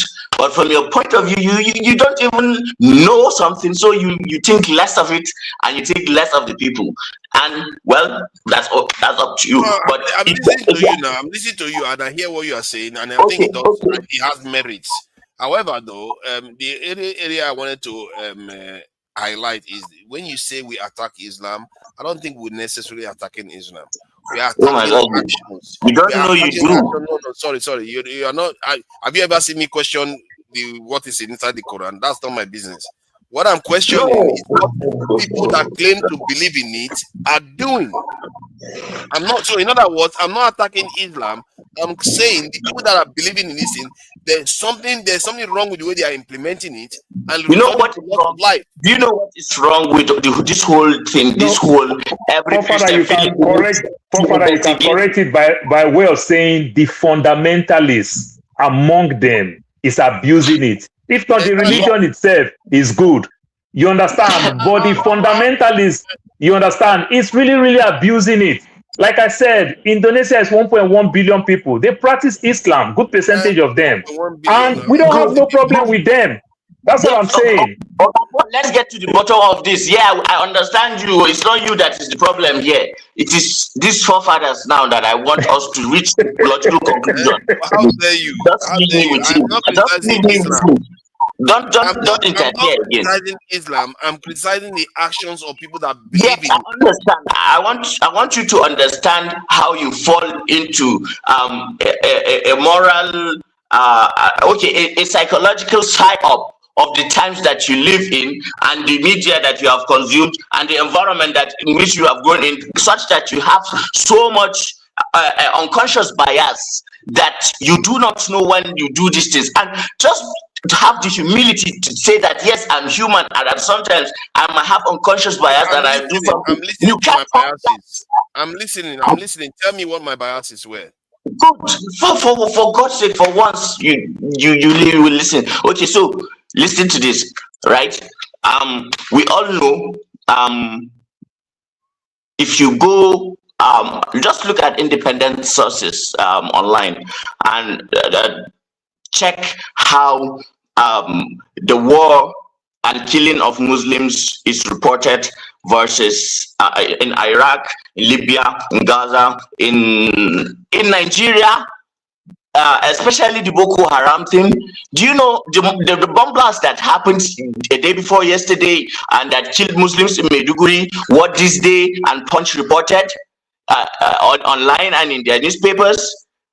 Bomb blasts on Christmas Day. Yeah.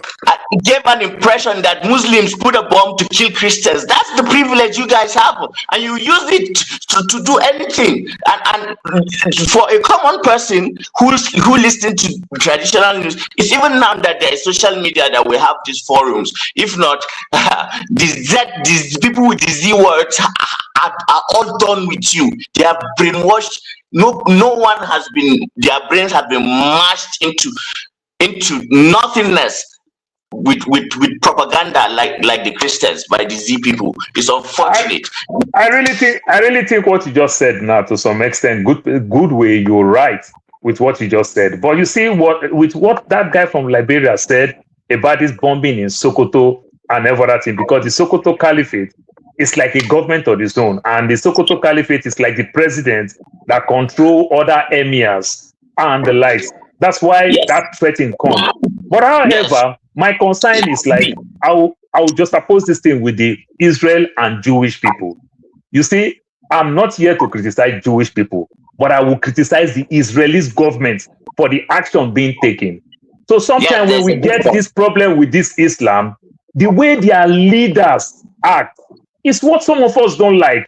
If their leaders join us to criticize, like the way very many of us also criticize the big pastors, for us to see a younger pastor that has no fame talk this thing and go all the way around the globe, you understand? So the same thing, if we do that, if we shame this so-called big, literally worship them, you go and kiss their walls, kiss their butts, you kill for them. I only use it. I only use it as an example. I said there is difference between Jewish and Israeli's government, the government action. You understand? So the same thing. What is our government doing? If Bola Tinubu manages things very well, if the Islamic leaders or the Christian leaders manage these issues very well, didn't take side, come outside to criticize when it's time to criticize. To some extent, we can nip this in the bud easily. You understand? But people will not talk when it affects them. And that is what is really, really affecting us. I understand it affects you, but it affects me more. I have lost more people than you have. You talk about losing your cousin or someone like that. No. When you say so again, to some extent, I'll say you're biased. How many times have you ever... Look, let me tell you. Something happened in Edo State. They kill some people from north. The governor quickly run to Kanu. You understand? To go quench these things down. How many times have you ever heard that based on religion that Christians kill Muslims? But do you know how many times you see Christians take down Muslim based on religion, own doctrine? Let me tell you Did you see Christians? Did you see Christians even follow the Moses law? No. Village, just like white Americans see that they can talk over black Americans and say, do this, do that, do that. It's the same way you Christians take us because of somehow you speak English and technology. If you even say the black Americans, me being in America today, it is what the black Americans, the fight that the black Americans fight. It is the privilege I'm benefiting today. But guess what?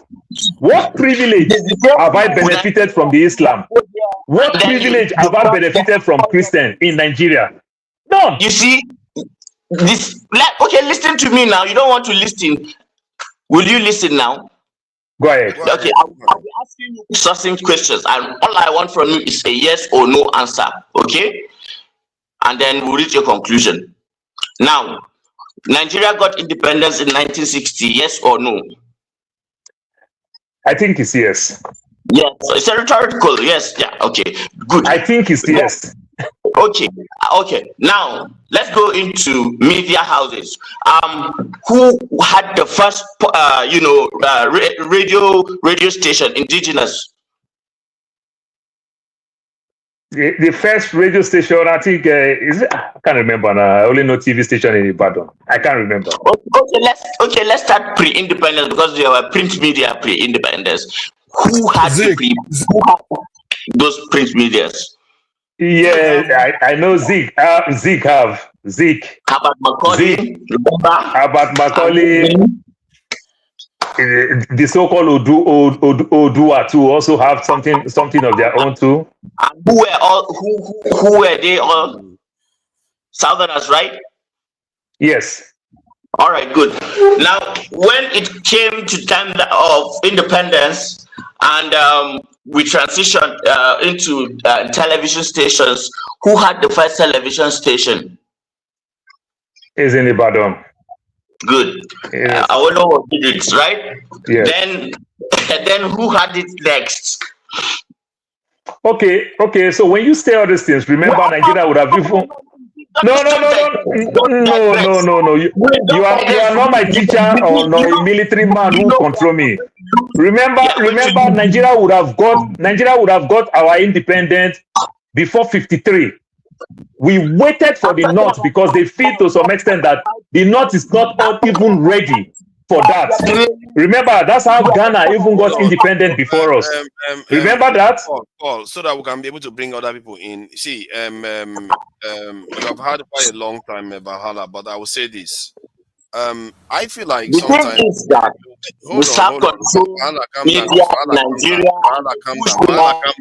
calm down.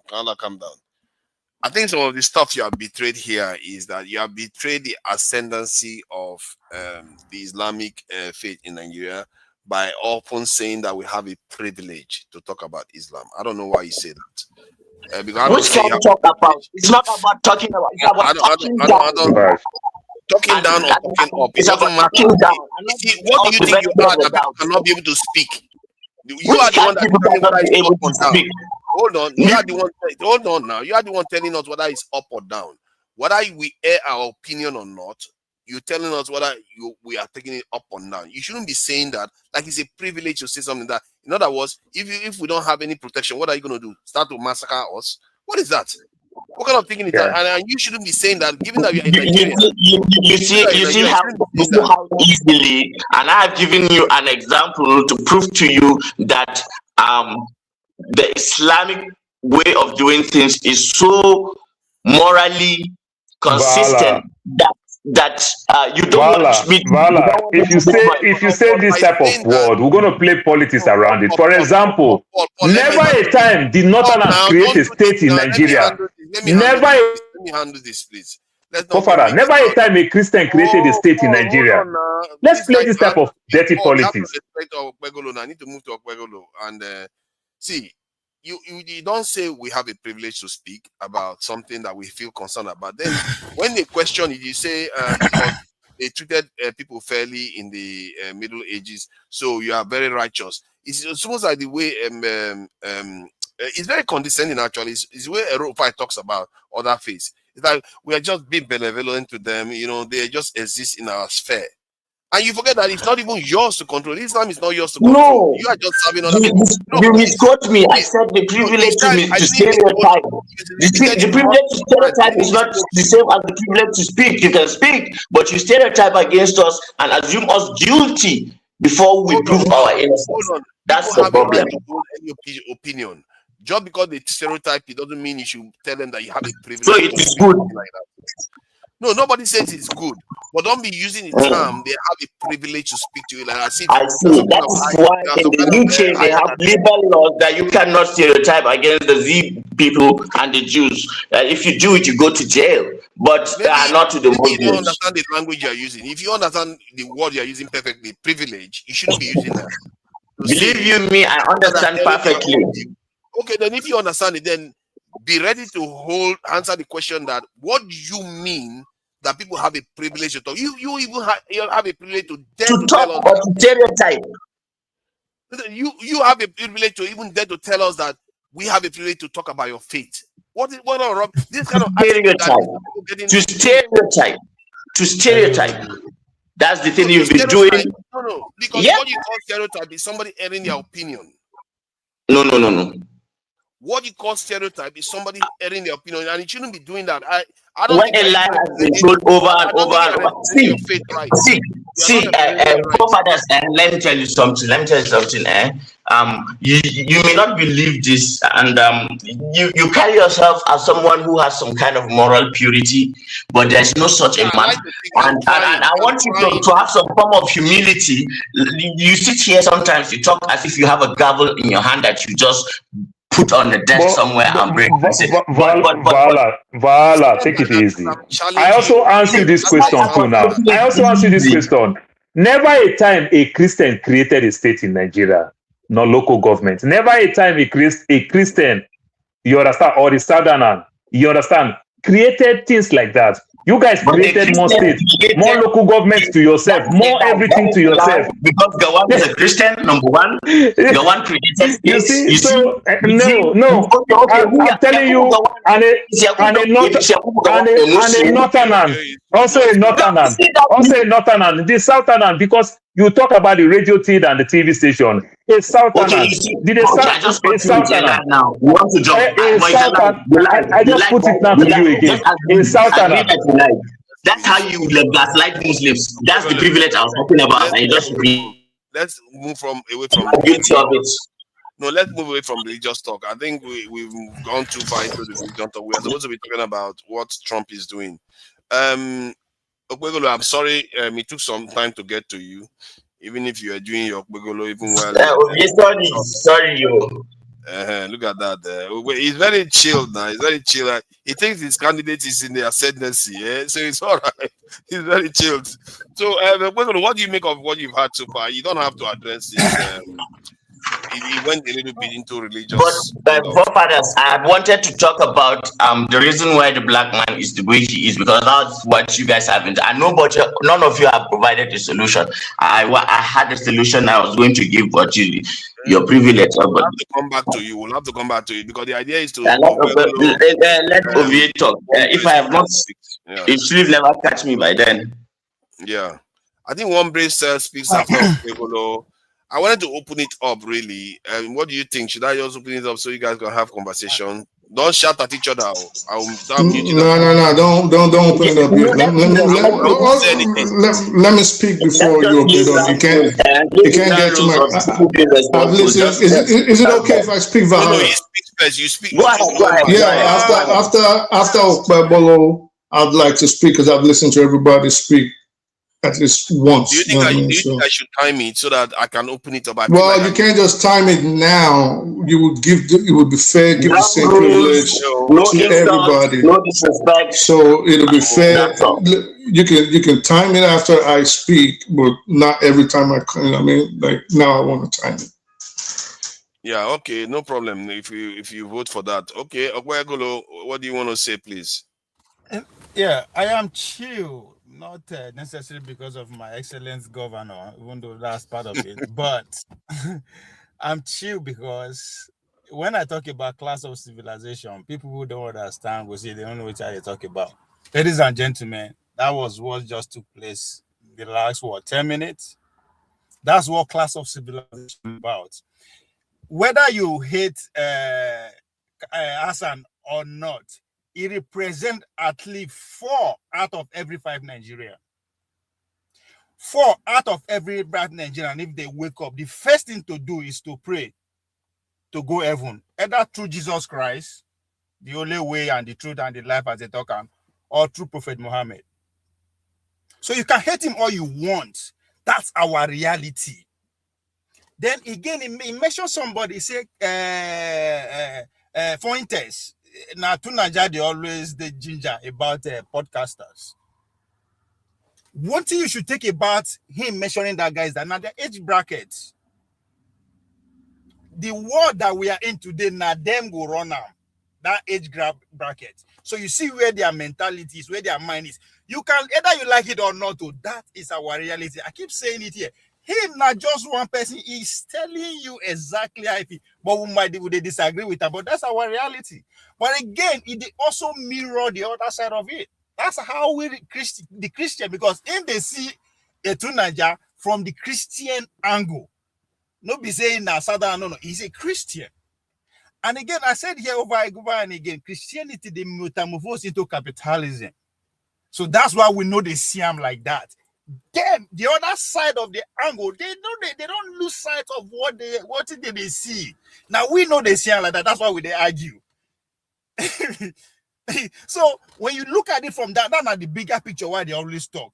Now, if after we don't fight Yoruba, Hausa, Fulani finish, now the bigger fight be that, which is what Shena Siko, my brother from Liberia, which is the point he's also trying to make, the religion aspect. But we go deal with ourselves, just like now. Paul, I'll go to your area tomorrow, right? Maybe I'll go use that time, take fine, you look for it, tell you Niger strong, because that's the only way Urobo go to survive or Edoma go to survive. Solo we no go survive. You say they come Arizona, come back, go for me, safe. I don't know another one. I will be there. I will. So what thing just happened? So anybody get time, just go listen to them over and over again. Forget sentiment, because either you like it or not, if you're not a Christian, you are a Muslim in Nigeria, or you be Igbo or you be Yoruba. You cannot. You are classified among these 5 civilizations: Igbo, Yoruba, Hausa, or Fulani, as Paul earlier said. Or you are a Christian, or you are a Muslim. Hardly you go see any Nigerian that don't belong to these 3 groups, and they will die for it. That's the reality. When push comes to shove, we go to war. So to those who say they talk about the outside influence, good. What just happened? This is Nigerian reality. This is class of civilization. We know they talk about how we not take fuel, we not take fuel. No, that's not what we argued about. So when people, who they talk and say, "Oh, now conspiracy theories," no, but that is the reality that we are living today, or that will lead in next 80 to 100 years. We find this interview with Piers Morgan was a classic. And again, in the exposed generation, we're 2 generations there, we're Piers Morgan generation there, and we're Nick Pantes then they. They are both right. So what just happened? I'm not gonna lie you. We go refer to this episode for a very long time to come. So yes, even though Tunanjari was going after him and all that, we can disagree, but those are the right. He was shocked when he said that our time will come. When I thought say one must win in the Nigerian space, there's nowhere in this world that we're Christian and Muslim almost out of 50-50 and one no lead. It doesn't happen. And that was it. That was the point Mazi Okpara was trying to make. One person must lead. That's who we are as human, and there's nothing wrong with that. That's why when you are saying Jonathan, now I make the mistake. I say no, Jonathan did not do anything wrong. Jonathan followed the constitution. Now he betrayed the gentleman agreement. That's their problem. That's not Nigerian problem. The majority of Nigeria will go with good luck because that's what the constitution says. So most of all these things where would they talk? So, but for they listen to ourselves, we actually see if push comes to shove within us here, we will go to war with each other. So why are we blaming our leaders? So the reality of today, nobody say we will go to war because they will no food seafood chop. It has nothing to do with say we no seafood chop. So when Hassan they talk about this, the importance of Trump dropping bomb on Christmas Day, it is funny, right? To the Christian, that is a class. That's funny, especially if you not pay attention to the evangelists in America. That was classic. But guess what? It's not that funny from the other side of the aisle. No, I am not saying you. And Trump said that they wanted to attack earlier, but he told them to wait for that day. He deliberately picked that date, knowing for the reason why he picked it. But clearly, the knock-on effect of that is this divisive aspect that he has created, and that is if I didn't know better, I would say it was deliberately done that way. Yeah. Now, where the resources aspect they come from, where people they get around, go, what is resources? They should come and take resources. Of course, I will care about human. Of course, you as in Nigeria, that's why you care about human being. But and also, I don't give a fuck about how you look or who you is. Now you find parts of the world where you care about you as a human. They care about their resources. That's all the benefit their own survival. So where it is bad, where our situation bad today. That's why people, again, if you want to look at them as a Nigerian, when in your lifetime you hear an outsider can't drop bomb for your house, that's new to any generation of Nigerians. That's new. So how you go now look at it from is if these people are doing this, if the man come in that go, me and you they see him. So where are we? So where it is bad for Nigeria, I won't be say Americans they see China as an ally of the Islamic State. And that is because all of them are growing at the same time. Muslim religion is growing with numbers than any other civilization you can think of. Why the Chinese are growing economically, then they spread. So, and they can't jam for where me and you call Nigeria. The two of them cannot coexist. Plus, as if people are looking for sovereignty, how do we coexist? How do we entertain these two foreign civilizations? One, but at the same time, how do we deal with ourselves? When we know that this foreign civilization are channels where other people they use to make sure we never found peace. Yeah, but okay. The way you talk now, you don't make my mind don't change. I don't calm down. I don't feel somehow safe. But I remember hold on. You can't just start talking like that. Don't do that. You've been talking for quite a long time. You know that. But we'll be talking together now to a forefather. It's not as if that in the other people are waiting. So Ovie, when you say something about two faiths competing, like the UK now, they use the Protestants and the Catholics used to slaughter each other. So they used to do the ding dong. Now we have literally 3 different branches of churches in the same country, and they're not trying to dominate each other. So it's not unheard of that different groups that used to really go at each other can actually exist in the country, and the country went on to dominate the whole world. Yes. They were really hateful of each other. They used to kill it. Man, those guys. That's where we are now. We are in that era, and we the generation that are alive now. That is the stance before us.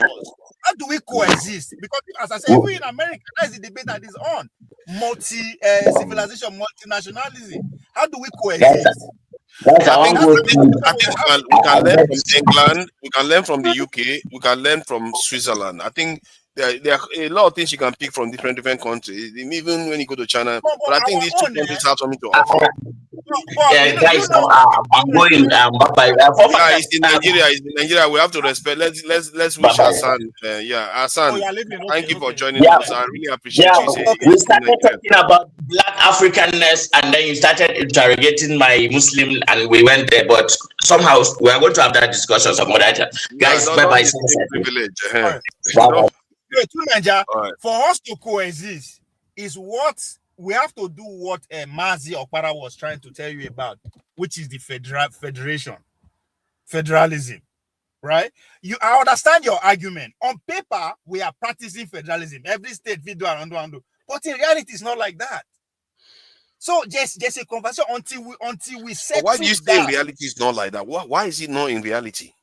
The same law that Edo person go, they are there to in Edo state, and so you go do it for River State or unless you go Kano, where Sharia dey.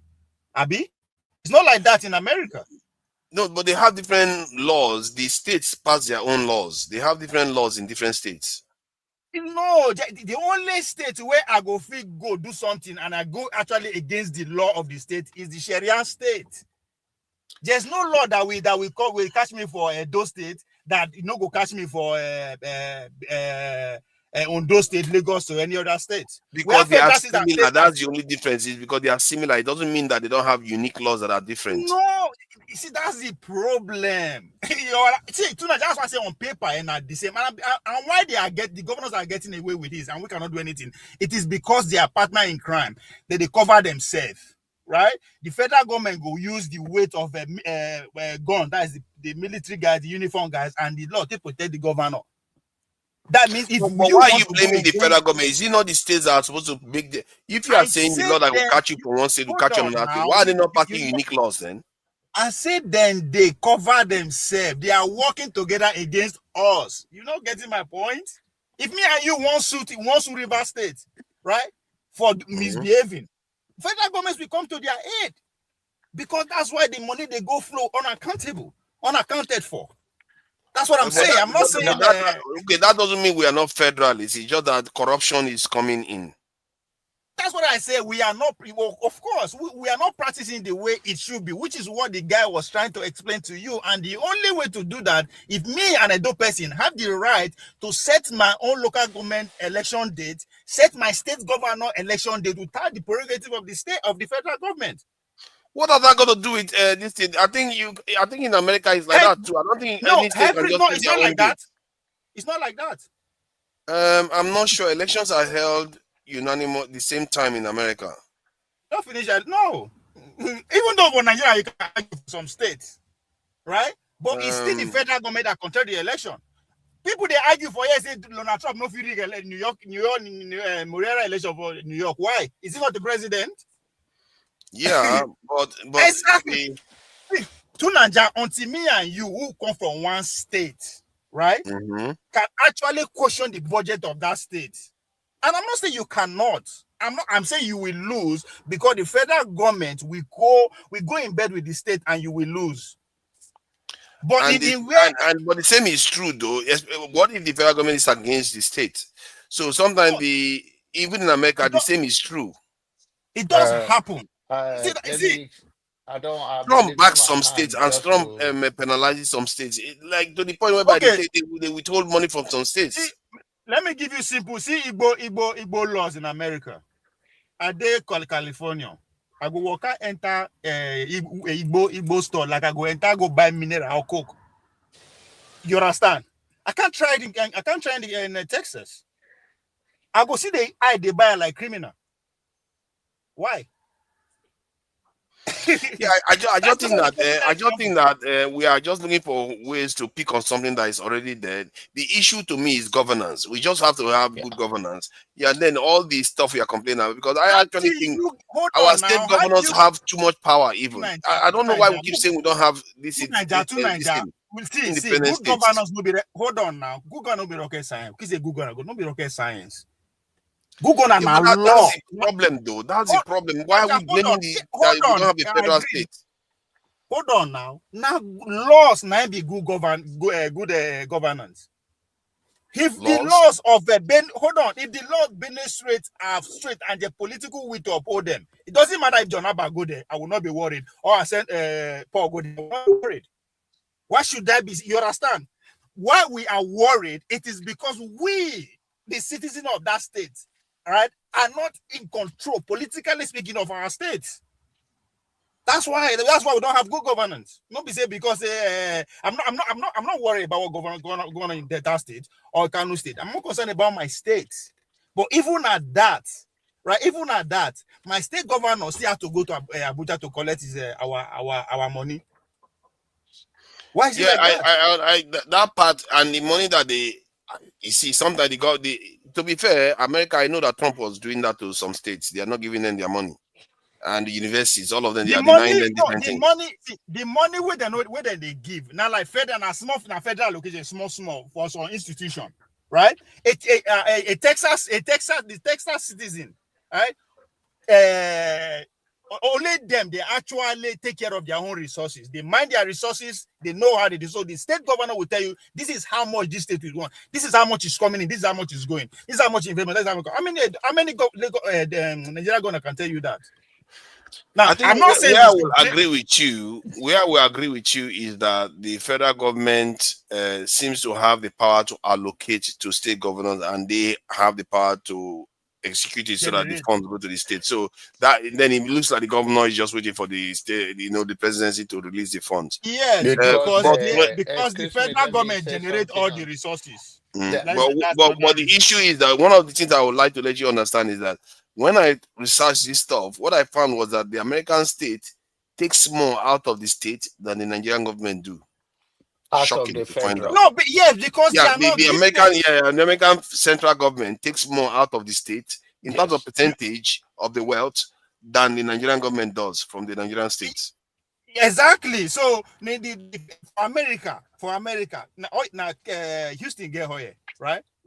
Even more than Saudi Arabia, if you want to argue that one, right? That's why Texas is one of the most richest states in the world. No be federal government, they can't collect that oil. Now them go give federal government, not the other way around. Because they are taking more out of the state than the federal government takes out of River State. That's the problem. Why is federal? That's a lie. Father, that's a lie. That's a lie. Maybe you are right. In terms of percentage, I mean. No, big lie. Big lie. Hold on. Maybe federal government have the upper hand in tapping our own local resources. It should not be like that. So that's what I'm saying. Federal government should not come and be tapping my resources in my village.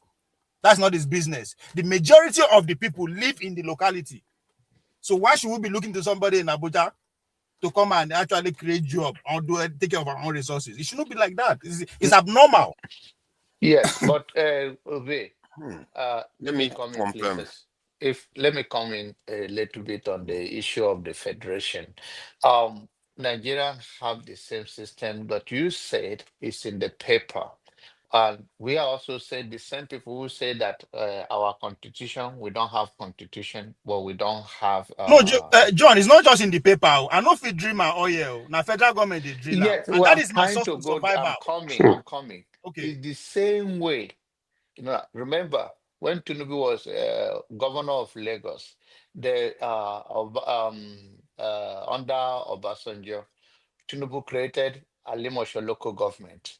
And for that reason, Obasanjo do not give him the state allocation. They went to court and all that. I think you're familiar with that. When I'm trying to talk about the state power and the federation. The reason why most of the states in Nigeria are created for political reasons, for siphoning money from the federal, instead of the opposite should be the case, that how much they print. So they are depending so much on the federal. And the federal also took advantage of it to dictate to them what to do. That's exactly. They say the dummy head of incompetent of all of us, of Nigerian citizens, do not know they are left to their right.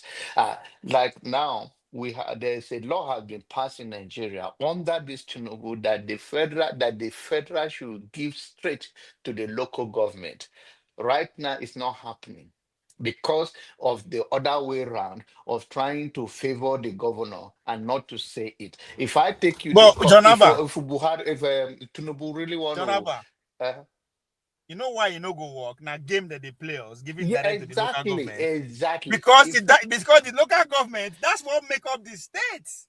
Yes, There's but no then local what government the without the state. purpose for it is that let he reduce the influence of the governor on the state ringing of election have much to say, which was a good thing if that happened. But the point is that when you and Okpara and everybody say let's sit down and talk, you have already people that sit down and talk on behalf of you in Abuja. The reason why they don't talk there is because you mentioned that they are partner in crime.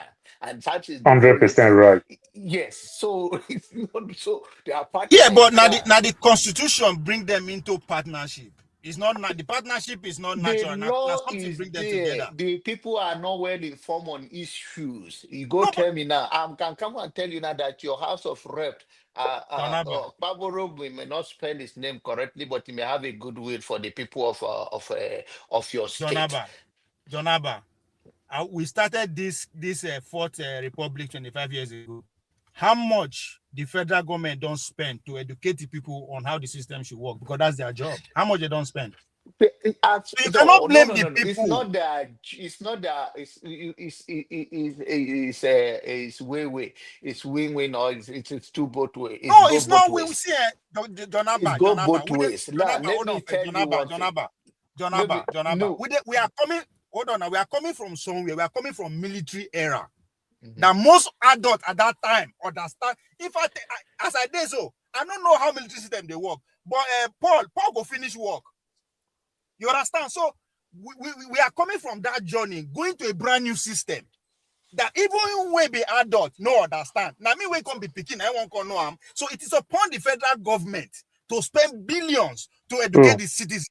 If they don't want to do, the state will Ovie do is it. right. So what Because, the state is going to because citizens? military government is simple one word, order from above. Exactly. Not law. So I can't question anything.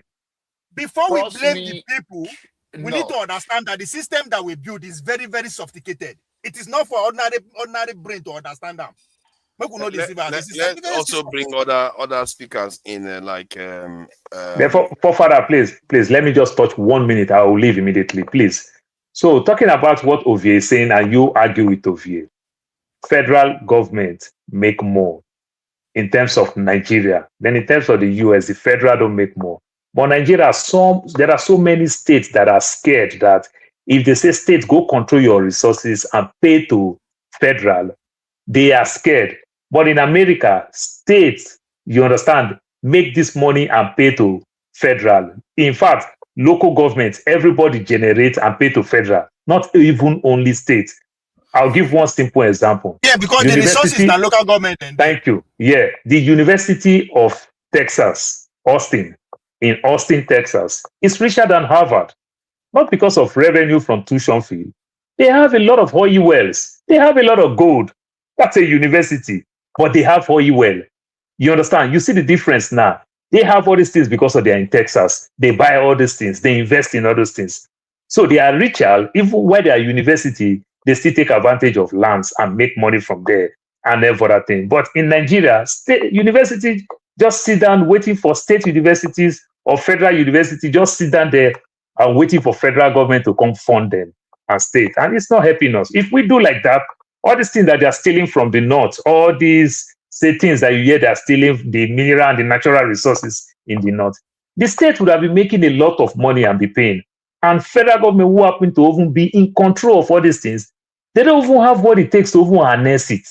So they are just stealing from everything, apart from oil. Every other mineral or natural resources that we have, the federal government is not investing in it. So they are all just lying fallow. Thank you. Thank you. So I think you have a point, but based So, on my Tunaja, sorry, analysis, give me sign off. The easiest way to see it is just that where are the resources located? They are located in local governments. So if the state no fit mine up, now federal they come mine up. Just look at the distance. So we are not even. I am not fighting. Say Benin people be so Monday they misuse my resources. No, I am crying that Tinubu is misusing my resources. I go fit fight Tinubu. So you understand the system, then build them in a way that even a poor man, even if you understand them, you take more to fight them. So it is not that, it is not out of it. They know that people will build up, they know exactly what they are doing. So the money, that's why if you go Nigerian universities, there's no history, no talk of politics that they teach how PDP they work. PDP is 25 years age. Nobody they teach out school. Why? So how do we understand how government work? Our House of Assembly, the Fourth Republic, go ask any Nigerian student what entails to the Fourth Republic. We don't know. But we go they blame them saying no. How is it supposed to know? So there's disconnects in the system. So until we break down in a way that if all I need should not be 10-20 meters away from me. Now when I want fight Niger, I would think of Abuja. If I want to know how dollar naira they work, I would think of Abuja. If I want to know how Israel, how Saudi, how America did, I will go Abuja. But how I go take feed, how I go take get job, how I go take build car, how I go take fly, how I go take go space. I don't need Abuja. I don't. But the constitution, the laws bind us together like that. Let's bring others in before they lose patience. There is give me your number again, I beg. I don't change my phone tire on private chat. My one bracelet is around, and then there is Shikao. Richard, right? This Jonaba. So, and Oscar Blackburn, thank you for the donation. I really appreciate it. A lot of people are donating these days. It's Oscar Blackburn. I see a lot of people, Oscar Blackburn and Hearts Valiant, the Valhalla guy. So that's cool. So what do you have to add to the conversation regarding the bombing of Nigeria? Is it going to solve our terrorist problem? What would you like to tell people that are happy to see this happening? Is it a good thing? Do you want to join them in jubilating that we are getting bombed? Or is this something that there's something else you want to tell them about it? My warm brain cell. Right. What's up? Actually came on to speak about what the topic was on at the time. I know we've gone all over the place. So I had to, of course, jot some things down based on what yourself, Paul, Valhalla were speaking about. In honor of Kwaku, actually, or Sekou, I was going to change my name to Lanik Afridin, the lie he told the last time. But I figured you might use that as an excuse not to bring me in. Sorry, what language you just spoke? Lanik Afridin is what? Is it? Oh, yeah, something he made up, pretending it was Arabic. A bunch of stuff he made up. Yeah, he just made a bunch of stuff up to pretend he was speaking Arabic. Oh yeah, definitely, I'm going to change it. So it's just going to be in honor of him if I come back in the new year, inshallah. So based on what you guys were saying, where's Paul? I wish Paul was here. Paul said something about the first religion to start slavery.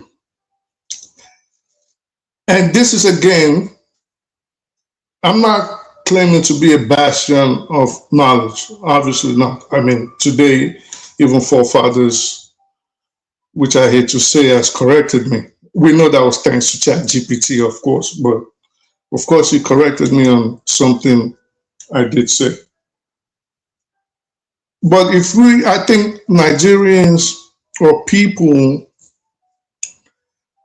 are falling for this anti-Islamophobia that is going all around the world.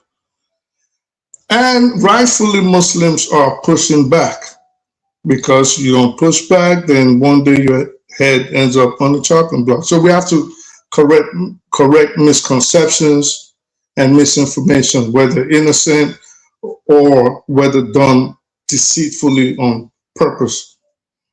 So he said the first religion to start slavery was Islam, which is not true. If Islam already at its advent discarded and abhorred slavery, it wasn't the first religion. In fact, if we have to go in modern history, the first religion to carry out slavery was Christianity in Africa on the coast of the Atlantic. So, of course, I do understand that he mistaken, which your forefathers, damn, I can't believe I'm praising this guy twice in a row, which your forefathers corrected and told him, oh, maybe you are mistaken. Yeah, like, I must be smoking something from Ovi or something. So, which you forefathers corrected. He's right twice. Yeah, I'm probably freaking, I don't know. Something's wrong with me today.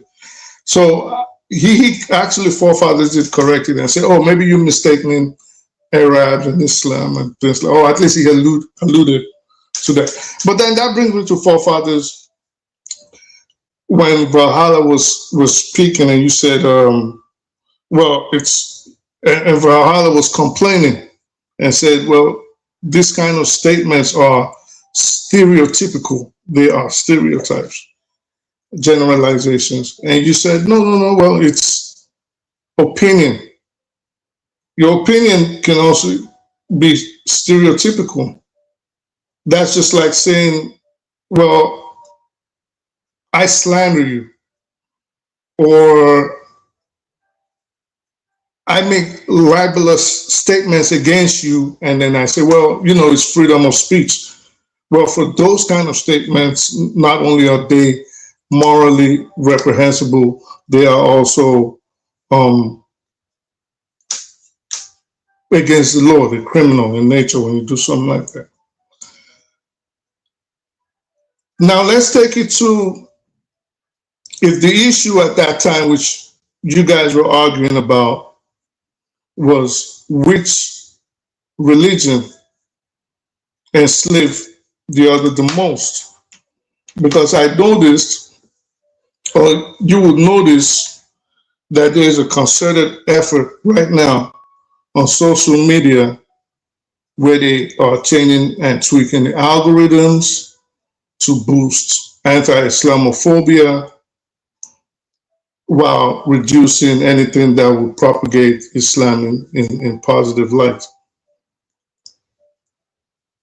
We need to be careful when we fall into this, into the play of the powers that be, like Ovi will call them. Because what I think is happening and most people are missing right now, and before I go into which religion and who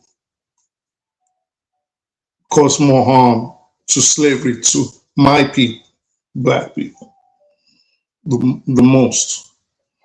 We need to be careful because what is happening right now, we are seeing basically a new borders being drawn up for Africa. What was that? Conference? Well, the Berlin Conference. We're seeing it again, and what every group is doing, every power, they're testing waters on how to capture Africa again. Notably so, underhandedly, that even Israel has jumped in the fray.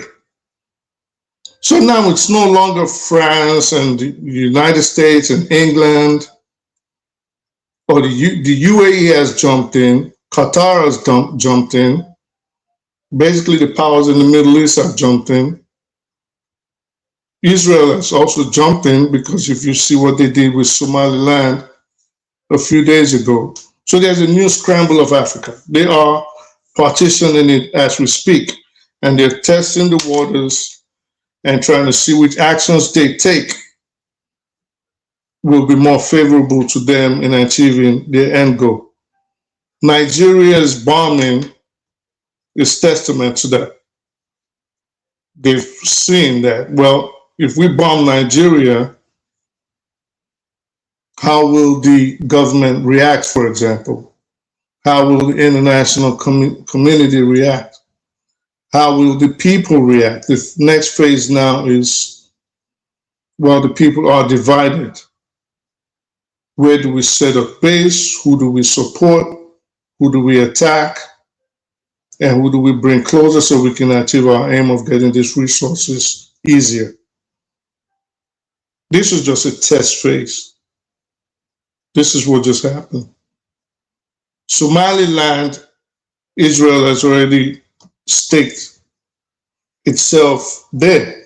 Qatar has released a statement equivocally being against Israel partitioning any part of the Horn of Africa. So when I hear because I think people are not seeing the bigger picture. So of course, when I hear things like when people criticize, for example, the transatlantic slave trade, which was by far the most brutal, the most horrific in recent history action done against another group of people racially, meaning black people, but then they try to defend it by throwing in, well, didn't they, the Arabs, didn't they also enslave black people? Hey, we never used to hear that about 2 years ago. So now you guys need to be careful when you are starting to propagate white supremacist trope, because I'll tell you this. In 400 years that the transatlantic slavery occurred, when you look at the slave manifest, which they still exist, when you look at the plantation logs, they still exist, not one single Christian was brought from Africa. Not one. Now ask yourself why that is. And this is why it's always imperative to read and know what you're talking about. Our ancestors that were brought from Africa were either traditionalists or they were Muslim. Almost 40%, estimates differ. Almost 40%. That's my people with traditionalists. Right. So almost 40% of the slaves that were brought from Africa were of the Islamic creed. Now, why is that? Well, Islam already had a footing in Africa, at least in West Africa, where most of the slavery occurred. We weren't Christians. We hadn't encountered the European, at least they hadn't come to beat Christianity into us. And when we encountered Islam, contrary to the lies we're hearing now, it wasn't through this trans-Saharan slave trade, because most of them were taken as slaves to the Arabians anyways. They weren't allowed to come back, or they were castrated, like people would say, or they were killed, right? So most of them never came back. But we met them through trade. We met them through scholarship. This is how Islam spread. Now, I'll hear people say, well, what about Uthman Dan Fodio? Well, Uthman Dan Fodio, his conquest and his jihad was at the turn of the 19th century. 800 years after Islam already had a footing in Nigeria. Uthman Dan Fodio was not the reason why Islam spread all over West and Central Africa. Then, back to what I was saying about the United States, or in the New World, when we were brought out here,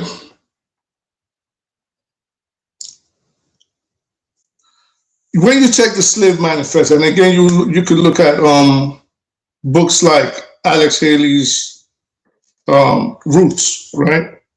You look at Roots, you look at the autobiography of Alex Haley himself, and then you'll understand. I know there's an effort right now to whitewash the atrocities committed by the white man in Africa, which is a shame. It is a shame. Because now what they're doing is, oh, we didn't do it, you guys sold them to us. This is the new narratives. You guys sold them to us. And when we talk about, well, look at what you did to the blacks. You brought us here in chains and shackles. Africans that should be having their foot on the neck of the white man are the ones now, of course, because now they've adopted the religion of their slave masters, and they feel more loyalty to that. And now the ones telling us, well, you know, the trans-Saharan slave trade was even worse. It was barbaric. They were both bad. They were both terrible. But let's not all of a sudden, because we feel that we have more affinity to one set of people, now turn around and be coons for them. Africans need to do better. I'll tell you this, and a lot of Black Americans today are against the bombing that happened in Nigeria.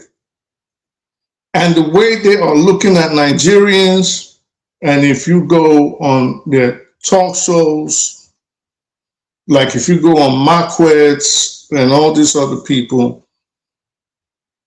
they will never, ever, ever, ever respect Nigeria. Most of the world will never respect Nigeria ever again, because what Nigerians have shown to be is that not only the men are completely useless, but they are not thinkers and they are cowards. When you praise an invading force for whatever reason, and what is your excuse? Oh, well, the resources, we ain't never got no benefit from them anyway, so why can't they just come get it? And then you think, if you think America is going to stop getting in your affairs, it's not happening. You just gave the opening, there was no repercussion. You've shown that you are subservient, which is a problem most Nigerians have anyways. Subserviency, not thinking too forward. I just choice words I really want to use, but I don't want to be disrespectful. Mm-hmm. You know, yeah, because listen, it's like the men are so effeminate. How can someone come into your house and you have this inferiority complex, and you're saying, well, it's good. Come in and take everything. Them calling them colonial masters. They have houseboy syndrome. They have not grown up. They never fought for anything. They never fought for their nation. I don't even think it's just that. I think it is not just that. Listen, a lion will never give birth to a sheep. But how can a nation of men just be so unthinking, so greedy, so stupid that they cannot even think to the future and say, this is why I want to stop XYZ from happening to my lineage. And I'm going to do everything and put everything on the line to ensure, not just for myself, but to make sure that my lineage in the future, this kind of thing doesn't happen to them, meaning slavery. It has happened already in the past. And you're setting yourself up, and it's about to happen a second time. And what are you doing? You're buying luxury cars, vehicles, houses for billions of dollars. You can only stay in one room at a time. The other day, the Senate president, the half-dead Senate president, that if you sneezed hard enough, it would probably fling him 20 miles, was caught on the mic talking about the clerk of the National Assembly has put something nice in our accounts for Christmas. And you guys are not in front of the National Assembly dragging everybody out? But you want to come on here and well, now we're just going to attack this group of people and we're going to talk down on this group of people. This is why I always espoused the importance of education in Nigeria. If the people were educated enough and they knew their rights and they knew about nationhood, who they have to be and who they are, because Nigerians do not know who they are. They look in the mirror and I think they see something else. It's sad, it's a disgrace. This is supposed to be the strongest, most prosperous Black nation on the planet. Once Nigeria is gone, it's a wrap for every Black person on the planet. You're done. Phase 2 is in motion. It got you. Thank you. Thank you. I think the last part, I truly agree with that.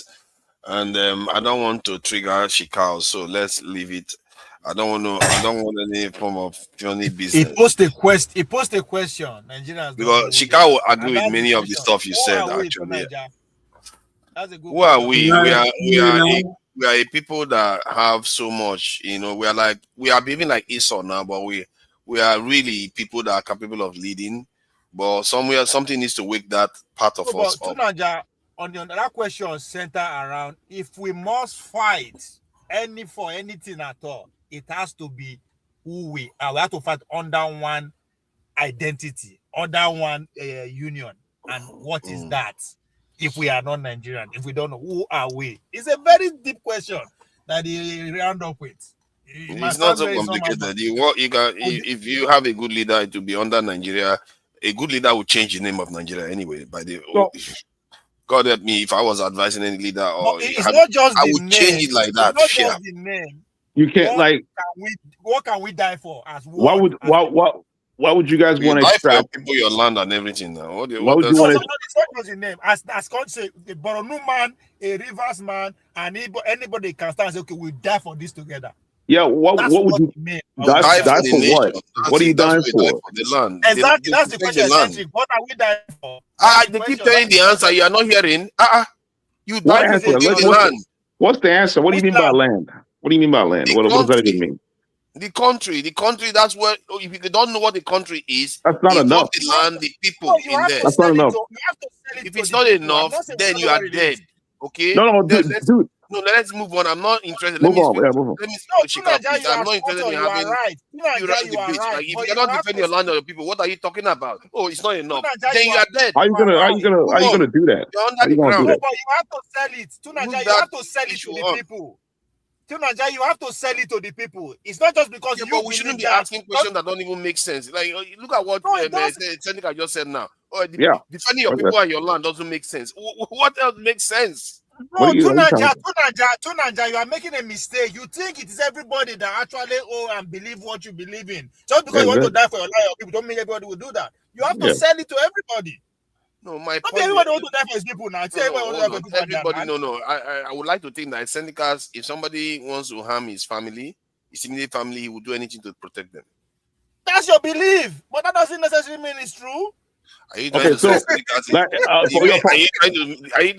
Senecas something wants to happen? He's going to take his family to the front and say, "Take them, please." If your dad is abusive and someone beat him, my God! Someone beat up your dad. What are you gonna do? Don't start. Let's not go there. Let's not go there. Everybody don't start to the talk. Don't mind it. Don't mind it. Let me bring it down. Let me make a talk. He's expanding it already. He's not talking about abusive dad and everything. You will be shocked. I swear, you'll be surprised. Yeah. The country is abusive to the citizens. Yeah, but your job is to. You cannot extract. You cannot extract patriotism from people that you don't do nothing for. Yeah, the reason why you're willing to join the military. You're not understanding. The reason why you're willing to join the military and the point. Let me finish my part. In the context. No, but it's not your turn to speak anyway. So yeah. Because the point he was making, even if I understand it to an extent, but the consequences is coming on you too, not only on the abusive dad. You have to defend everybody, including your own life. Shikao. Yes. Thank you for joining us. I'm sure you must agree with one of my brain cells that. I would like to let me speak for myself. Some part. Look at that. Look at that. You're looking for disagreement. You're not looking for agreement. I'm not looking for disagreement. I'm not controversial. I'm very straight to my point, and I always make my views very, very clear. I would like you to address that point about privilege, whether you make any sense of it. Please go ahead. Can you elaborate? What do you mean about the privilege? You know, when Valhalla was saying something about, you know, if we have privilege of talking about Islam, which we're not even focusing on Islam, about Islam. Okay. And something I was like, why do you keep saying we have privilege? It's like, what do you mean by saying that? Yeah, so it's not a privilege. Well, the point I spoke earlier on here today, and I think I made my point very clear as a Pan-Africanist, and not just a Pan-African, I'm an Afrocentric Pan-Africanist. And I said today, what happened on Christmas Day was a disgrace. It was a humiliation of not just Nigeria, but the black man. I think I was very clear today when I spoke to those who were here. I said, because Nigeria hold a very high position in geopolitics of black people. So the fact that since independence, we've been trying to establish ourselves, impose our views on the world that we are humans and we are capable of governing ourselves. And Nigeria was rising to be that the front line for black people, and that country to be humiliated by America by bombing their country. I say it was a great humiliation from a geopolitical standpoint. I was very clear on it. So I'm not very hypocritical with them. I don't disagree because someone hates me or doesn't like me, so I'm going to change my view. No, I stand on that. I am against Islamic extremism. I think they should be wiped out from the surface of the earth, but I do not support the humiliation of the black race. Why don't we? We should have solved our own problems. Nigeria should have dealt with this problem. Nigerian leadership should have solved this problem and put an iron curtain and a gate for no country to be able to put a bomb on top of their soil. That's a disgrace.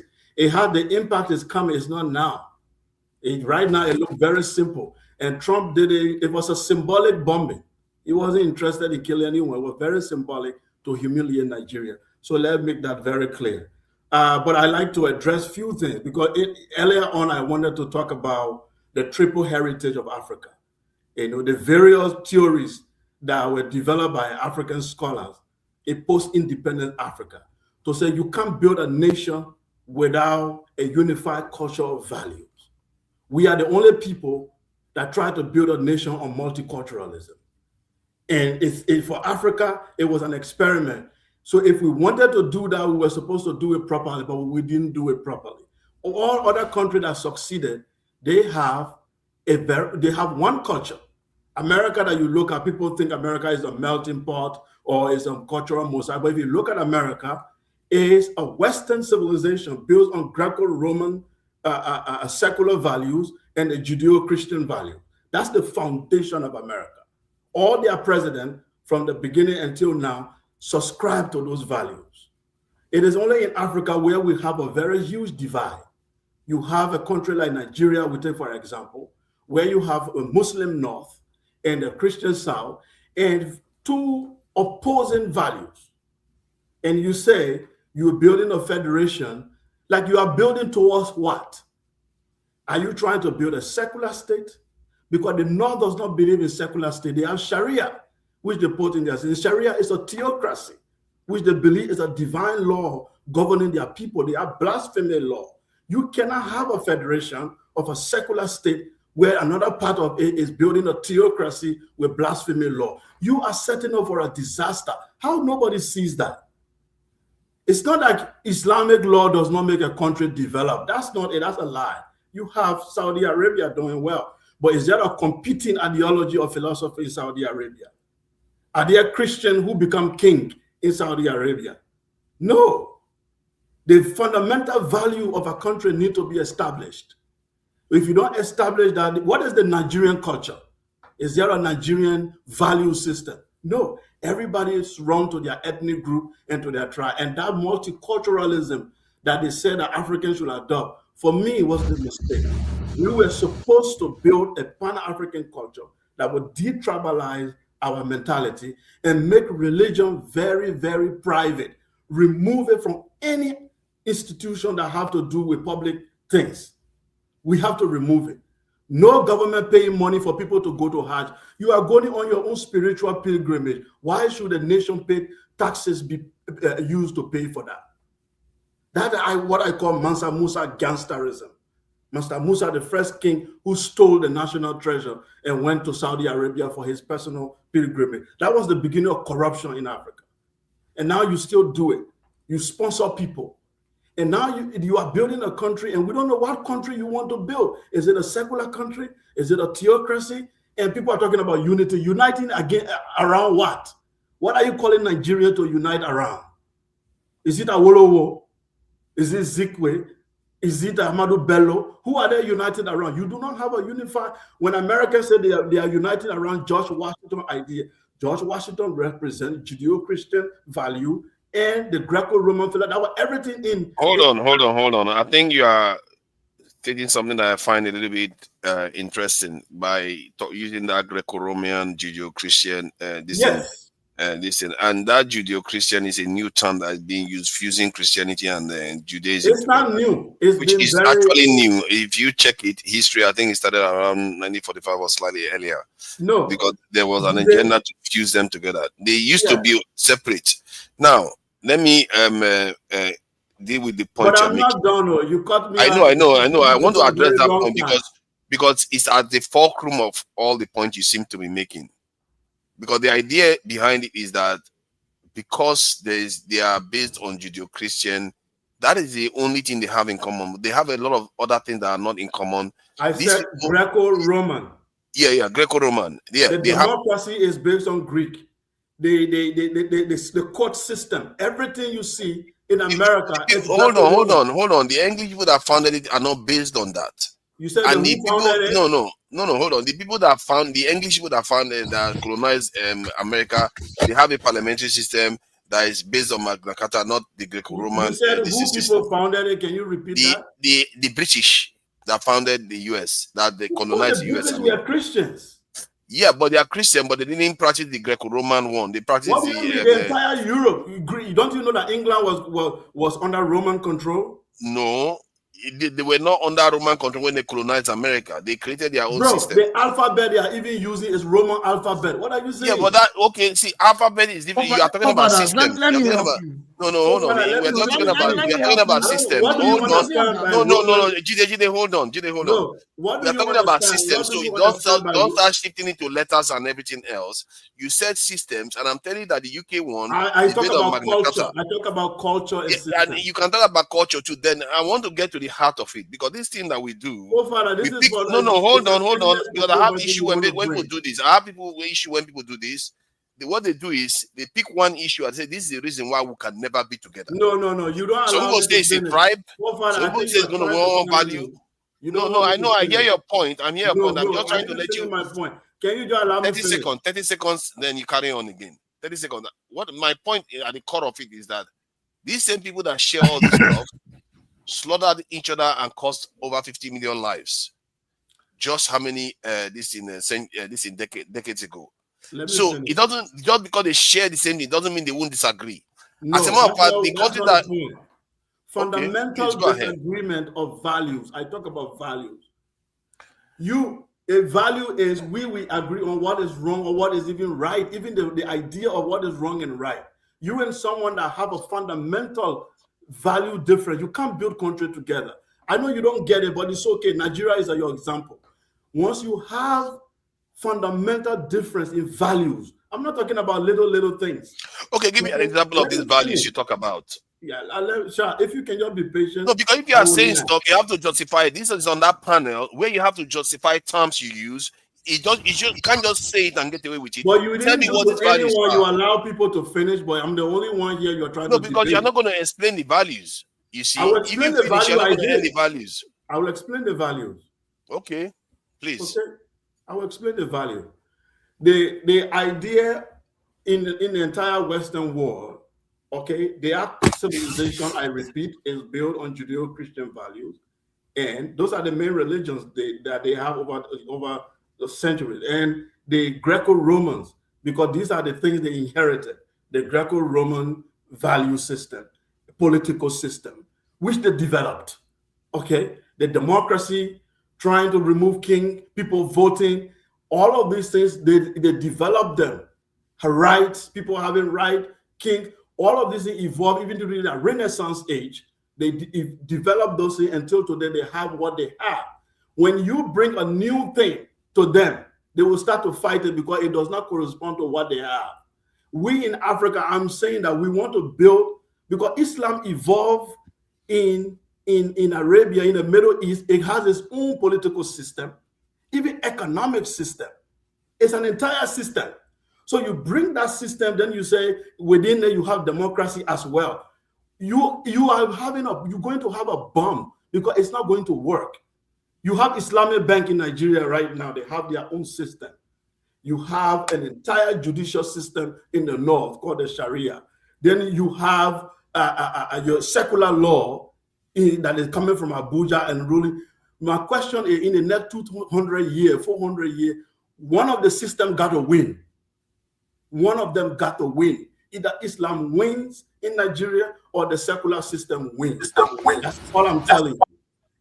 Okay, so now let me address something very quickly before I lose my thought. The brother said, I don't know whatever he said. I talk about La Ikraha fi Din in our last talk. It's from Surah Al-Baqarah, Quran chapter 2.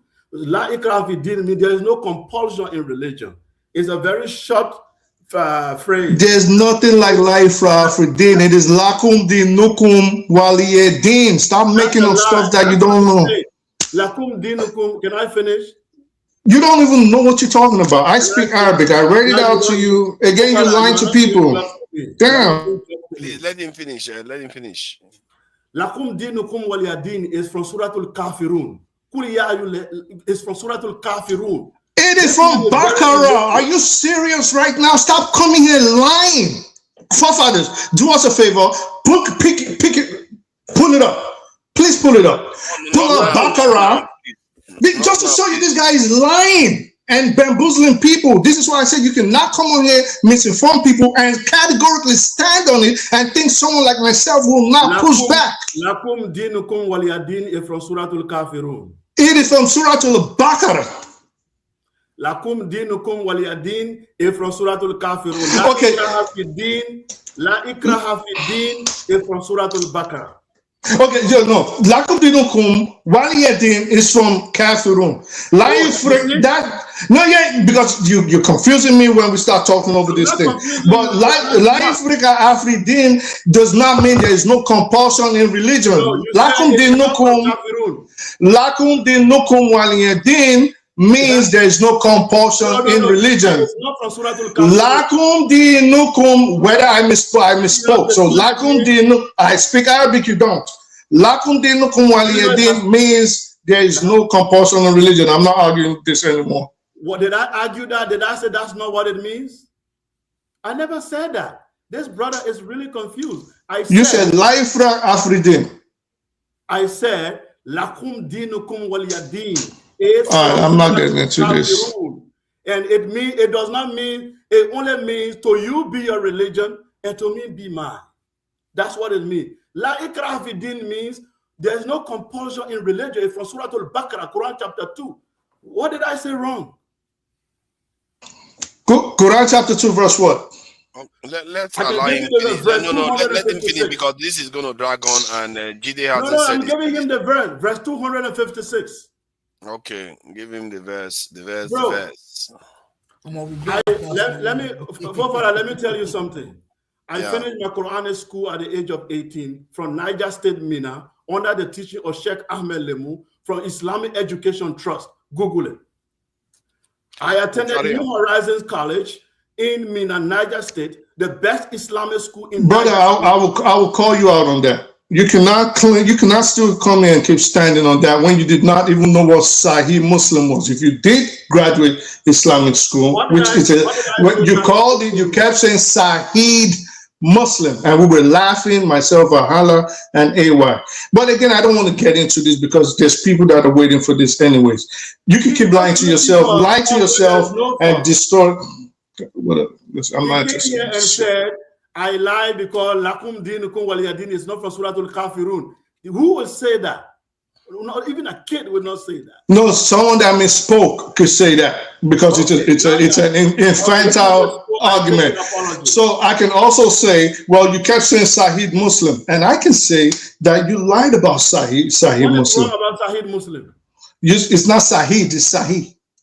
Look, so pronunciation now is what the problem is. Yeah, because Sahih means this something completely different, and Sahih means something completely different. So Nigeria and Nigeria are different. No, that's not true. Sahih means powerful. So it's like saying Sahih and burger Muslim. Bro, I'm not an Arab. I pronounce it the way my tongue is. It's not because it does not exist. The word does not exist. It's Sahih. Sahih Muslim exists. Sahih Muslim. All right, carry on. I don't have time for this nonsense, man. So what I wanted, let me finish off very quickly, Fofana. What I wanted to say is that the black Muslim are complicit in what is happening in West Africa. They are complicit in the sense that they have not been able to criticize the Arab war, because the Arab.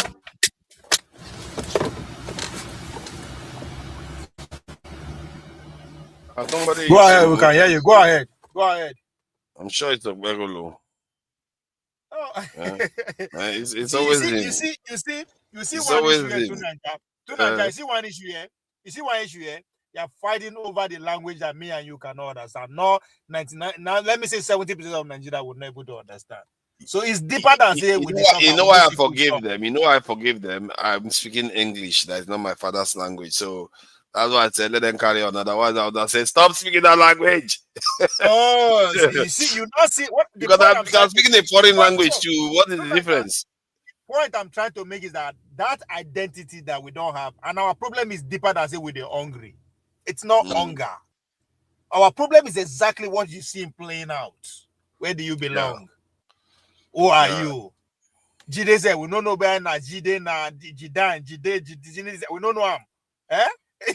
So Jide for what Jide don't feel respond. Yeah, Arabic, he don't feel respond. I don't want to laugh because I want to respect other people's beliefs.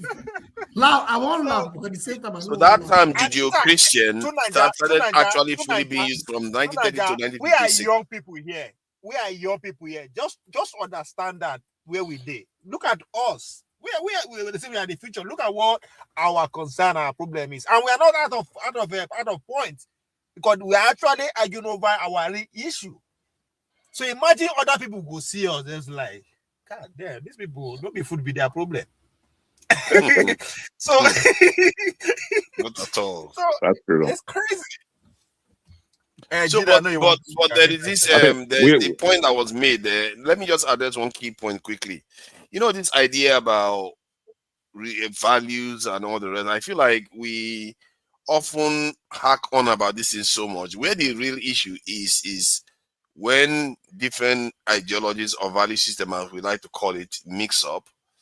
As long as they can mix up peacefully, who cares who goes on to dominate later on? It's when the frictions occur, that's where the issue lies. If you can put a system in place that allows peaceful interaction, because you have to allow ideas to win out. That is the whole point of politics, isn't it? One idea wins out and one dominates. If a system is more beneficial to the people, they are likely to gravitate towards it. And you have to allow that to happen. The way you should focus your attention on is ensuring that that is done peacefully. Like America is an experiment. That's why they call America an experiment. Because they have different values. Different people have different values in America. When California was born, a lot of people, pastors were saying it was a cause from this thing because the places are so satanic and all the rest. So, can you imagine people in San Francisco going to the Bible Belt? They will hate them like hell. They will see them as almost like people from sinners that they don't even want to come near at all. So America, they even have different values to the point whereby when they ask Republicans today, 50% of them, more than 50% wanted to break the country up. Yeah, but So, Tunaja, that but yet, value, they that are the value, superpower that in the value is world. crashing now. They are crashing now. That's why when you say there's going to be civil war, I kind of agree with you because that's exactly what is going to cause a civil war. Those value system is because No, not the value system. Actually, it's the what is going to trigger a civil war is the demographic change. That's the one that has never occurred in history. Demographic change is a real problem. This conversation you just put to a table is also at the rock of it. Multi civilization. How do we coexist? That tension is there. Most of the people that are moving into America that is going to cause a problem, they are Christians. Because race is stronger than blood is thicker than water. Those people are not going to care whether they are Christians or not. They are going to resist them. Tonight, wait, yo, you guys, wait, hold on. You guys talk and see if people are not here. Yeah, you're Come right. on, man. You're right. You're not here. Seriously. You're not here. Look at I'm not here. Where are you? Where are you? Well, come on, man. Yeah, let's Shakur, go ahead and finish your thought, man. Yeah. Okay. I didn't come here tonight to do Islam bashing, but I just wanted to respond to that brother. That's why I was on that. What I'm trying to say here is that it is not an issue that I'm against diversity or different views. It's very good. But when you have fundamental differences, it's very difficult to build a nation or country. I'm telling you the reality. This is very different. Within one ideology, you can have different school of thoughts. Okay, like the Western world have the left and the right.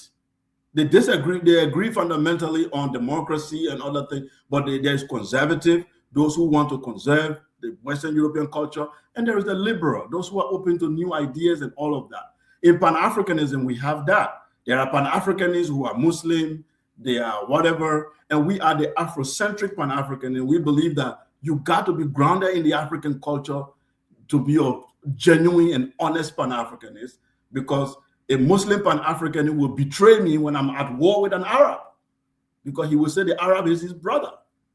He will betray me in a battlefront. Okay? If there's an economic... Though, but the reason why it's betraying is not necessarily because it's Muslim, because Turkish people won't betray Turkish. They are Muslims.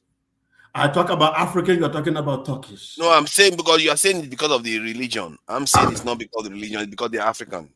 No, the religion, they believe that their identity is tied to that religion. That is the reality. African mumu now. Turkish, that's Christian, an African mumu thing. Turkish will only support the Turkish who is a Muslim. Exactly. That is the truth. So we that are not Muslims, remember, Turkey is a democracy and Islamic too. Yeah, it is. But we know that there religion is thicker than blood. That religion is thicker than blood. Start to no. It is. Even the Arabs used to use that religion is not thicker than blood. Religion is thicker than blood. What I'm trying religion is not thicker than blood. Arab people are killing Africans. Arab people are killing right now in Sudan. They are killing black Muslims. You wanted to slap Hassan here 5 minutes ago. When he said 5 minutes ago, you want to slap Hassan because what he said. Yes, he said those things, but it doesn't mean that he will be happy. To be fair, he could. You see, the way Africans practice their own religion is different. Like I said, that's why I gave that qualitative difference between that of the Turkish people and that of African. Africans, I think Chicago is right to say that Africans, the way we absorb religion, we think we are one of them. We forget ourselves. We are having that debate right now as a nation. Which one is thicker? Is it blood or religion or tribe? Blood is thicker. Right everybody knows blood is thicker. It's only us that don't know that. Everybody else knows that blood is thicker. It's only our own don't know that. What about the West? I don't know. The West, even for the West, blood is thicker. It depends on where they stand in their religious divide, but their religious divide, man, they hate each other. Oh my God! It's not cut and dry like that. It's not just cut and dry like that. It's anyway. Oh, you see all these chat people, all these enemies of progress in the chat. You wanted to stop. Yeah. All I've never seen the people that dislike their host so much. What kind of chat people are these? Everybody just like to hate. Let me see. You know, they really like Chikao submission. You know, when you tell Nigerians how to kill themselves, they are so happy. Like, look at that. It is because it's coming off as if he is going against the Muslims. So yes, that's what they love it. They're like, oh my God, that is so beautiful. And you are arguing religion is not thicker than blood. See, your brother will slap you because he won't go heaven. He will slap you because of Jesus Christ. I think it's us. I think it's mostly us. It's us that do that. We are really terrible at that. We absorb everything. We worry about when they kill anybody that blaspheme Muhammad. We worry, but we go kill ourselves because we not. I have an assignment for everyone. Based on what you guys are talking about. Go find the textbook. It's called Social Animal. The first edition. It was probably written in the 60s. Find it. It dealt with this topic. Why people, why like when people have an ideology, like why they want to defend it. Like if you look at gangs and cults, it's the same thing. It's the same thing. If they jump you into a gang, the reason why you want to kill someone for the gang is because the process it took you to get in it. You know what I'm saying? There is something about working hard to become a part of something, an organization, and protecting an organization. It's psychology, man. Just go read Social Animal. You can read all the other types. Does that apply when you spend a lot of money for a woman and you feel like exactly same thing? Same thing. If you spend money, exactly same thing. Like for instance, the soldiers, people that join the military are more patriotic than the people that don't join military. Yeah. You know what I'm saying? Not always, not 100%. Most of the time, you know what I mean? And it's designed that way. It's all behavioral psychology. Religion is the same way. You know what I'm saying? So if you don't understand the psychology of it, you're not gonna understand how to deal with the problem. Period. You got to understand the psychology of it. It's beyond, it's not just a social issue. Yeah, it's psychological. It's purely psychological. Look at that. Look at this one saying, Shikao, you're very, very intelligent. Of course, he's very, very intelligent because they don't understand that. See, I hear what Shikao is saying, because like Islam, Christians seems like they can never work together.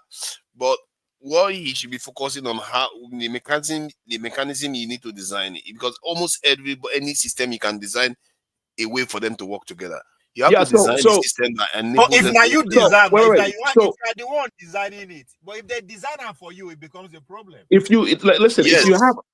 You have to have something. You have to have something that elevates beyond what religion gives you. Like for instance, in China, they have Muslims in China. They have people of non-religion and Christians in China. But the system has Uyghurs. The system, the Uyghur. The system has incentives. Uyghurs. Man, why you gotta call them Uyghurs? They're not. They call them Uyghurs. Muslim and the Catholics in China are not finding it funny.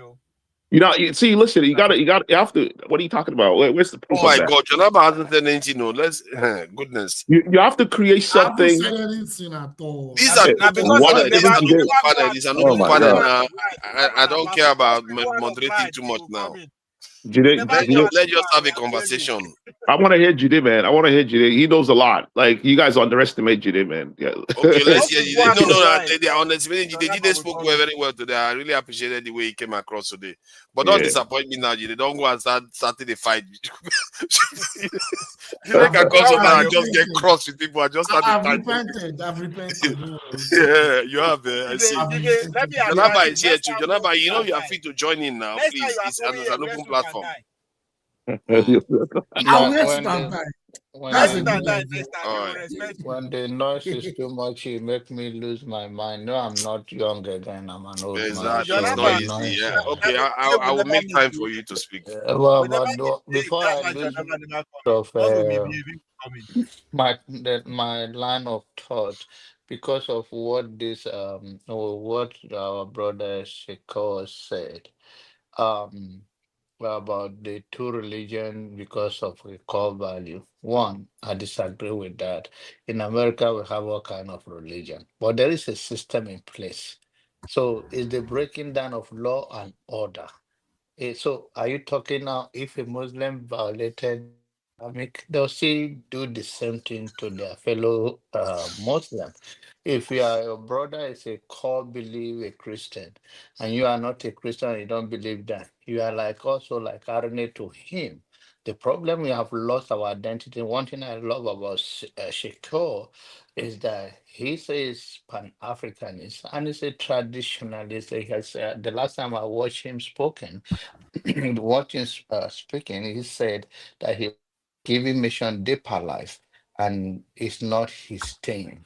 And he's now a spiritual, a practice African tradition or whatever, which is if we believe the core value that have us together before the coming of white men and the Arab from the northern part of Nigeria, and then the white people from the south, and they divided us based on the religious distance. Then we got what was Nigerian, most African religion before the coming of the white people or the Arab. Then we can have a conversation. That's our core value. Any other things we say we are practicing is the same thing every part of the world. So what we need mostly is the system of holding people accountable. It doesn't matter whether you're a Muslim, you're a Christian. There are a lot of Muslims in this country where I live, they have their mosques everywhere. Behave anything differently because the law will crack down on them. The only thing they have their own sentiment and whatever they believe. So the center is not holding, and the center is the Nigerian are not. They lost their mind. They lost their mind. You can give credit so much to a pastor, but you cannot give credit to your father and to your mother who brought you to this. In fact, so I told you the story. One of my brother, he on my birthday, and I don't want to mention the name of the pastor. I said the God of so person, the God of my father of Bishop so bless you. I say if I will block you, you are retarded. Don't talk to me that way. Talk to me in the way, talk to me that the Father will share with the spirit of our fathers be with. This man doesn't know I exist, and he doesn't know your ass exists. Excuse my French.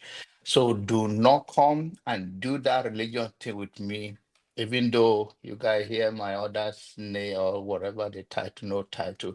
I believe Sekao have such grounded and the love for humanity, but he has to believe that humanity comes first. If you are in trouble in China, America, any part of the world, if somebody comes to approach you, they don't approach you to rescue you based on your color if they have humanity in their hearts. They will rescue you, and that is a different bargain. We can talk about the geopolitics of the world, we can talk about our differences, but that comes first. The problem that Black people never understand now are still struggling.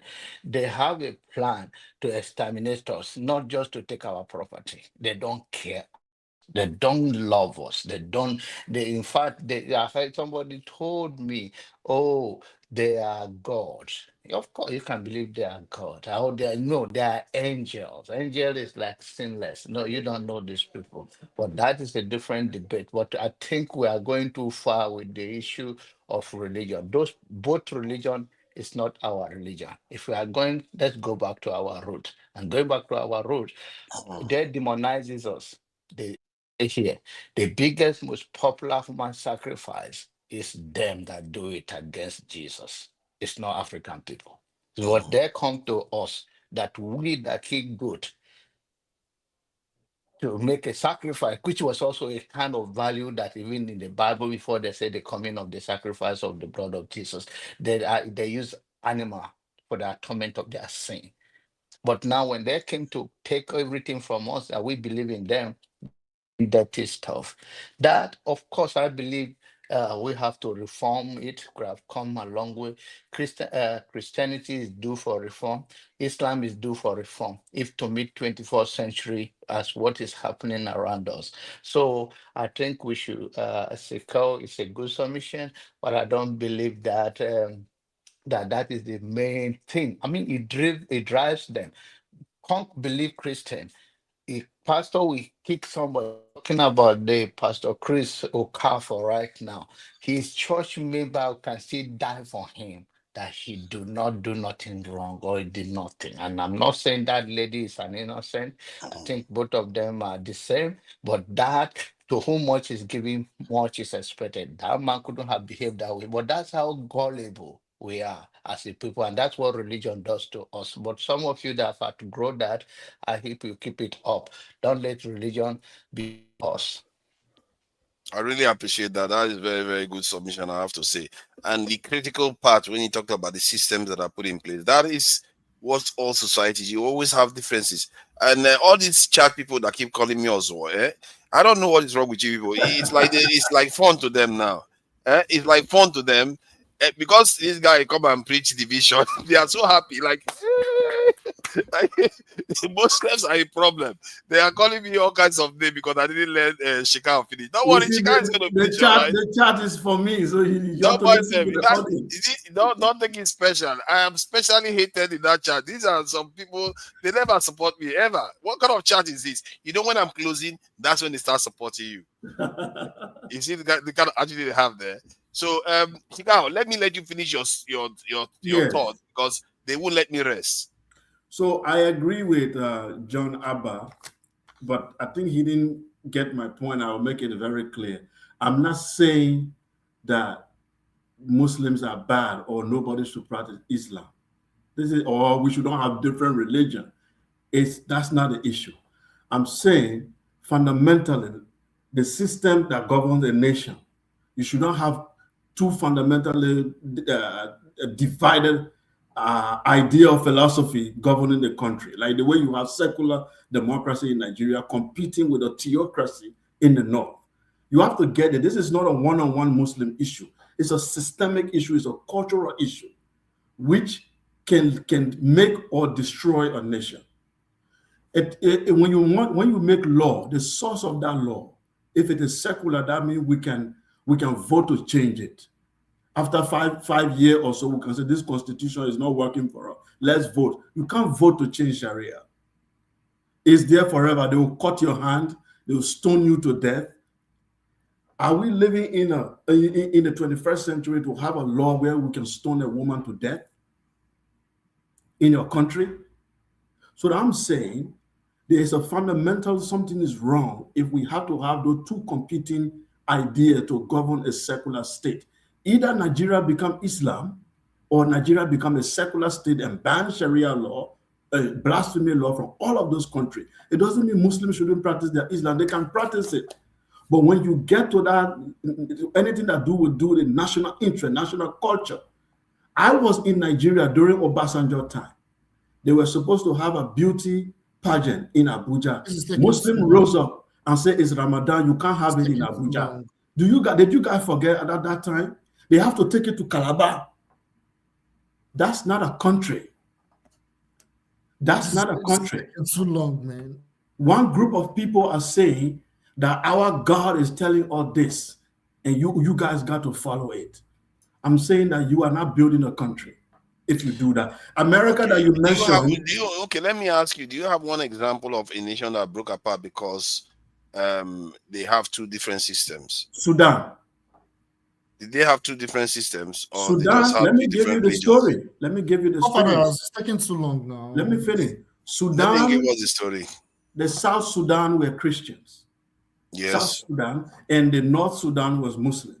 The Umar Bashir took over government. He said he wants to put Sharia and Arabic language in the country. John Garang said that you can't do that. Let's have a secular state. He said no. They fought for nearly 20 years. They broke the country. Today, South Sudan is his own country. Example is given.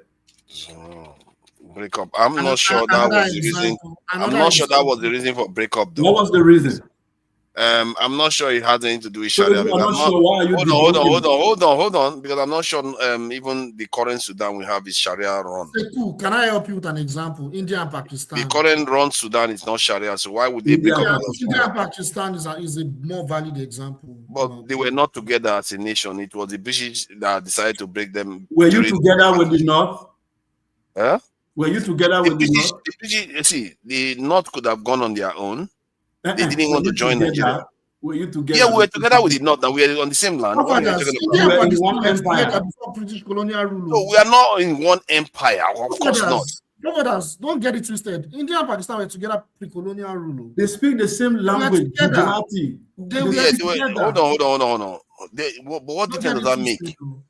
They were together pre-colonial rule, but when the British were leaving them, they decided to partition it. Yes, correct. And so how does that is not them governing themselves and deciding to break up? Okay, I see what you're saying. Okay, I see what you're saying. Okay. No.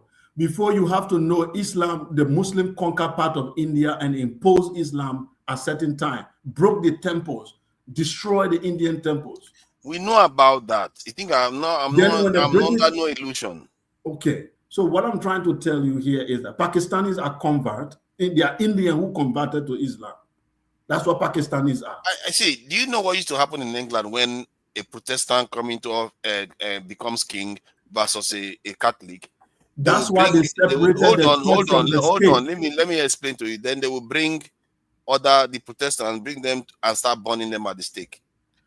That is how wicked they were to each other. That is the same religion having infighting. But what did they do? They separated the religion from the state. The secular law. You are worried about infighting. You are not thinking about how much hatred they had for each other. The one that actually caused blood. Did you separate the church from the state in Nigeria? Yes, we actually do. And you have a Sharia law? Hold on. The federal law is separate from Sharia law. So the states have a theocracy governed by divine law. That is a secular state? The state is not governed by theocracy. There are certain areas that they function with that law. The federal government institutions are still federal government institutions. The police is not under Sharia law. Show me another country, successful country in the world that have that system. Show me one. I thought you were for Africans doing their own thing. No, you asked me for example. I give you Sudan. The brother give you India. You give me example. I can give you something even more extreme by saying. Give me an example of a federation. Hold on. Let me give you something more extreme. Mm-hmm. In the case of Turkey is almost all Muslim. Hold on. They are almost all Muslim, so they don't even have anything to compete, but they still chose to be democracy. There's no Sharia in Turkey. That's my point. You are secular. You are making my point. Oh, hold on. You are you are not making the point about Sharia. You are making the point about values. But value is law. It's system. It's law. But you see, now you are shifting it to values. I told you Sharia very clearly. I said theocracy. You have a theocratic system in the law, and you say you're talking about ideology. The theocratic system. Okay, I hear what you are saying there. But the theocratic system is not the government themselves. The state government is not government. Yeah, the state government is not Sharia government. Give me an example of a country that has Sharia states and secular states. They still have they still have House of Assemblies. They don't have I don't know what do Sharias have when they are governing themselves. Give me an example of a Sharia country, of a country with Sharia law and secular law that developed. Just give me one. A country with Sharia law, because there are not that many like Nigeria. Okay, so it doesn't exist. Of course it doesn't exist. And then what makes you think using your own statement categorically is correct? The only examples we have is that Muslim-only nations have been democracies. Mixed nations have managed to, nations that are very diverse have managed to govern themselves very well based on a well-defined system. So if you define the system well, you can be able to adapt and survive it. It's not a death sentence. I'm not disagreeing. I'm saying then define that system in Nigeria and other countries, then remove the Sharia. Okay. See, sooner or later, you see, the beauty of the Nigerian constitution is that, okay, given Nigeria functions, it's hard for me to say anything is beautiful. But the point is that they do amend it And I believe the Nigerian constitution needs amendment in so many areas. Like even the presidential system. Personally, I'm advocating for a presidential council where people can be able to govern themselves the way they see fit, while they have representation in the center. And the expunging of the Sharia law. Personally, I support it. Or if there is a way to ring fence it more strictly so that they don't look to expand it later on, I'm fine with that. There are things you can do to make sure this is not spin out of control. However, where I would sympathize with you is that, my Muslim brothers, they tend to be, especially in Africa, the way they behave sometimes, they tend to be out of control because they feel like they are on the ascendancy and they don't want to listen. They don't want to listen. They want to capitalize on the fact that they have the momentum and they feel like they were going to get the power, so they don't want to change anything. That's where I was coming to end my topic on the Black Muslim complicity and how they are complicit in what is going on. If they could arise and speak truth to their own house and be able to say, hey, we have even against the Arab, the Black Muslim is not brave enough. That's where I agree with you. That's where I agree with you 100%. There is a book written by a Senegalese. It's called Veil Genocide. In French, it's called Génocide dévoilé, Veil Genocide. Google it.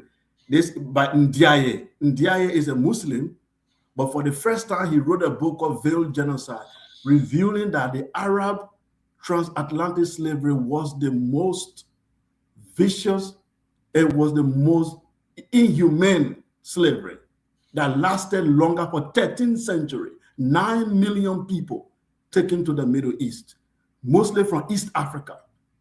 And he explained very clearly how those people were destroyed. It's a book. He gave you all the data. A veiled genocide. And as I speak to you, Saudi Arabia ended slavery in 1962 after they were pressured by the British. 1962. Saudi Arabia was the last country on earth to say slavery is bad. The land of holy or holy. Mauritania was practicing slavery as recent as 2000. There are black people there, the Arab were enslaving them. They were using hadiths of the prophet to convince them that that Mauritania one pisses me off, man. ECOWAS and other people have to rise. And the black Muslim in West Africa could not rise up and say, we are not having this. The black Muslim is complicit.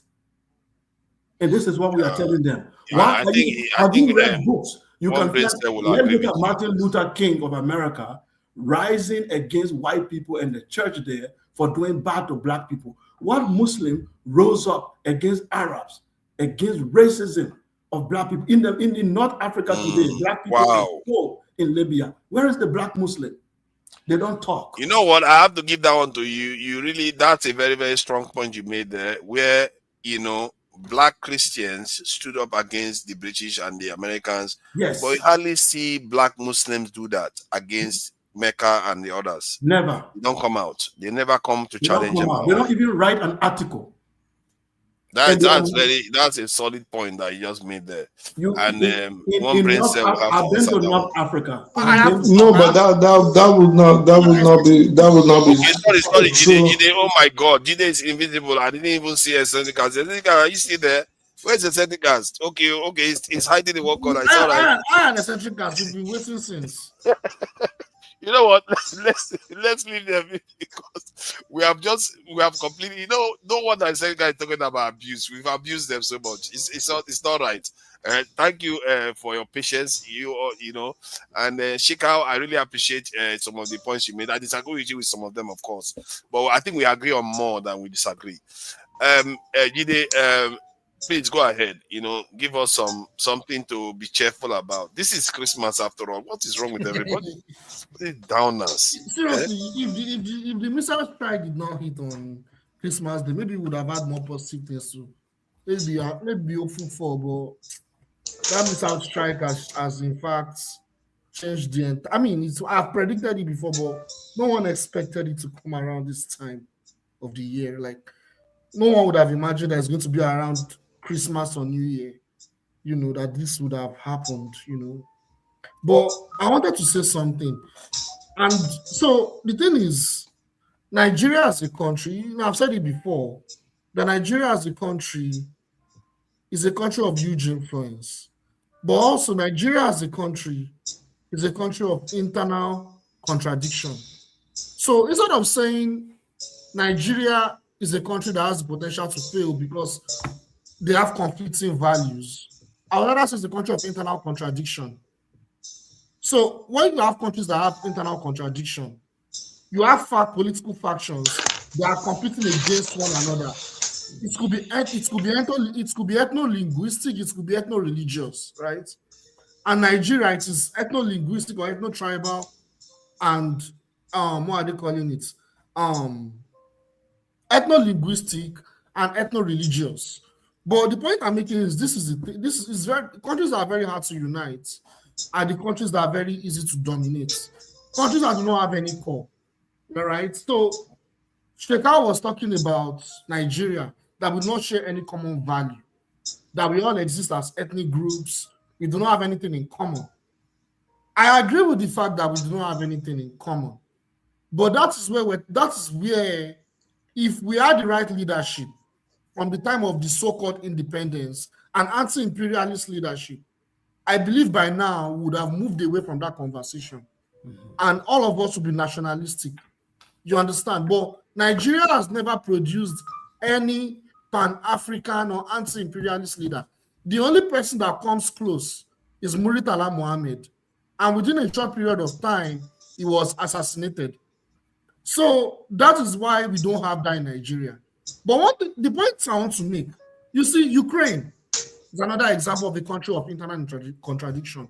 Those countries that have internal contradiction in their political structure or their demography, they are very easy to control by the imperial powers. So Ukraine is another example. If you look at Ukraine, you have Western Ukraine. Western Ukrainians, they embrace Western liberal ideology, liberal democracy. They are anti-Russian. They despise Russia. But if you look at Eastern Ukraine, they are very pro-Russia. They have Russian culture. They speak Russian language. So there's a conflict there. Just like Nigeria, you have the northern part, it's a Muslim majority. In the southern part, it's a Christian majority. There is a conflict. So it is more about conflicting ethno-linguistic or ethno-religious ideologies or historical, what are they calling it? Historical association. So when there's a conflict like that, it is very difficult for unity to happen. So I think, don't you think you are missing the point? Because Tibet is not exactly like the other Chinese.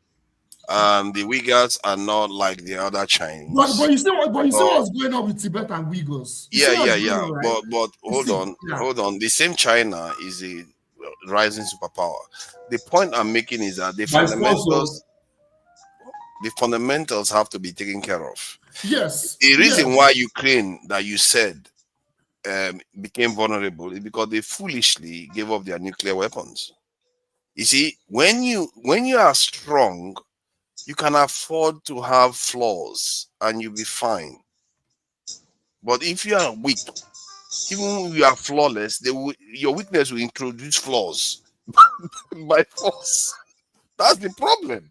And we have to deal with the fundamentals. That is what I keep trying to get people to see. But we are too used to singing this song of, it's because you are different. No. I've seen people that are worse, bitterly divided than us. And they go on to form European Union, NATO and all. Why do you think they are able to do that? Because they have power. They can overcome it. Get over it and move on. And work together. Look at, is Turkey not part of NATO? Is it not Islamic? Yes. Come on, man. But the point I'm making is, if you look at Ukraine, that was part of the agreement and the deal that was made with Gorbachev and all the other Soviet Union actors that led to the formation of Ukraine. Because if they did not release those nuclear weapons, I don't think Ukraine would have existed as a state today. So the compromise they made was you have to dissolve your nuclear weapons because they saw this coming. They already saw this coming, that Ukraine may be a potential security threat. Because even when the Soviet Union existed, in fact, they were already using Ukraine to somehow want to destabilize the Soviet Union. But they couldn't have forced Ukraine to give them their nuclear power because Ukraine was the nuclear power. The problem was that Ukraine agreed to Soviet Union and America pressuring both, because it was in America's interest for Ukraine not to have nuclear weapons, because they felt that this was, after all, this was former Soviet clients, this in state, and then it was Soviet Union's interest to take the nuclear weapons from them because they don't want another small state next to them having nuclear weapons. So both superpowers ganged up against Ukraine to get Ukraine to give up. But if it was Ukraine, they will sign with their blood. Otherwise, don't also forget that the nuclear weapons were created still by the Soviet Union. That's exactly the point. So the nuclear weapons were there as a, I thought Ukraine was Ukraine not part of the Soviet Union? They were part of the Soviet Union. That's what I'm saying. You see what I'm saying? So, no, that nuclear weapons was not created by Ukraine before it joined the Soviet Union. It was formed because Soviet Union existed. So it was important that it was dissolved if they were going to form an independent state. You see the logic, right? So no, you mean the nuclear bomb was given up before they form an independent state? Yeah, it was part of the agreement for them to form an independent state. What gave Russia the right to be the only arbiter of Soviet Union? They were not the only ones in Soviet Union. That's the heartland of the Soviet Union. Yes, now, but you stupidly put then you put the nuclear weapon. Why didn't you put it in your heartland? You put nuclear weapon in my territory, and you expect to give it up. You are seeing it that way, but the way they are seeing it is they never knew that the Soviet Union was going to collapse like that. You know what I'm going to say is that if I had 10 nuclear bombs, say take 5, I'll keep 5. You have to negotiate these things. Yeah, why would you give up everything? Bill Clinton was also regretted what you're saying, like, because now they're not, because they wanted to use Ukraine anyways. So he was now looking back and saying maybe they shouldn't have actually reached that agreement, because I think it was the president at that time or something. But I don't want us to digress. Let's talk about Nigeria, right? So if you look at Afghanistan, the same thing. So but if you look at what happens with military intervention, now they've struck Nigeria. More strikes are coming, right? More strikes are coming in Nigeria. We do not know where those strikes are going to attack. And as a result of that, that will create more chaos, right? So what happens is when these strikes keep coming, you know what they do? This is what they've done in the Middle East and other places. They will prop up sectarian factions in Nigeria to fight each other. You understand? That was what they did in Iraq. That was what they did in Libya. So now CIA would infiltrate easily. You have IPOB, you have Arewa, you have all those groups. They will prop them against each other. You understand? To further weaken the state. Sorry, Shaka, why are you leaving? Man, you need to come back, man. Yeah, I'm hoping he stays, man. Come on. Yeah. I need to educate you. Come back, bro. Come back. So what was I saying? So there will be more. So when there's sectarianism, it weakens the states. So when the state is weakened, the state can be further exploited. You understand? So that would lead to complete destruction of Nigeria. And that's what we are hoping is not going to happen. But that is where we are heading towards right now. You understand? Have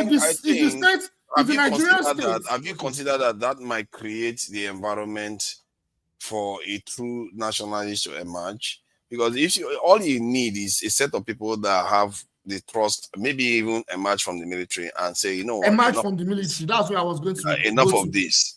So we'll rip anybody apart that is trying to do nonsense. Yes. So okay, go on. No, go ahead. I think before they start accusing me of talking too much. Yeah, I was going to arrive to that point too. That can also lead to, if that is going to happen, it can lead to the military where we have nationalist forces where you have mobilization of anti-imperialist resistance forces within the military that will take over the government. So that can happen. So those are the angles I'm looking at. Those are the future potential events that may happen in Nigeria, depending on how the US intervenes in Nigeria. Because if the Nigerian government, I pray does not get there. If the Nigerian, I hope so too. If the Nigerian government do not become the lapdog, that is what they're going to do. They will use those factions. They'll start fighting. They'll give them weapons. They'll start fighting each other. Nigeria is too. See, the thing about Nigeria is that it will be too hard for Nigeria to divide. Like if we want to divide Nigeria, the difficulty you're going to experience is you're just going to leave Nigeria like a destitute country where you have different areas governing themselves. Well, I have a question. I have a more interesting question for Jide. So, what would the West benefit from destabilizing Nigeria? Like, what would they benefit? Like, what would the benefit be? Yes. Like I mentioned it earlier, right? The ultimate goal is for full control, full domination, and full access to our natural resources. Essentially, guys, now that you asked that question, I'm supposed to send that document now. After I finish talking now, I'll send the document for everyone to read. It's a national security strategy document that was written and approved last month. I will send it for everyone to read. All this I'm saying is on that document. I'm not sure. So go ahead. I'm not sure they want us to destabilize it because they don't know what could happen. Like you said, there could be a nationalist group in the military that just emerges and decide, no, we are not going to stand here. The nation we saw allegiance to got disintegrated by these assholes. In Nigeria, you think so? It's possible. You see, you'll be shocked because there are a lot of soldiers out there. We like to think we are all divided, but in the military, they all talk to each other. They are friends, and you just have to have the right combination, and you all have breakthroughs. If the Nigerian government becomes a threat and do not do as they are told, they will destabilize Nigeria. In fact, once they have access to those mineral resources, like Centrica was asking, what will be the eventual goal? To have full access to our natural resources, but it is the plan. They need Nigeria to be destabilized for them to have that access. They cannot allow Nigeria to be stable and they will have that access. They can't. Because you understand. One problem the West has, one big problem they have is that they are time limited. So the thing is, okay, go on. Then let me see. There was a researcher that said they had up to 2027 before they can even hope to contain China at all. And they have, I think we are getting to 2026 now. They have a year to go. So all this stuff they are doing is a last gasp to control, and if they don't succeed, they can't do that much more than they are doing now. I don't see them doing that much more, because if they do that much more and they start destabilizing Nigeria, you're going to start seeing other Africans getting involved and say, "What do you think you're doing here?" It's going to go too far, and I don't think anybody will want to contact. Even myself, when I think about it, it's impossible for Nigeria because the South want to go on their own, the South Middle Belt want to go on their own. The Southeast want to go on their own. How do you even start that negotiation? And the North doesn't want anybody to go anywhere. That is exactly the point. How do you even start that negotiation?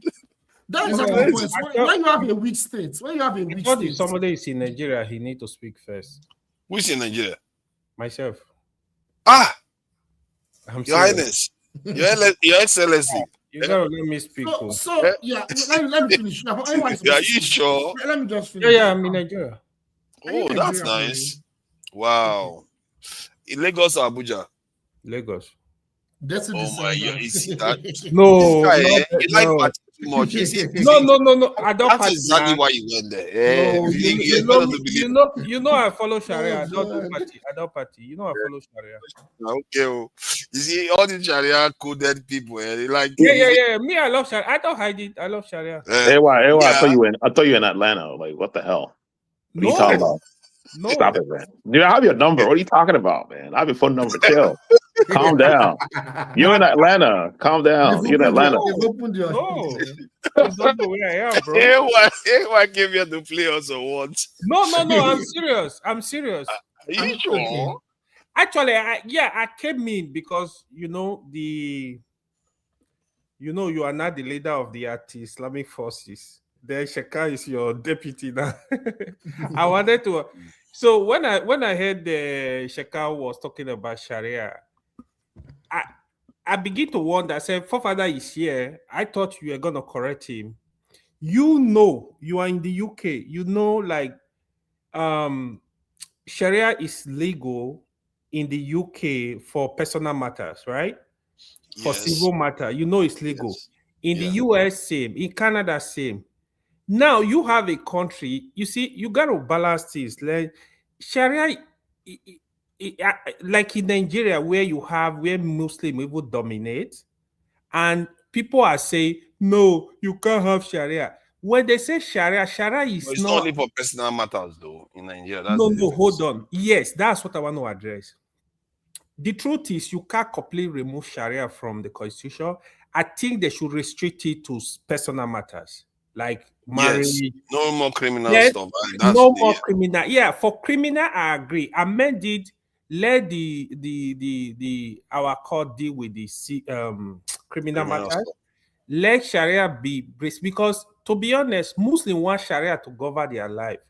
That's why I wanted to address Seka, because Seka know, if he said he was a Muslim, he knows Islam is not just pray, it's a way of life. So Muslims want to be guided by those laws. For example, I'll give you an example. If somebody fathers die, for example, you have properties, inheritance.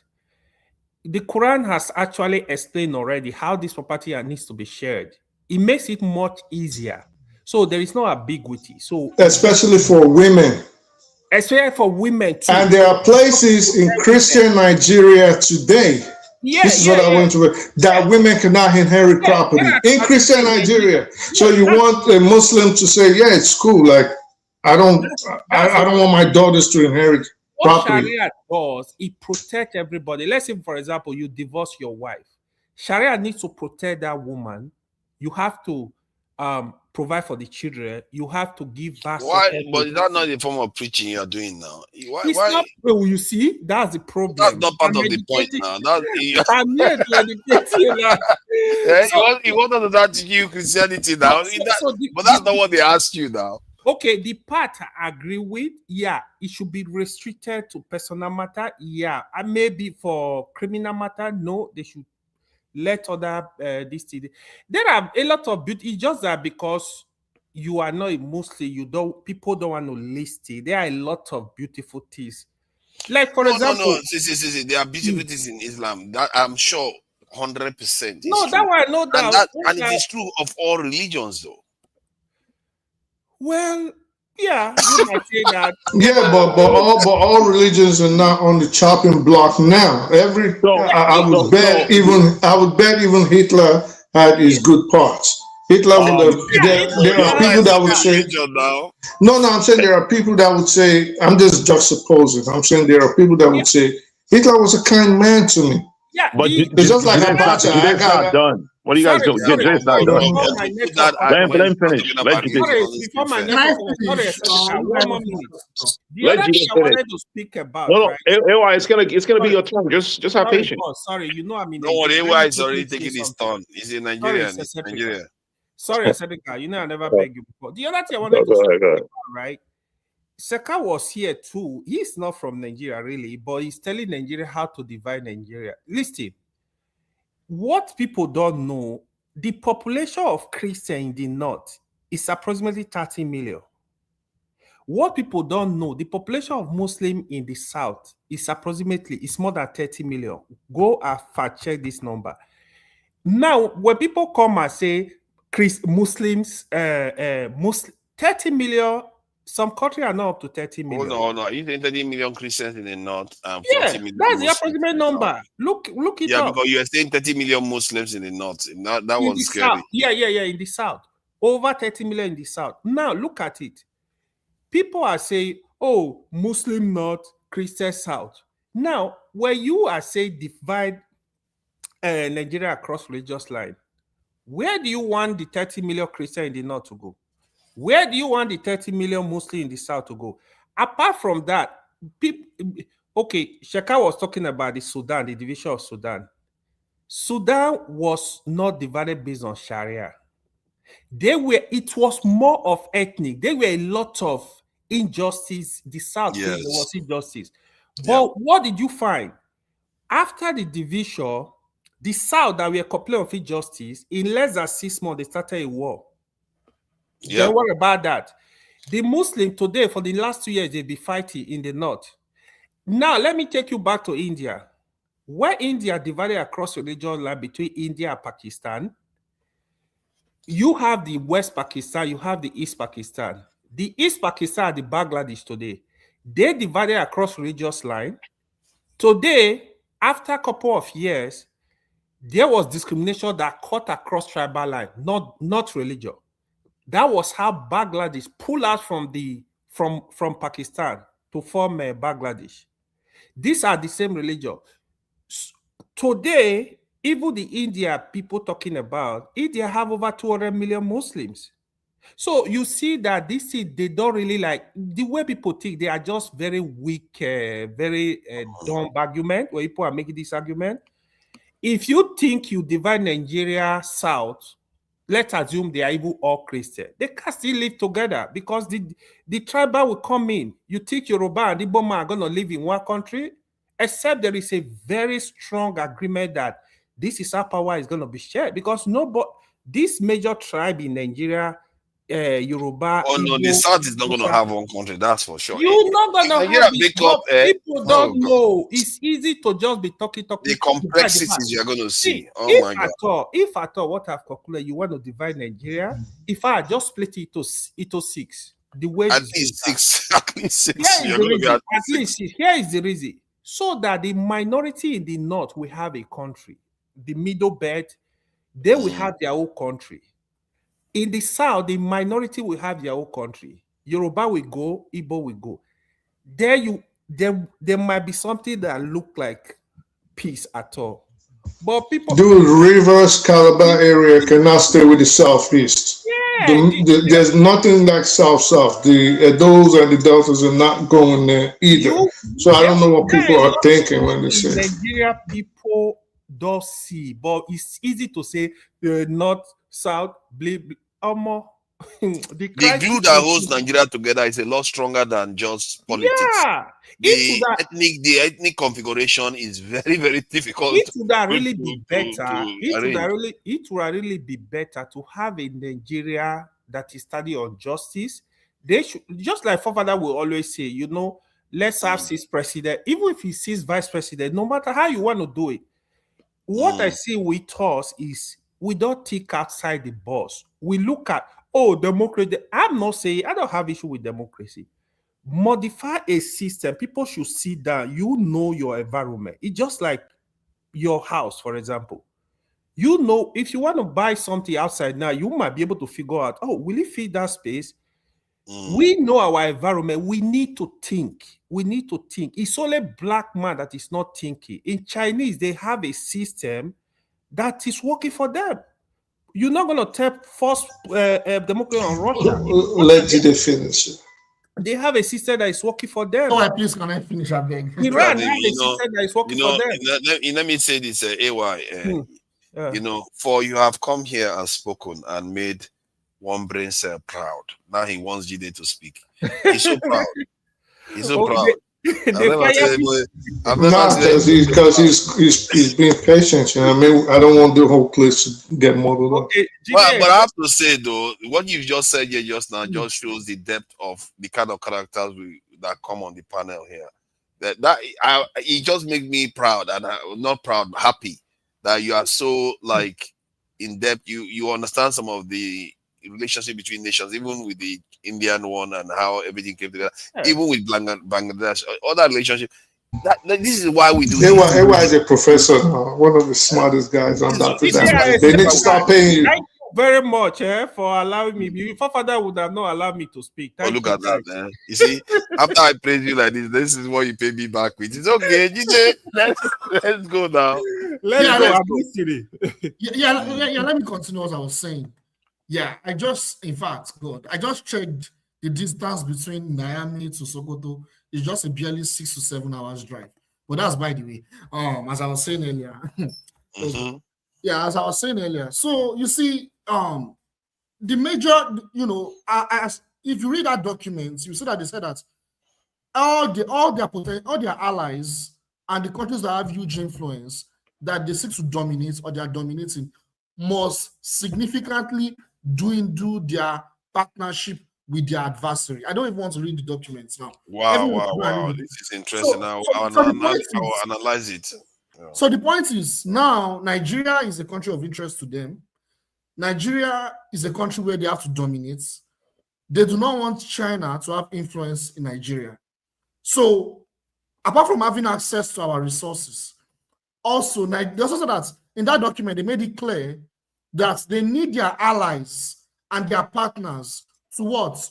They need to use them to seek regional stability. So they use their allies and their partners to seek regional stability and to be what? To be used to contain the adversary. So now, who are the adversary at this point? It's AES. The only adversary I can think in our region is AES. So now, they bombed Sokoto, there were no terrorists there. We don't know if there were casualties, right?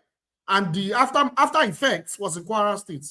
So what significant was it? And I just said it now, just 6 hour drive between Sokoto, 6 to 7 hour drive between Sokoto to Niamey.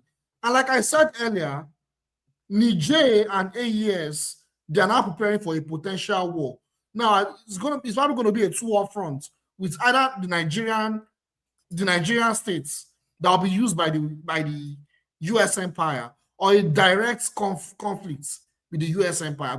We still do not know how the conflict is going to be orchestrated, but it is likely they will use Nigeria as a launch pad.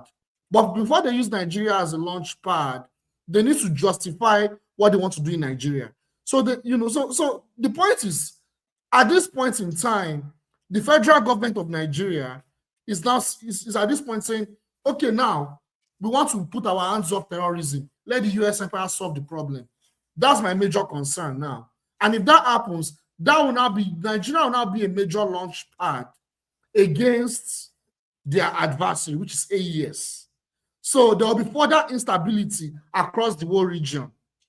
So meanwhile, so if they truly want to intervene militarily to fight the jihadists, it makes sense they are supposed to coordinate with AES. I don't know if what I'm saying makes sense. They're supposed to coordinate with AES to fight the jihadists. I'm not talking about Nigeria now, even the US empire, because the AES, they're also fighting the Fulani jihadists.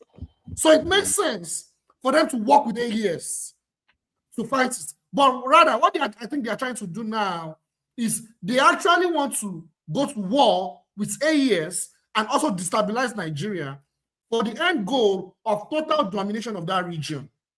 And man, it's probably going to be very catastrophic. So more than ever, whether we like it or not, we have to unite. If we do not unite, like I said earlier, if we do not remember our history, if we do not learn from our history, we are either going to perish or be forgotten. It seems Nigerians will be forgotten. And we are getting to that point slowly but surely. And it's quite unfortunate. By the grace of God, Nigeria will survive. Amen. I was sleeping and the NEPA took light, and then I woke up and I saw you guys are still online. So you say you come and trouble us again, eh? No, like my Muslim side was the side I showed the other time. I wanted to show my African side this time around. Oh, when they don't take light, okay. Oh, NEPA don't take light too. I don't know. You're welcome. Yeah. Hold on. No. So, man, I mean, you guys have spoken pretty much everything. Like, I don't even know what I'm going to say that's like new. You know, like, and the funny thing is, like, when you look at Trump's tweet, or his tweet after the bomb Nigeria, you can tell his audience aren't really who we thought they are. The audience kind of looked like he wasn't talking to us. He was talking to. It's like there's like a power.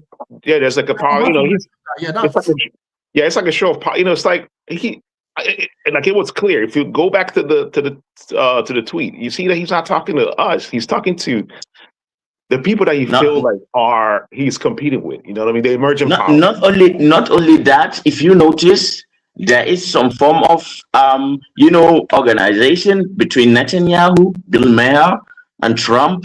And the Republican Party, Fox News, this was well coordinated. Yes, it is.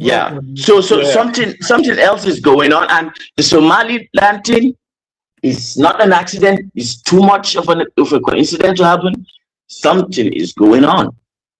Yeah, it's. I think there's. It's like partition in Africa. That's what they do. Yeah, something is going on, and the problem with us is that we are so shallow that we just can't see past our noses, and we're blinded by our religion, our ethnic groups, and things like that.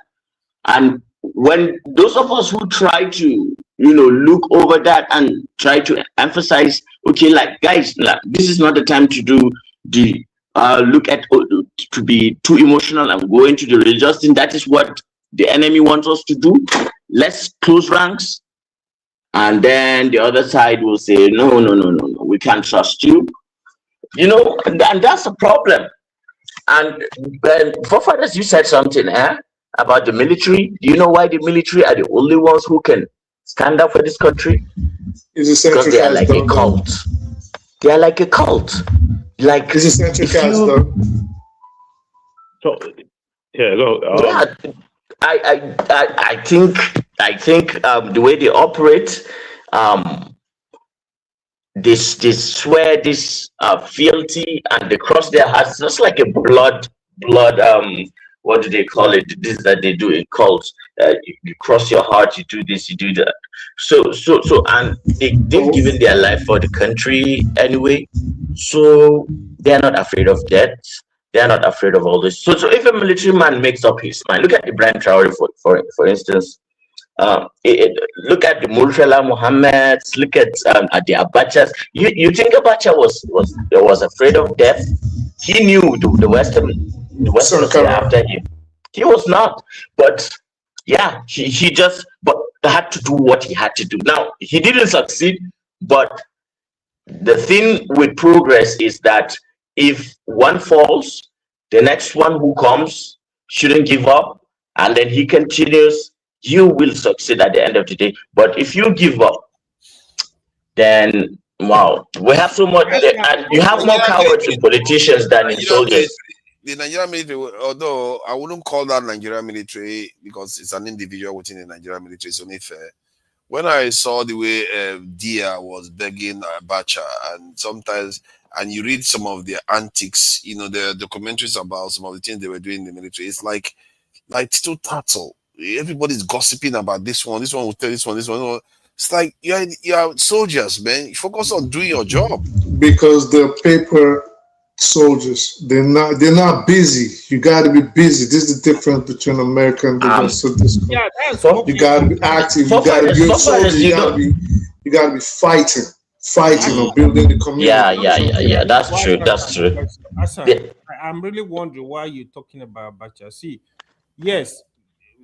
I mean, Ibrahim Traore, any people can argue he's a good guy, but when it comes to Abacha, the people were not with him. He was just doing. Yeah, I understand that. I'm not saying that they are with him. Even if he was still, I'm not gonna rate Abacha on anything. Abacha was brutal. He was not interested in. Yeah, okay. See the reason why I said what I said. Maybe it will make sense to you. Maybe it will not. Do you know that we had Abacha arranged with Gaddafi secretly to have a nuclear reactor, which was in codes for research purposes, 2 reactors that were in Nigeria because of Abacha? Do you know that? Now imagine if Abacha had not died and now Nigeria has a nuclear weapon. Do you think any bastard would come and bomb us? Dictators are bad, but sometimes nobody comes and messages you. I can't verify that anyway. I can't verify that information. No, it's out there. Like in the WikiLeaks, it was there. Like okay, it was in ABU. Sorry, what was there in the WikiLeaks? The Abacha thing with Gaddafi with the nuclear reactor. Oh, he was looking to do that. Gaddafi dismantled it. He died. Saddam Hussein dismantled he died. Abacha also he disclosed his, and he also died. Like now, imagine we had it. Now just look at Kim Jong-un. Like if Kim Jong-un could do what he wants, imagine Nigeria has that power. It's a shame that because the whole of sub-Saharan Africa will be free. Guys, hold on. Let me before I forgot what I was trying to say. Anyways, I'm gonna come to this from a psychology point of view, right? If you guys look up Ray's motivation profile, right? I was just, if you want to look at why people join religion, right? Because I know we talked about that. I know we kind of moved on from that talking point. Yeah. If you look at race motivation profile, you know what I'm saying, like something like acceptance, curiosity, families, social, community, social acceptance. contact, social contact.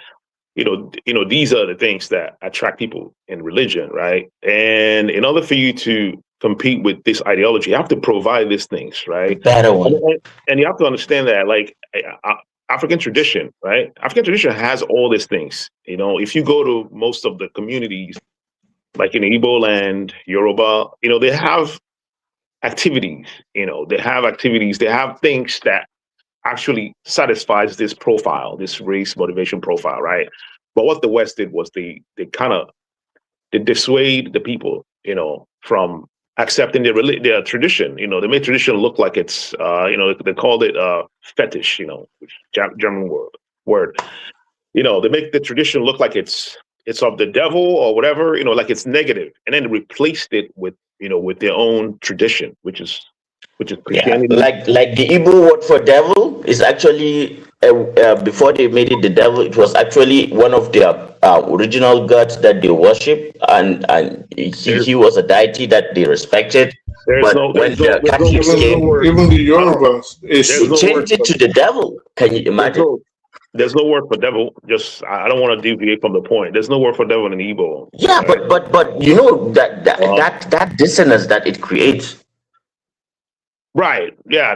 That's the point. They created that. It's intentional. Right? Of course, it's intentional. In order for you to replace something with something else, you like the saying goes, if you want to kill a dog, give it a bad name. I think that's what they did with our tradition. Our tradition satisfies these profiles, right? And you know what? In order for us to, I think the uniting ideology would be going back to our tradition and finding out all those things that actually satisfy these motivations, right? And kind of push it to the front. Like Nigeria needs to focus on culture, right? They need to have a ministry of culture and emphasize that and promote Nigerian culture. Like if you want people to be proud of being Nigerian, I mean, like if you look at the music industry, the music industry is doing pretty well. There was a time Nigerian music industry dominated everywhere. Like I was hearing it anywhere I go. Like you talk about the Fuji Island, people were playing like Nigerian music. I'm like, what the hell's going on here? Even like in Asia, they play Nigerian music in the clubs, right? But the thing is, the government, they're not interested in these things, right? If they were smart, they would have pushed this. They would have put their resources in these things. And actually, there are more things that we could push. The irony of this is that the military did more to bring cohesion than the democracy. And that's the irony of Nigeria. And the thing is, we have an NYSC. All the things that unite us are military things. The things that divide us are all democratic things. Somehow. I mean, I don't know. I don't know if it's that simple. So maybe we're not democracy. This American democracy is not fit for us. Maybe.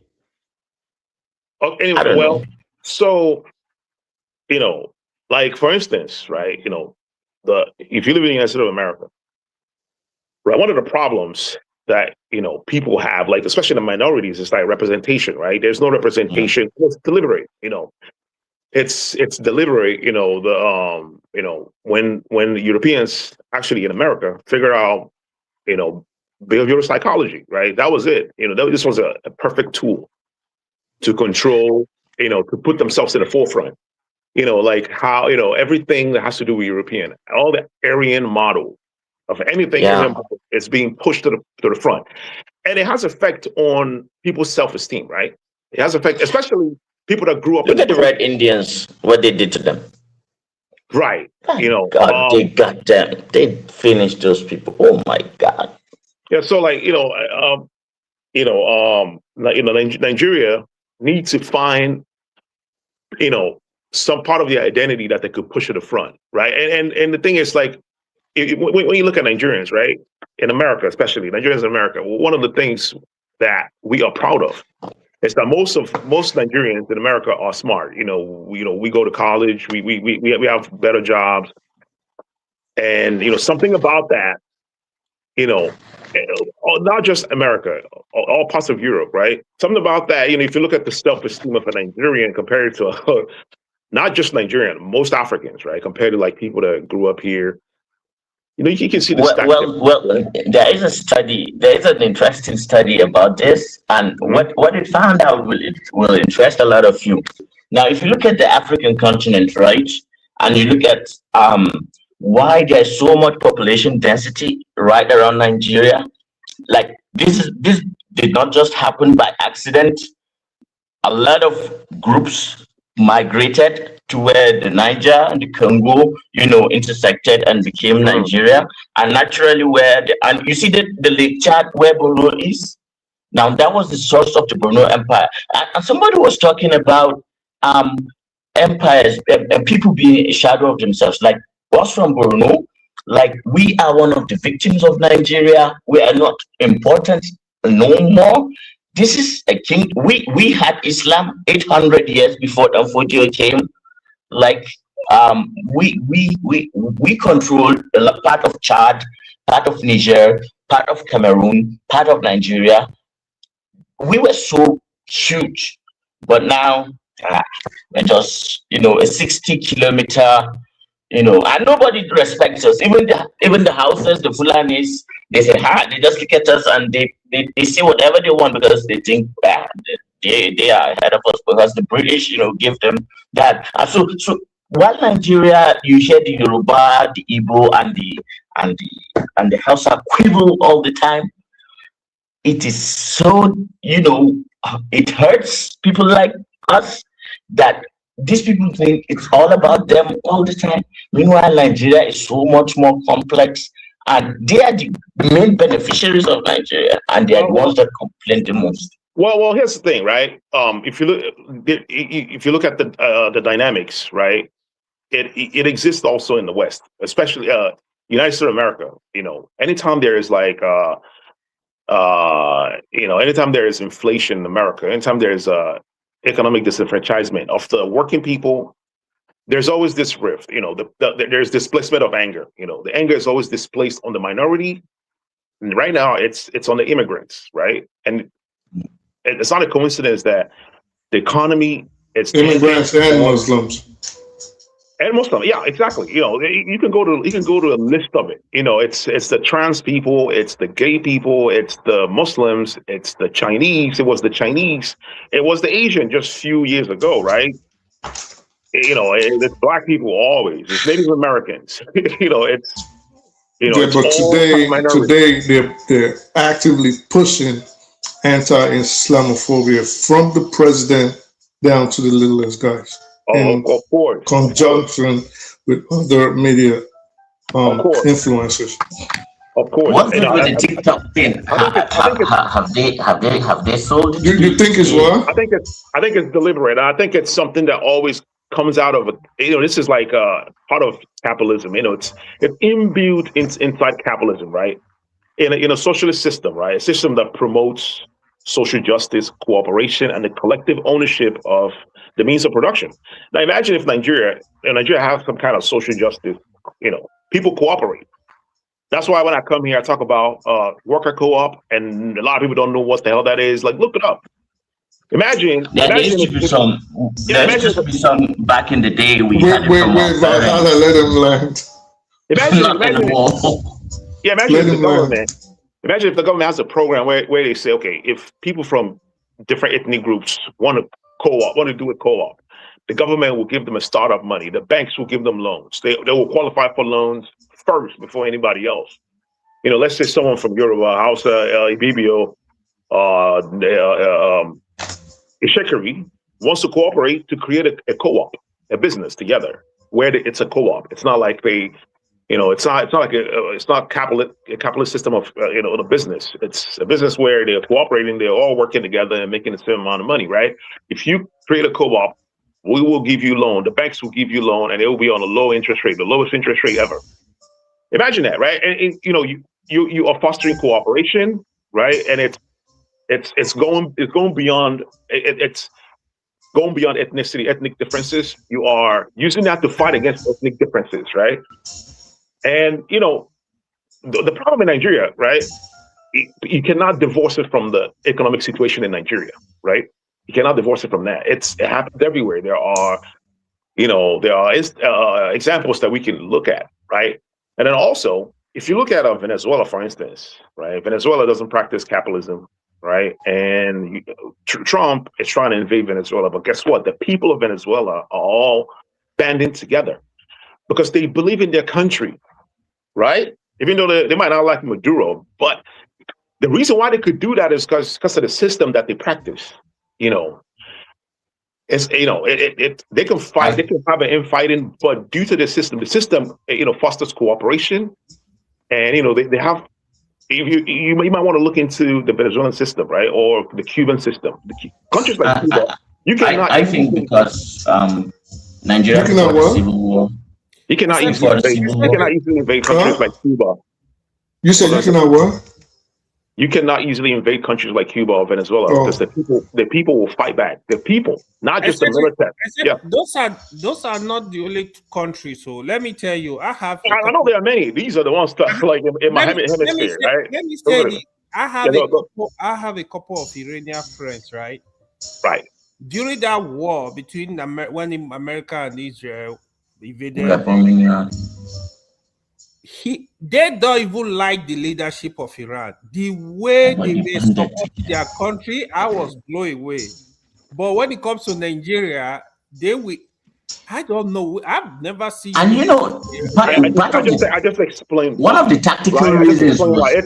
I just explained why. There's the system that makes the people want to be patriotic, to fight against any external influences. It's not present in Nigeria. If you go to Lagos State, for instance, right? In Lagos State, they have areas in Lagos State where it's just Igbo people, and they just buy properties and they speak Igbo. They don't even want to integrate with the Yoruba. They don't want to integrate with the Yoruba, and then you got the area with the Yoruba people. They don't want to integrate with any other ethnicity. The government can actually. That could be a project for the government to say, hey, because once you create that kind of integration, and then the government is doing something for the people, trust me, Trump will not, because what Trump did is humiliating. You know what I mean? That's why he went ahead and sent the text first, without even allowing the Nigerian country to do that. He went in and it's a humiliation ritual, right? It's a humiliation and it's very disrespectful. The bomb exploded, one at a farm, the other one at a compound in Offa. That's all. But basically, what you're saying in Centric Cast, in essence, is Jide, did you have anything to say? I don't want to interrupt anybody. Oh, I wanted to just read one sentence. I mean, there are many things, but that document, I want you guys to know something like that, like the US said about the ISIS thing on this document. Only one sentence, and I'll read it for everyone to listen. And we must remain wary of resurgent Islamist terrorist activity in parts of Africa, while avoiding any long-term American presence or commitments. Yeah, that's the national security strategy you're reading from, right? Yes. Yeah, I've read it. You've read it, right? Thank you very much. Yeah. So that they just prime us for extraction, and then they are going to they want to take us back to the colonial era. Hold on. We have to be careful there, because there was something I saw there that I find intriguing though. Because I just analyzed it. He says something about that for Nigeria, there's a chance that we could become like what the term they use is capable. Let me just confirm it, so I don't want to speak too many languages. Capable, reliable state. This is what I was talking about. It's about our growing demography. The idea meaning we're splitting they also away said that they wanted to take the best brains. You're not letting me state the point. See, the point. The reason why that is easy for me to understand, because I suggested something similar for the current government when Niger Republic, the regime was changed.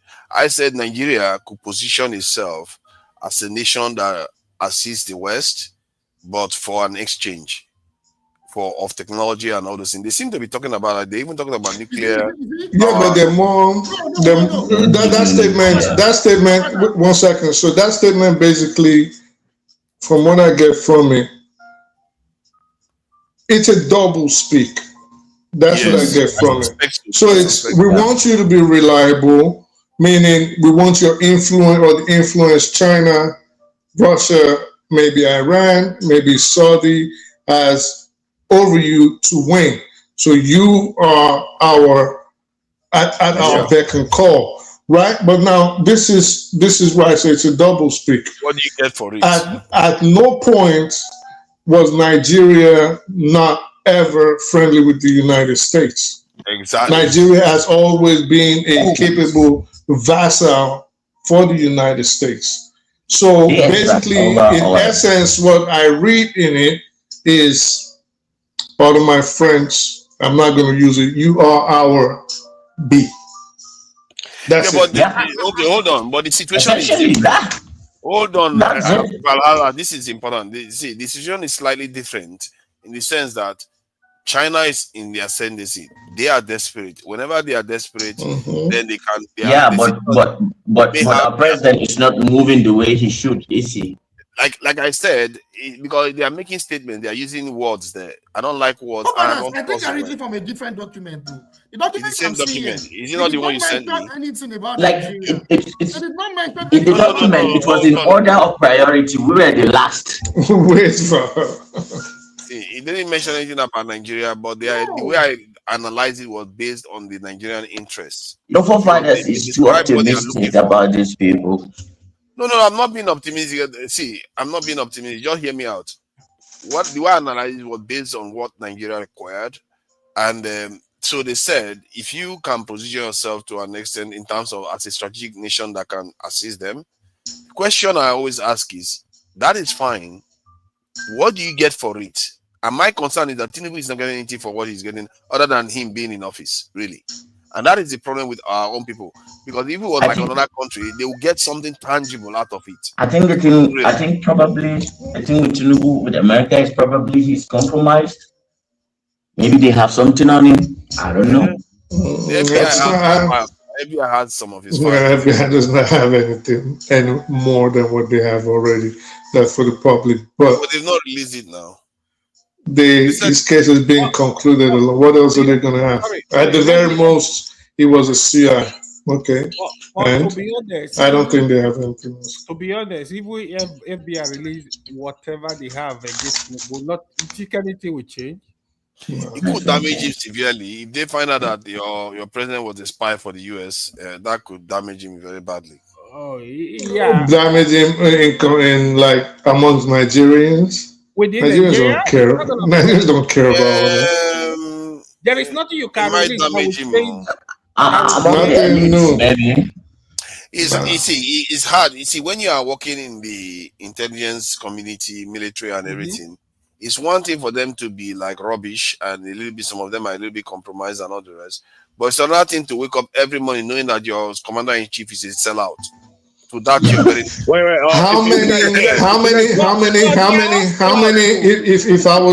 If you were to estimate, thank you, Ewa. If you were to estimate that within the Nigerian political class today, how many percent do you think are not compromised? Almost all of them are compromised. I hear what you are saying. That's a valid point. But now everybody knows, the whole world knows, and you know for sure. It's not. Nigerians don't have shame on things like that. They don't need to find compromise. They don't need to find compromise person of fifth column to actualize their goals. It's about opportunity. If you look at the section about Africa on the text, go to the bottom part. The bottom part actually tells you what the whole thing is about. Like I said, I've been saying here, it's about China, the competition between China. Look, China's a big competition exists. It says competition for critical minerals and other resources, businesses, and help. Notice Africa is moving away from the West. Even if it's a dangerous time. It's not about why they have this in interest. It's what are we getting for it? Yes. Then forefathers, even if this is a dangerous time, then there are opportunities. Like if we play our cards right. Wait. What are you getting? So listen, you have to look at this question from the context of a capitalist. What do you think a capitalist is getting from someone that they want to extract the resources from? Yeah. Like, See, is all that, I mean, what do you think? I have to say, though, Trump is a kind of leader that is very transactional, and he does deliver on his own side. Trump is a capitalist. He doesn't care about fair transactions. I don't know about the next president, but Trump generally defends. If he says, okay, if you want to strike a deal with him, I say, I will give you nuclear power plant, you give us this thing, rare earth materials. I have a question for you. Based on the text, it's almost like 80-20, because he's talking about selling all the technology, for oil mining and what have you. So he's selling you his technology. He's gonna have access to who on here plays chess like really good? By a raise of hand, who plays chess like really, really good? Nobody. My sister is so on my thing. Okay, what about business? Who does business here? Doesn't work for anybody. Who is not? Okay, so good. So if you don't work for anybody and you play chess very well, right? You mentioned the move the match system, right? So you know the power of leverage. Of course. You know the power of leverage. You know the power of sacrifice for a bigger advantage. When Nigeria was strong, yes. So when Nigeria was strong, and we couldn't, this is why I always, forefathers will argue this all the time, right? Because I think in essence, we're not seeing it the same way. Of course, we do need these weapons. We do need some form of defense and even enough for preemptive strike against a potential adversary. Not an immediate adversary. This person is potentially our adversary, we're not going to know. We don't have those capabilities. And why don't we have those capabilities? Because it's not as simple as, we just go to China and say, hey, we give you all this, and then you give us nuclear weapons, eh? They're not listening to you. We don't have that leverage. They'll give you bridges, and they'll give you railroads and ports, but something that's going to, this is why I always used to ask your forefathers. You say, oh, we'll go to America. We ask this person, you want them to give you weapons so that when they decide to strike Sokoto, you can fire surface-to-air missiles at them? They're not going to give you that. When we had the opportunity to get them, it's gone. But we can re-strategize and build from the bottom and put ourselves in a position. Right now. We have the opportunity right now. Kind of. If Nigeria decides that they want to take responsibility on the continent, then if you want true influence and you want Nigeria to be a genuine partner, then I want to ask you one question. I think he's the only one that can wait. I would say I will use my influence to ensure all the other West African nations toe your line, and you are guaranteed that for so and so time. But this is what I demand, and you have to give me this one. You have to give me this one. No, I don't get what you're saying. I don't get what you're saying. Start from the start. My point is that if say the US wants something from us, like whatever material they want from us, I'll say I'm fine with that. If you don't want me to trade too closely with China, I'm fine with that. But this is what I would need. Like when you say weapons, this thing requiring weapons, the reason why those things like Saudi Arabia gets it, because they know that the more you are tied into their own ecosystem in a big way, the more likely they start seeing you as a almost. No. But let's stick to how do you hold on, brother. How are we going to get it? No, how you get it is that from those powers. You tell them, look at Egypt. Egypt, you have already given Egypt 218 this in F-16, and if you don't see us as the people you can give that kind of technology to, then what is the point of talking to you? You have to motivate me to do everything you want me to do, and I will demand all those things and more. Because I would say Egypt only offers you Egypt and maybe a few Arab countries. I can offer you Africa. Okay, so let's pretend. Let's pretend we're negotiating. So you ask for those things. and let's say I'm America, and I say, well, no, I'm not giving it to you. Then what? I'll say, boss off. Then we're gonna talk to. All right, then I'll keep coming to bomb your country, and I'll destabilize your country, and your own people are going to come drag you out of that palace. Okay. Then do you guys honestly think that Nigeria? Somebody's gonna jump in soon. Do you guys honestly believe that Nigeria should own a nuclear weapon? Why not? It's essential, actually. Well, it has to be strategic. It has to be Africa needs one. Just because we're Nigerians, Nigeria. No, so forefathers said how would you go ahead? You guys don't understand the role Nigeria convincing the other person that you have to give it to them.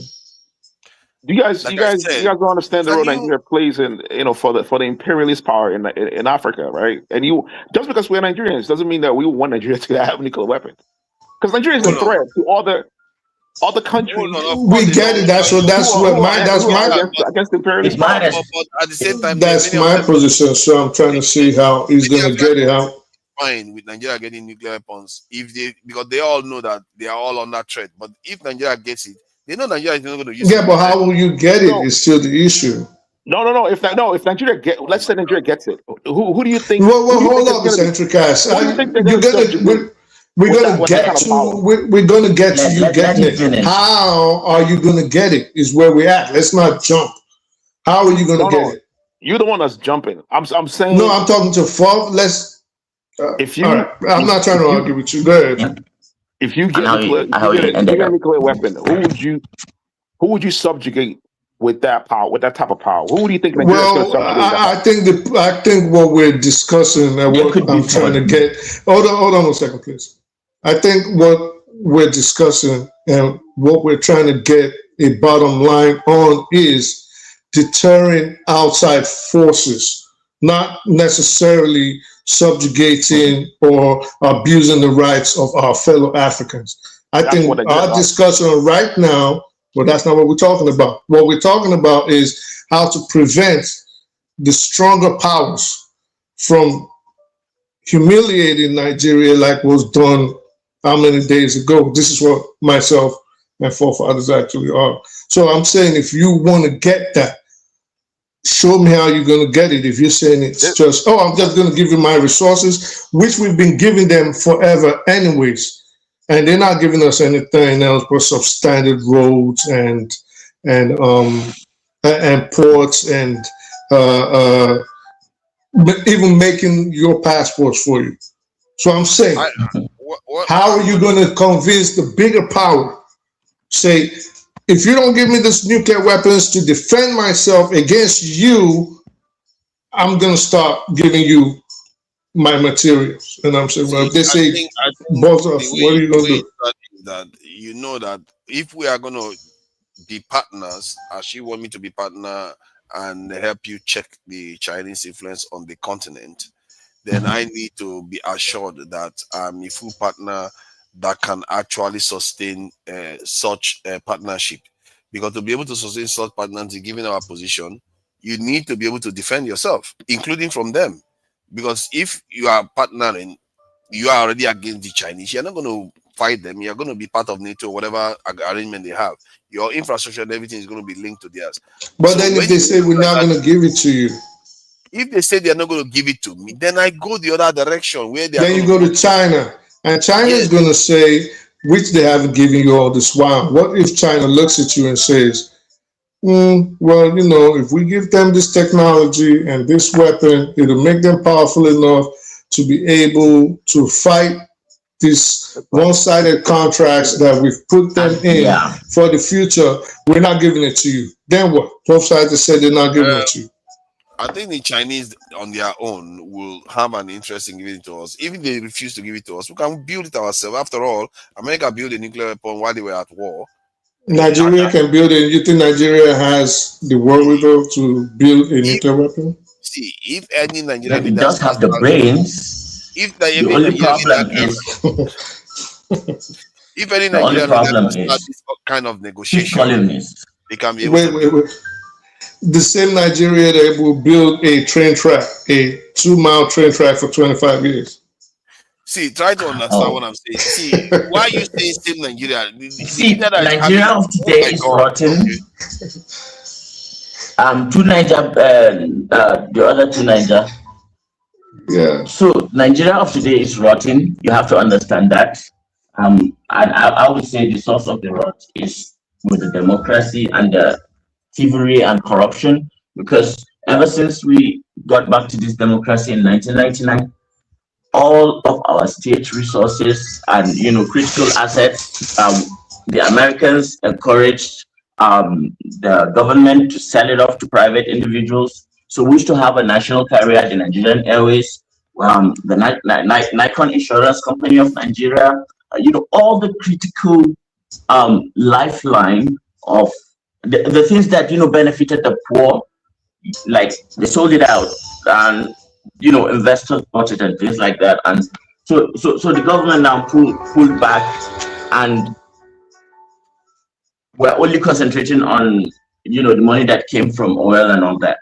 But right before the democratic government came in, when Abacha was in government, he had a secret plan to build a nuclear weapon. And a lot of the things that were said was what part of the reason why he got killed. He died first, and his friend, they were very close friends with Libya's dictator, what's his name, Gaddafi. He also died.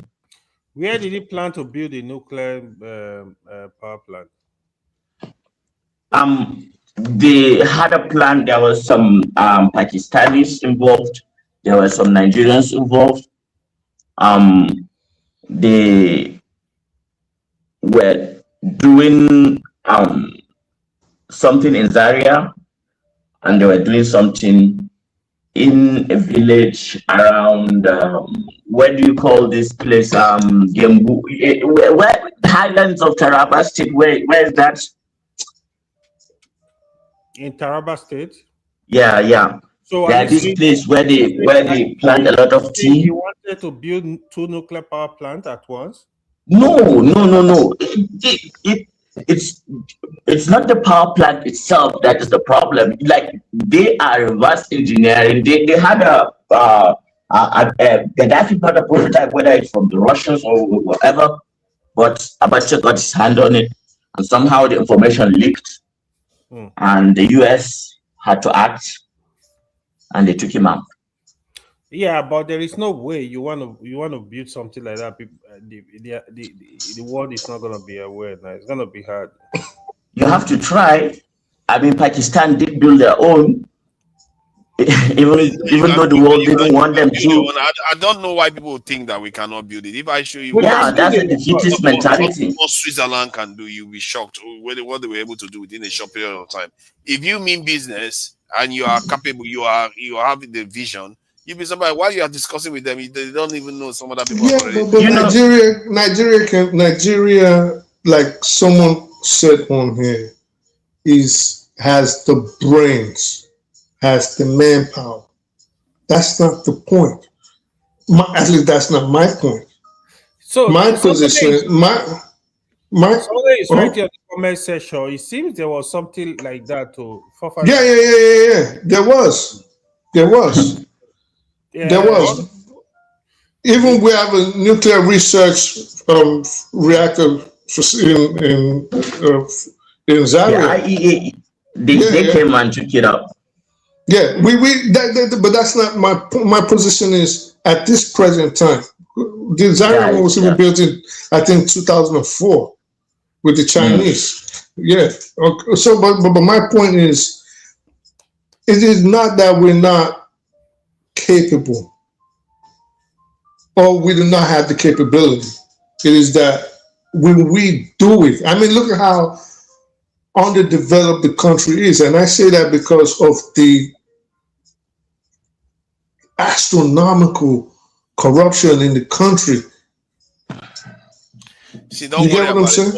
I can assure you, a leader with creativity will find a way to do it, and you won't even see it coming.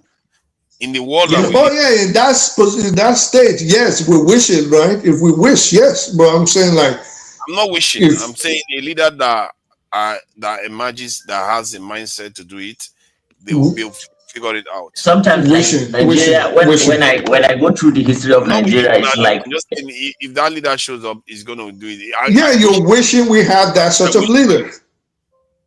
No, I'm saying if you ask me what I wish for it, yes, but I'm just telling you that if we get that type of leader, you'll be surprised. If means you're wishing for it, I'm wishing for it. We hope we get a leader like that.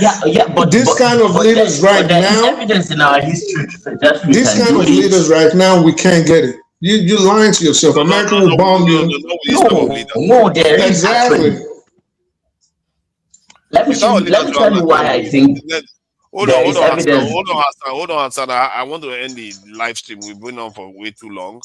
And so let me just give everyone 1 minute. Ask everyone, because I'm thinking. No, don't ask everyone. 1 minute. We need 1 minute to talk because we have to come back this evening again. Okay. Nepa don't bring light. Oh, look at that. Nepa don't bring light. You're going to talk to Muslim again. No longer African. That's good news. Nepa don't bring light. Yeah, you have talked to Muslim again. It's no longer African now. It's not my deal. Let me play this just as a kind of parting shot to let. This tells us a little bit how the psyche of Nigerians today, but it's just a joke. You want to play music? Play your tribe music now. Play your tribe music. Hey, Kakashe, Kutuba. Burubia. Sugar one. Burubia. Ganot Okwano. Burubia. Makenya you. And I'm no bema. Bema. Emensema wema. Emmanuel Ngapupu here nation. Emmanuel, put this stand. About Waguru. Emmanuel, he get BP. And I hear Garawan.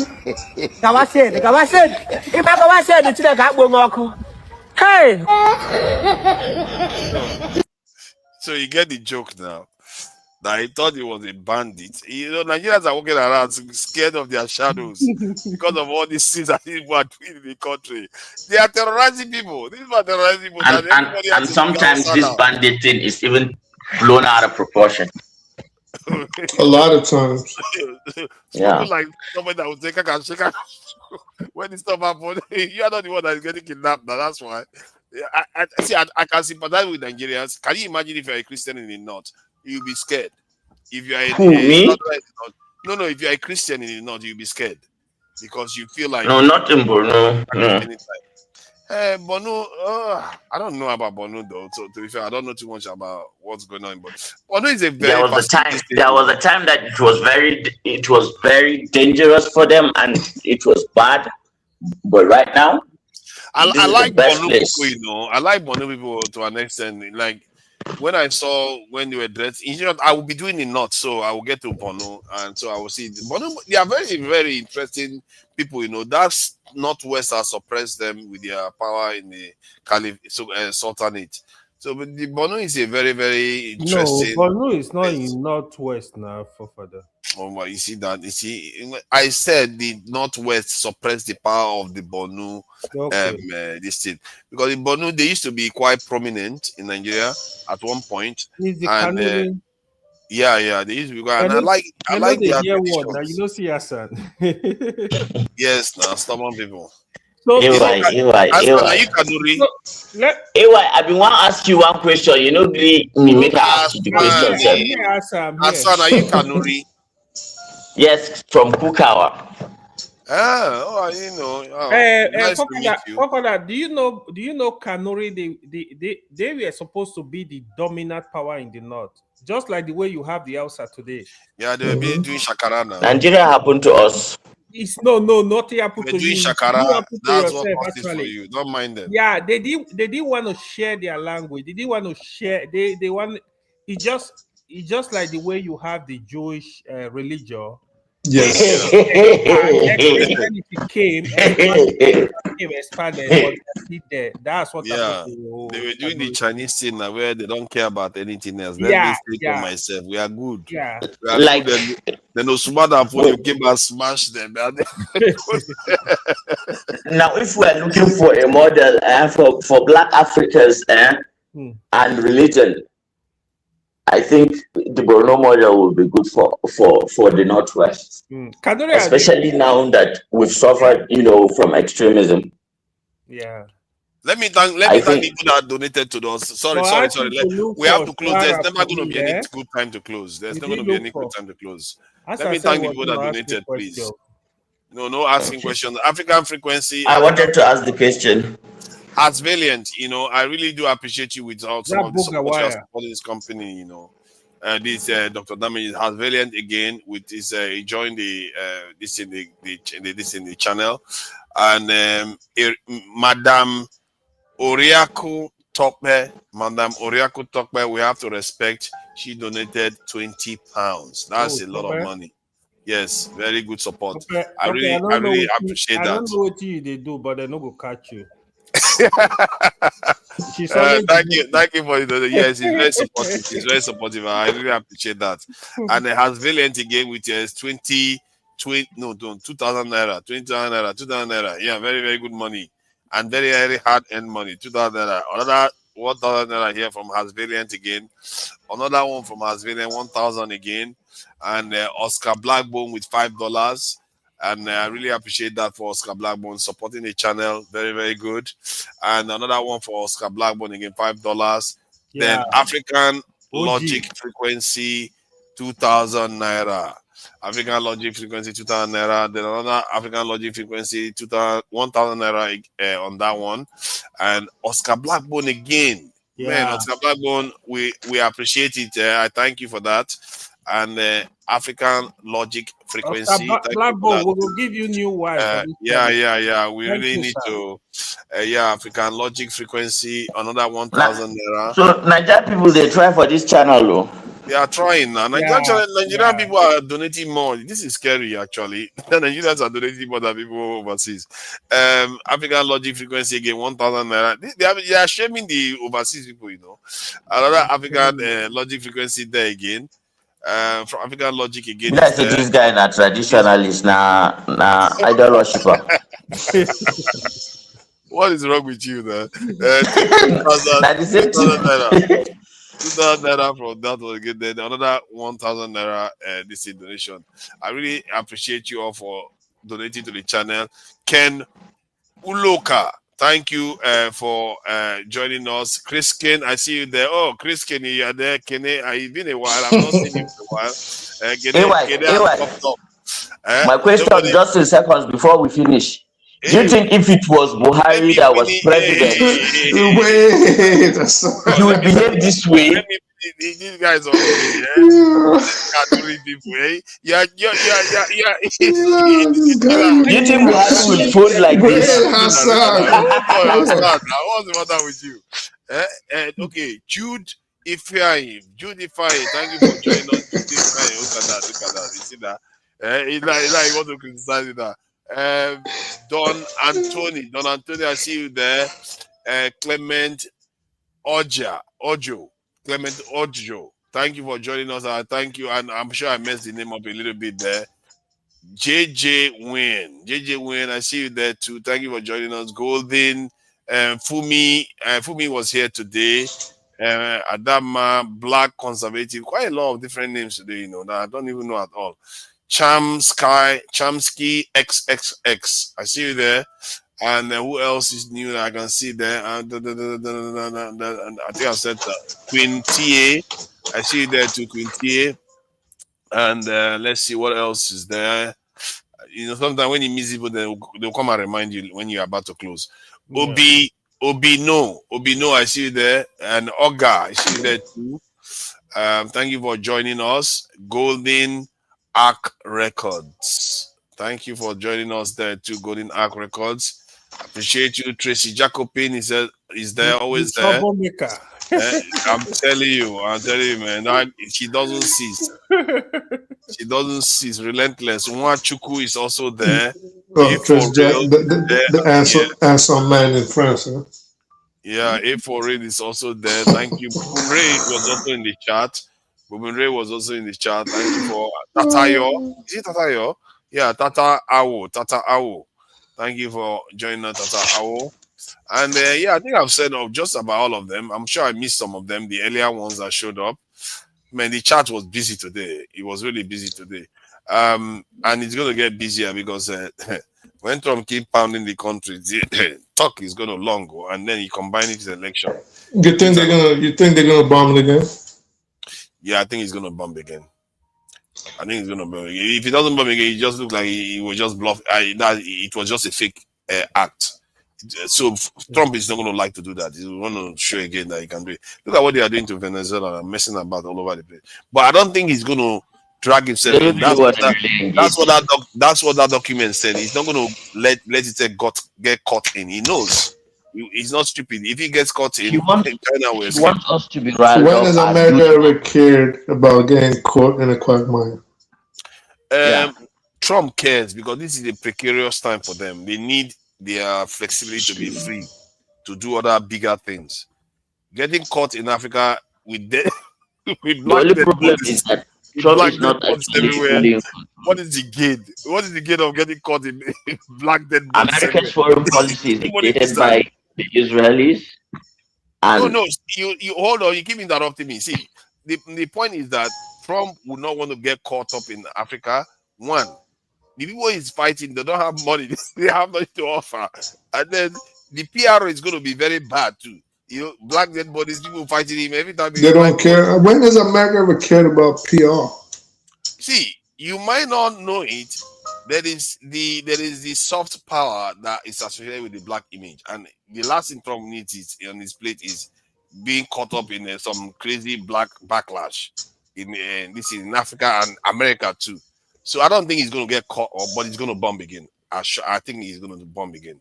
That he's going to make him look stupid if he doesn't. So I think he will do it again. Maybe even more than 2, 3, or 4 times. Maybe even more than that. Who knows? But then where does that leave Nigeria? Tinubu will have to campaign very hard now.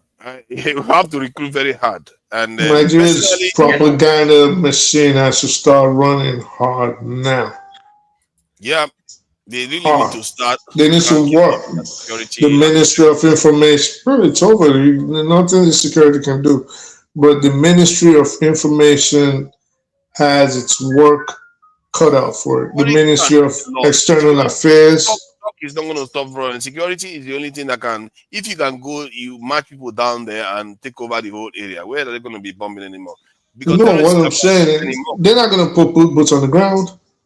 America is not going to put boots on the ground. They will be exactly crazy. So and airstrikes alone will not solve the problem.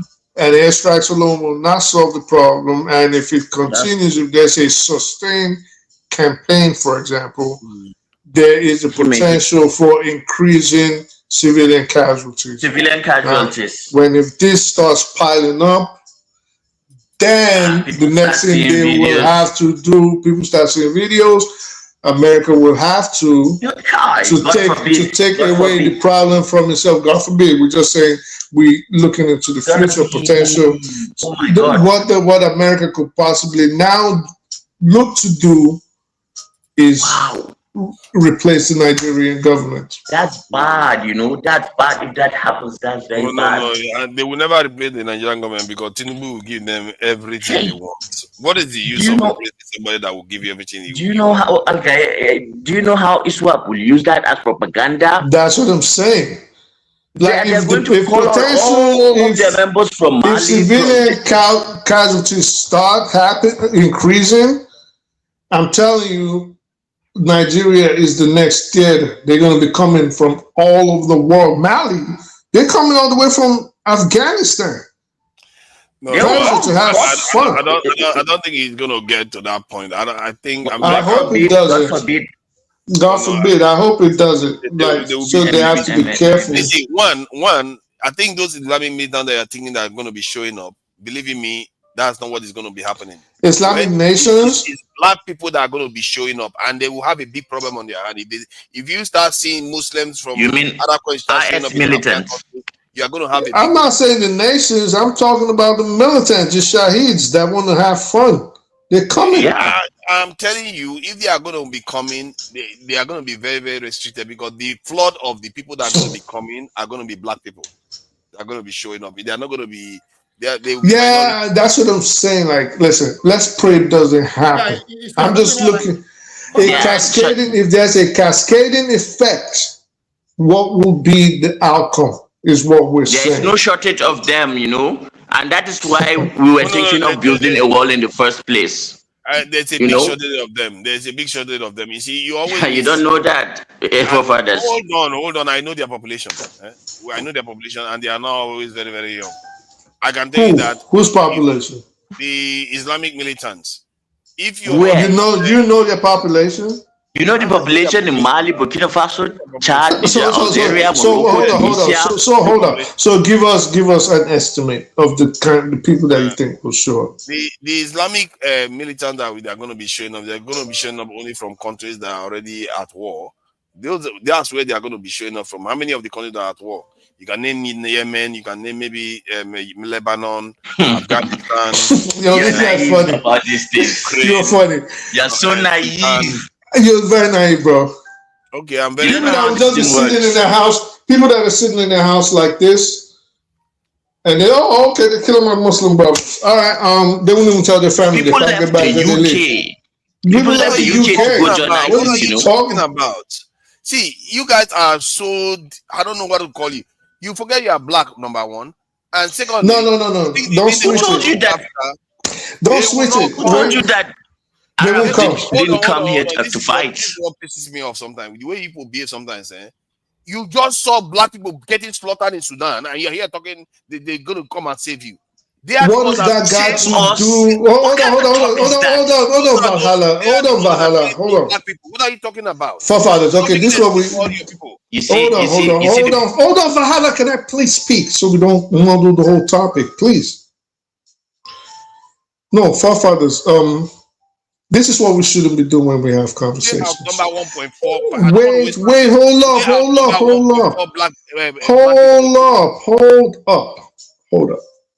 hold up. Talk and this is right. So this is what we're saying. What could potentially happen? We don't know that it's going to happen. But if you think there's a registry somewhere of a census of fighters or indoctrinated people that will show up, did you see what happened in Iraq?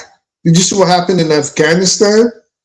And you say there's going to go, we forget, no, nobody's talking about Sudan. That's not what we're talking about. And nobody's talking about black people getting slaughtered. We know they're getting slaughtered.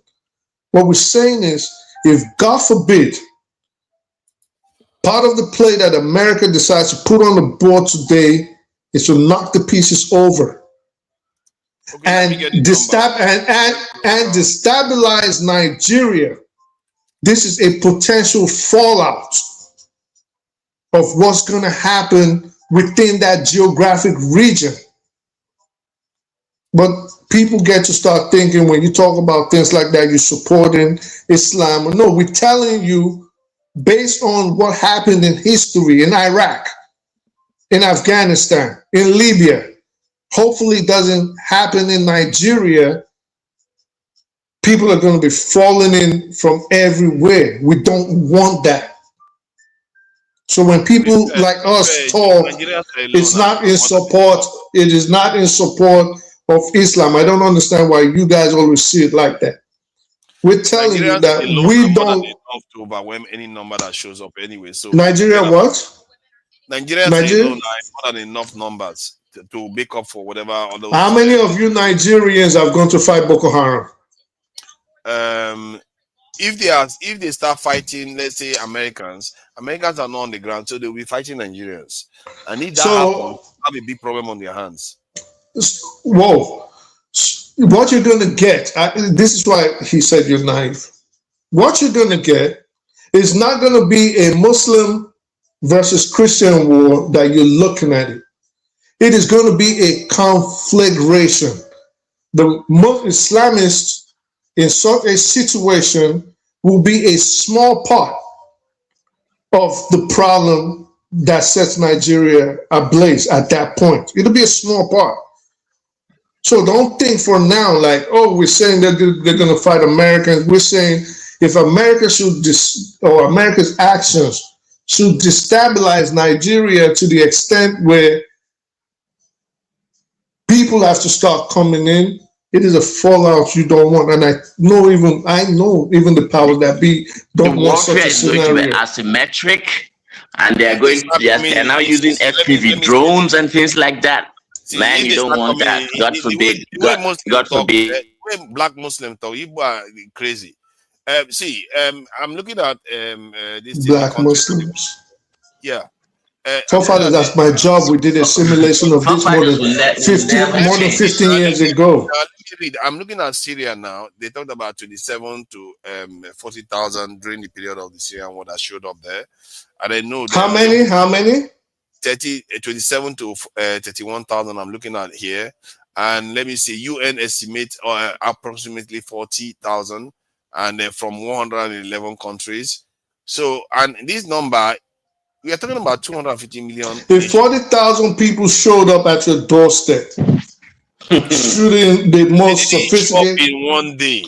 Oh, I know that, forefathers. Trust me. If I give you my background, you know why I know. So, if 40,000 people showed up at your doorstep right now, just think in your head right now. I want you to close your eyes and imagine how many of your relatives and friends you think will stand to get guns being distributed by the government to fight in a war, and how many of them potentially will book it on the first canoe to Cameroon.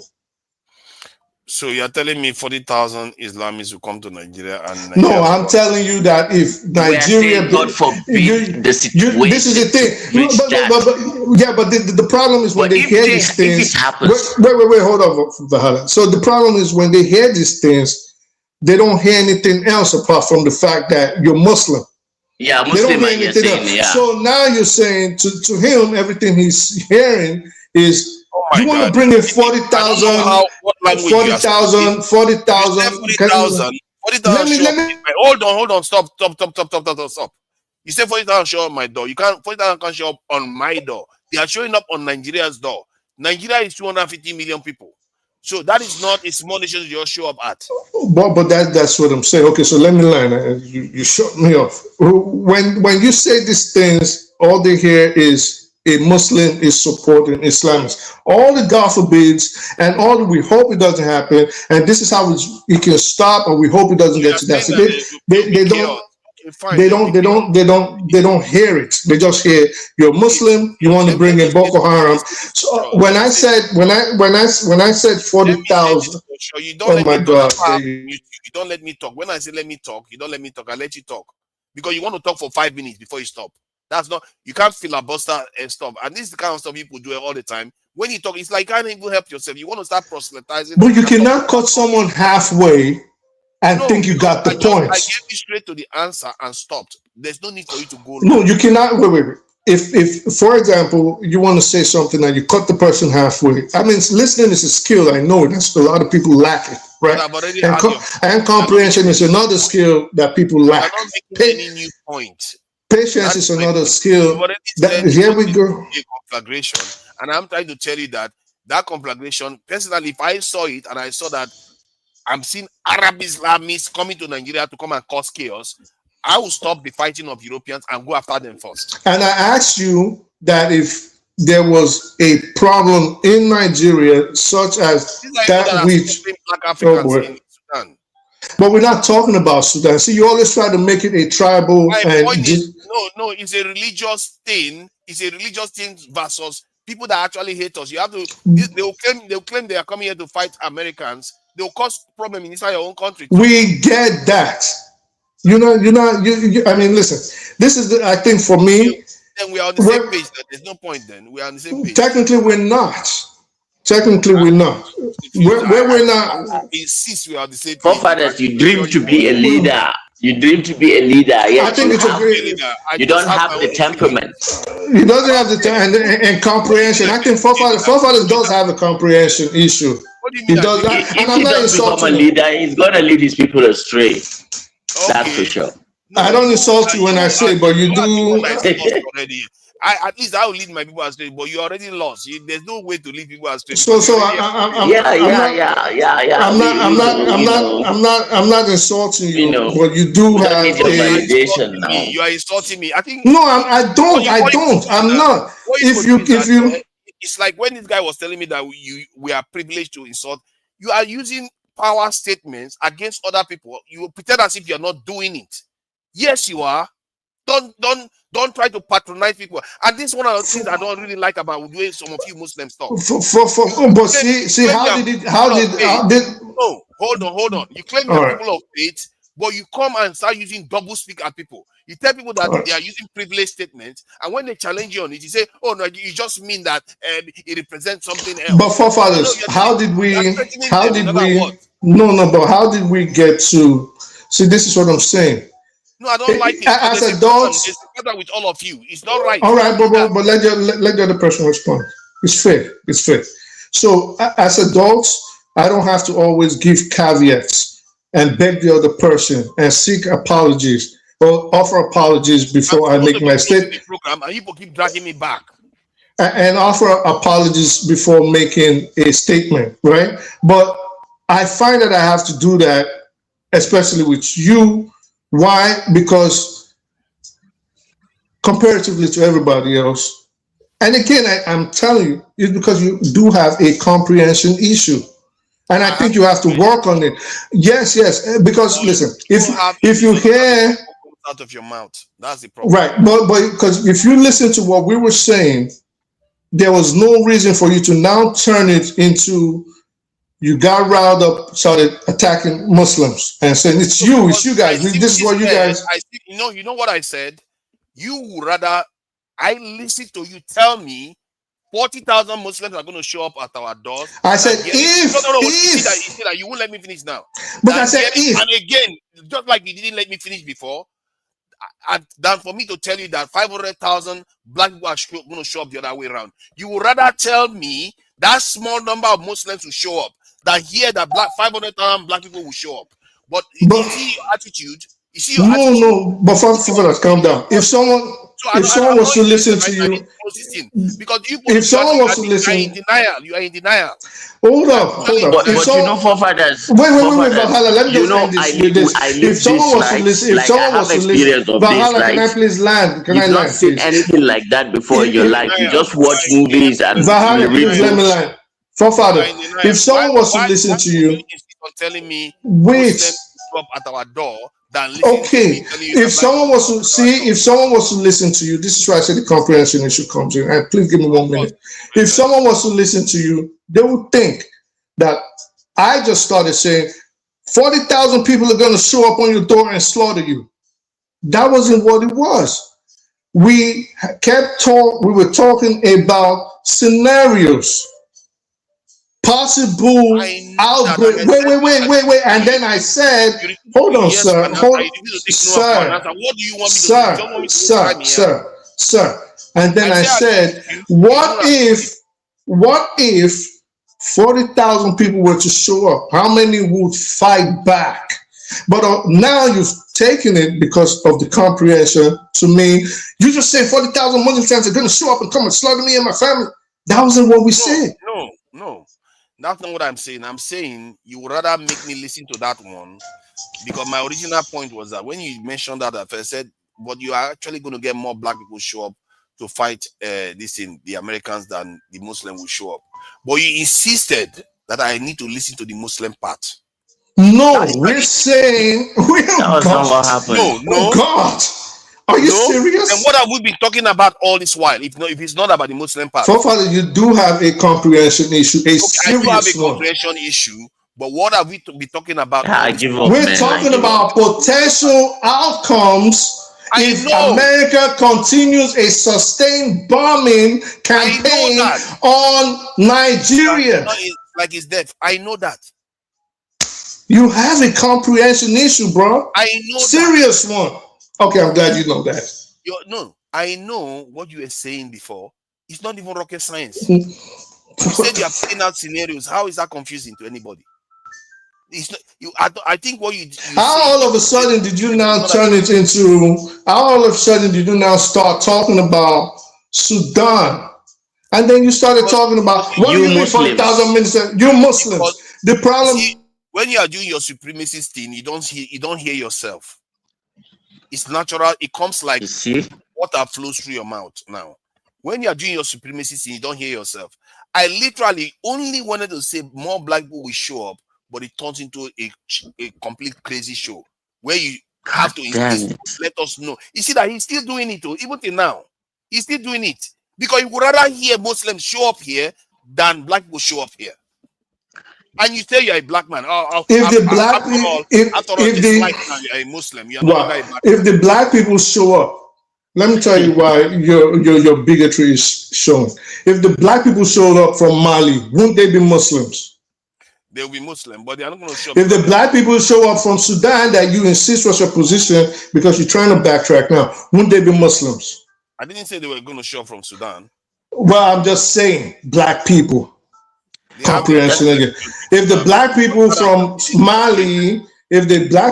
Mali, showed up to come fight, more black people, like you said, wouldn't they be Muslims? Who are in the Nigerian army that are fighting them right now? Hold on. So if the Nigerians, Muslims showed up, I'm just naming black people that could potentially show up if Nigeria was destabilized. If the black people showed up, wouldn't they be Muslims? Some of them will be Muslims. And some of them will be what? But you see what you did there. Now and some of them will be what? Some of them will be Christians. Some of them will be enemies. Christians will come fight on behalf. What you see there. Now you just revealed yourself. Now all has been settled. You see what he did? Black people will show up mostly because they are Muslims, not because they are black. That is the reason why they will show up, of course, because we kept calling them Islamists. Stop trying to backtrack. We call them Islamists, we call them jihadists, we call them terrorists. Stop trying to back. See, he just made the point again. He just repeated the point. You think every black people that come here is going to be Islamists? If you stop trying to backtrack and you keep using me because you know. No. Let me ask you this now. If you as a Muslim came and fought for Nigeria, is it because you are Islamist? We're not talking about fighting for Nigeria, though. We said if a potential, what would be, let me land and don't try to distort it. And I know people are listening to you, forefathers. I'm asking you. We're saying this is the thing. You know you're in a hole instead of you to just admit it. If there was, you are in a hole, but I would keep handing you the shovel. So if terrorists were to start to come from a fallout of a breakdown of law and order resulting from a sustained bombing campaign by the United States in northern Nigeria, and terrorists were to come to Nigeria, do you think there will be Muslims, Jewish, Hindu, or a bunch of Babalawos? Of course there will be Muslims. So what are you freaking trying to backtrack and deny for?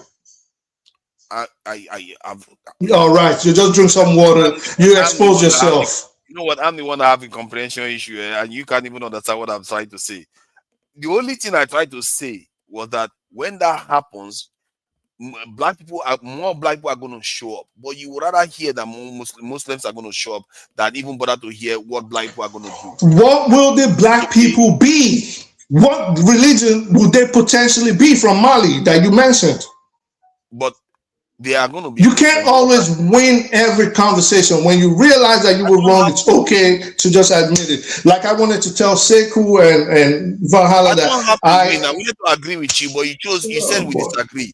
You insisted that we disagreed. I tried to agree with you and end the show. You refused to agree. You won't take yes for an answer. You won't take no for an answer. I don't know what Valhalla, this your brother, man. Hey, why, man? This your brother. See, your problem is that I'm willing to concede ground, but you are not willing to concede anything. You say I don't know how to concede. I'll concede. Like I wanted to tell Sekou, for example, this is why I wish he was on. And I want to tell Valhalla that, listen, Sekou's pronunciation might have just been wrong, but I saw the line. And it is not what we usually use to say Islam is not compulsory. We usually don't use Baqarah, which is what he quoted wrongly, a little bit wrong because of his pronunciation. We usually use kafirun, which is lakum dinukum waliyadin. But like he said, my pronunciation might be wrong, and he was right on that. You know, so It's like, but if I'm wrong, I would say, yeah, okay, I see where I was wrong, and it's not a freaking big deal. But forefathers, you don't like Muslims. There's no problem with that. But let's always understand that Muslims are not less of human beings. You know what I mean? You know what? I get a feeling that I might actually like non-black Muslims more than black Muslims. Black Muslims, nah, you don't like. They lack perspective. You don't like Muslims at all. That's not fair. You know how black Christians come here, they don't like me because they tend to be quite. They will have their brain together. Then the moment it comes to their religion, they just lose it. They just lose it. Why won't they like you? You're a Jehovah's Witness. I'm not even Jehovah's. I don't know what you're going on. Nigga walk in the store with no shoes on. You know what? I like it. If I was to be a Christian, I might actually like Jehovah's Witness. I have a number of friends. They're very chill people, actually. Yeah. Chill people. Nah, let's be trying to listen to each other, man. I think a lot of even deeper life, they were nice. People don't like to listen. Like when we start talking automatically, this is why I never want to. AY used to tell me, don't ever tell them your religion on here. You know what I mean? Like they're gonna start picking on it all the time. You know, and that people don't like to listen. Nigerians have that. Right. Nigerians are cool with me. They're always cool. They're cool until they say something and then you take the opposite position with proof. And then now it's because you're Muslim. It's because and my mom would be like, stop talking to them. Like, just let them alone. That maybe you are missing something. He's not missing anything. No. It's the same thing for all of us. No, what he's just said. He's not missing anything. It's not missing. This is what he did with me. You just did it. You just did it. You just did the same thing. See, I literally. I'm willing to concede ground. I even told you that to an extent. You say it, but you don't do it. Look at that. Look at this. You know, people are brainwashed by you don't judge people by what they say, but what they do. So it's antecedents. Okay, let's close. I mean, what I did was I listened to what he said. He said there will be. I can even give him the precise statement he made. By the grace of Allah, nothing will happen to Nigeria. Allah will protect us. Inshallah, nothing will happen. God will, and we will progress. And God one day we will be the shield of Africa. If not today, tomorrow, maybe by the time our kids grow up, that time will come, inshallah. You know, there was something, I was watching this Igbo song. You know, I'm trying to cover the Igbo traditions and everything. And there was this, what was that again? There was an image that was being showed about some olden Igbo culture and stuff. And the church you seen there, some people were saying this stuff feels familiar. They don't know. It's not them. But they say these things look familiar. These people look familiar to them. Because there is something innate. You remember you evolved with these things. And I think I just found information saying that human beings have far more than 5 senses. I think about 30 different senses. And it tells you that what these people's instinct, there's something they are perceiving. But we have learned to deaden it because we have become something else that we are not. And there's consequences for it. And maybe that's what we are suffering from. When you begin to talk about science, and I want to counter you, you never let me go to my conclusion, and now it's almost time for Subah. I have to go and pray. But sometime we may have time. We're going to have that discussion. Hopefully, you won't gaslight and accuse me. You know, I'm getting my gas and the light ready. I will get it properly ready. I'm getting my mask and fire blanket. Look at that. Make sure there's facts, no power. Don't worry. Make sure there's no power. So you come here as a proper African. If there's no power supply, since you come here when there's no power supply anymore at South Africa. All right. Don't worry. We'll make it, inshallah. You guys are one of the best. I have to give AY as the what they call it MVP for the day. He seems to have come in. He didn't even say a lot, but he concluded. He reached big conclusions. He's a very clever guy. A very clever guy. You know that. But truly, are you in Nigeria? He told you he's in Nigeria. Why are you doubting him? You are doubting me. I was like, catch some people. Okay, so what is? How is Lagos? How is Lagos? That's what I wanted to ask. Lagos is good. It's What time is it right now? It's bubbly, man. It's in the morning. What time is it right 6 minutes to 6 I'm a.m. just trying to get. I'm just trying to get him. Your time is not correct to Valhalla before you go late to wherever. My time is not correct. What do you mean? 5:50, 5:53. Okay, it's 5:53. I was looking at an analog watch. Okay. Yeah, that's analog watch. Nice. Ah, you use watch. The last time I used watch, you see, we are poor people. We don't use watch. I'm very poor. I love watch. No, you are not. I don't use watch. I don't use watch anymore. My watch is analog. That's nice. All right, so gentlemen, I really appreciate you. You guys are some of the best, I have to say. Nice That's why we have strong disagreement. And you see what my one brain cell did. He came online and he he led a list of a few things that he considered to me today. That is how you are supposed to behave. That's how we get better as people. I told you I don't have It's the privilege. It's the privilege. If you didn't have that privilege, he wouldn't have to talk to you like that. He would just go straight to the point. I'm a learned man. I have a high esteem. I'm happy. I got love people around me. My ego is beautiful, but it is not overinflated or bloated. I don't have low self-esteem, which is what a lot of people have to deal with. I don't have to deal with that. I appreciate that culture. Let's cultivate that culture of learning from each other. And I think you'll be shocked what will be coming out of here. And AY gave us a blinder today. I learned quite a bit with what you submitted today, I have to say. And GD2 is coming along quite well. And you'll be surprised where these things can lead. And the people in the chat, they must have learned a lot. I don't think these chat people listen to any. Next time, I'm going to target. Tell that handsome man, Tracy Jacobin, we want to see her on the show. I'm going to target. Tell that very handsome man, Tracy Jacobin, to come on. At the time he is here. I know. Handsome French man. The only thing this chat listens to is when they get to Nigeria. I want to talk to him. Nigeria, when they hear Fulani, when they hear Muslim, that's the only thing this chat listens to. And Nnamdi Kanu. Nigerians don't listen to anything else. They just and I know it's because we got like different outlooks on life. They're too bigoted, too bigoted, too tribal, and they don't understand how small-minded it makes a lot of them look. Where everything is just based on tribe and religion. It's like, yeah. Well, in some ways we are not. It's so normalized in the South. It's just like if you go, they call you Aboki.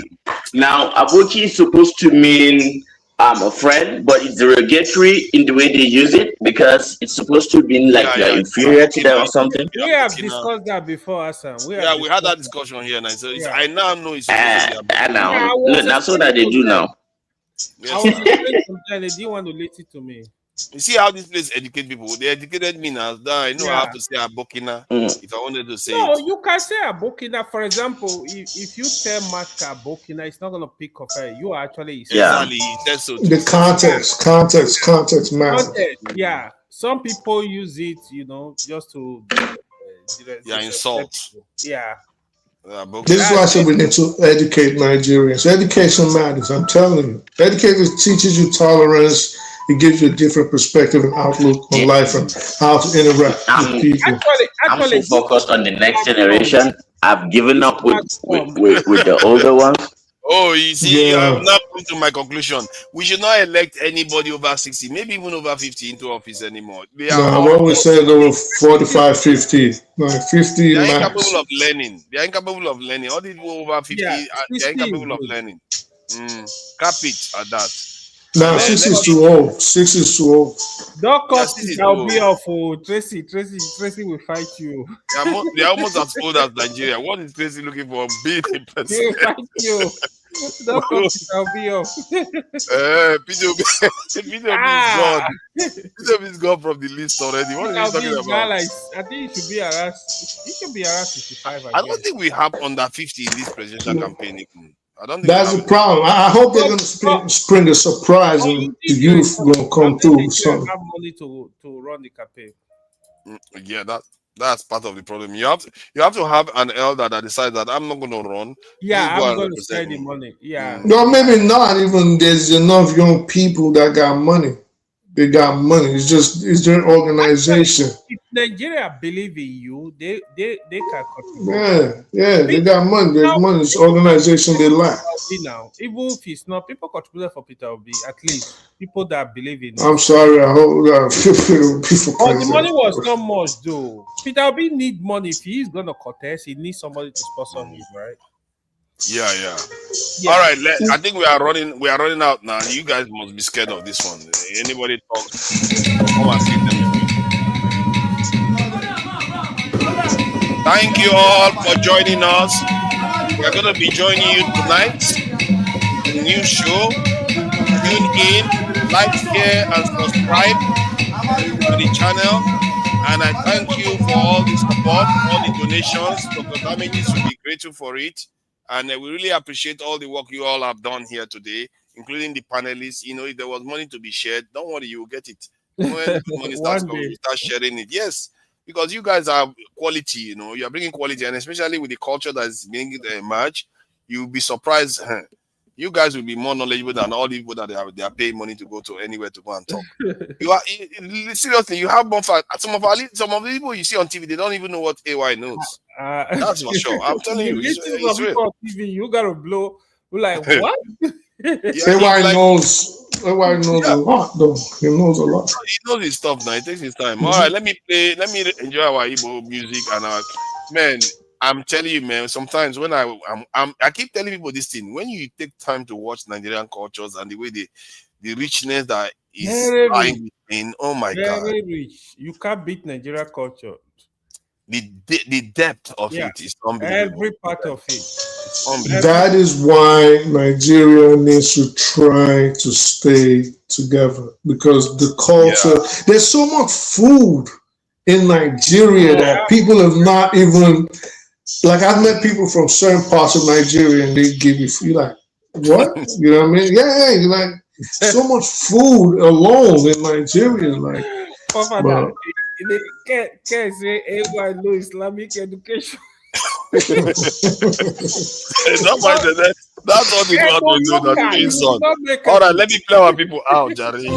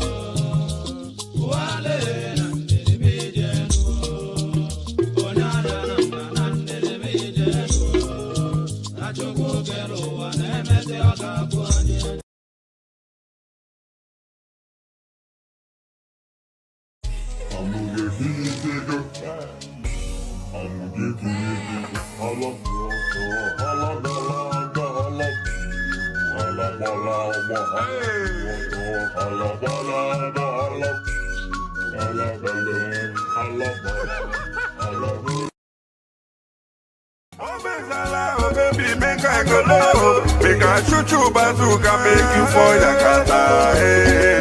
I drink a go, I drink it, kai. Okumbareta. I put that big book, I Okumbareta. You know today, na fire, fire. Okumbareta. If it's not, you know, be careful out there.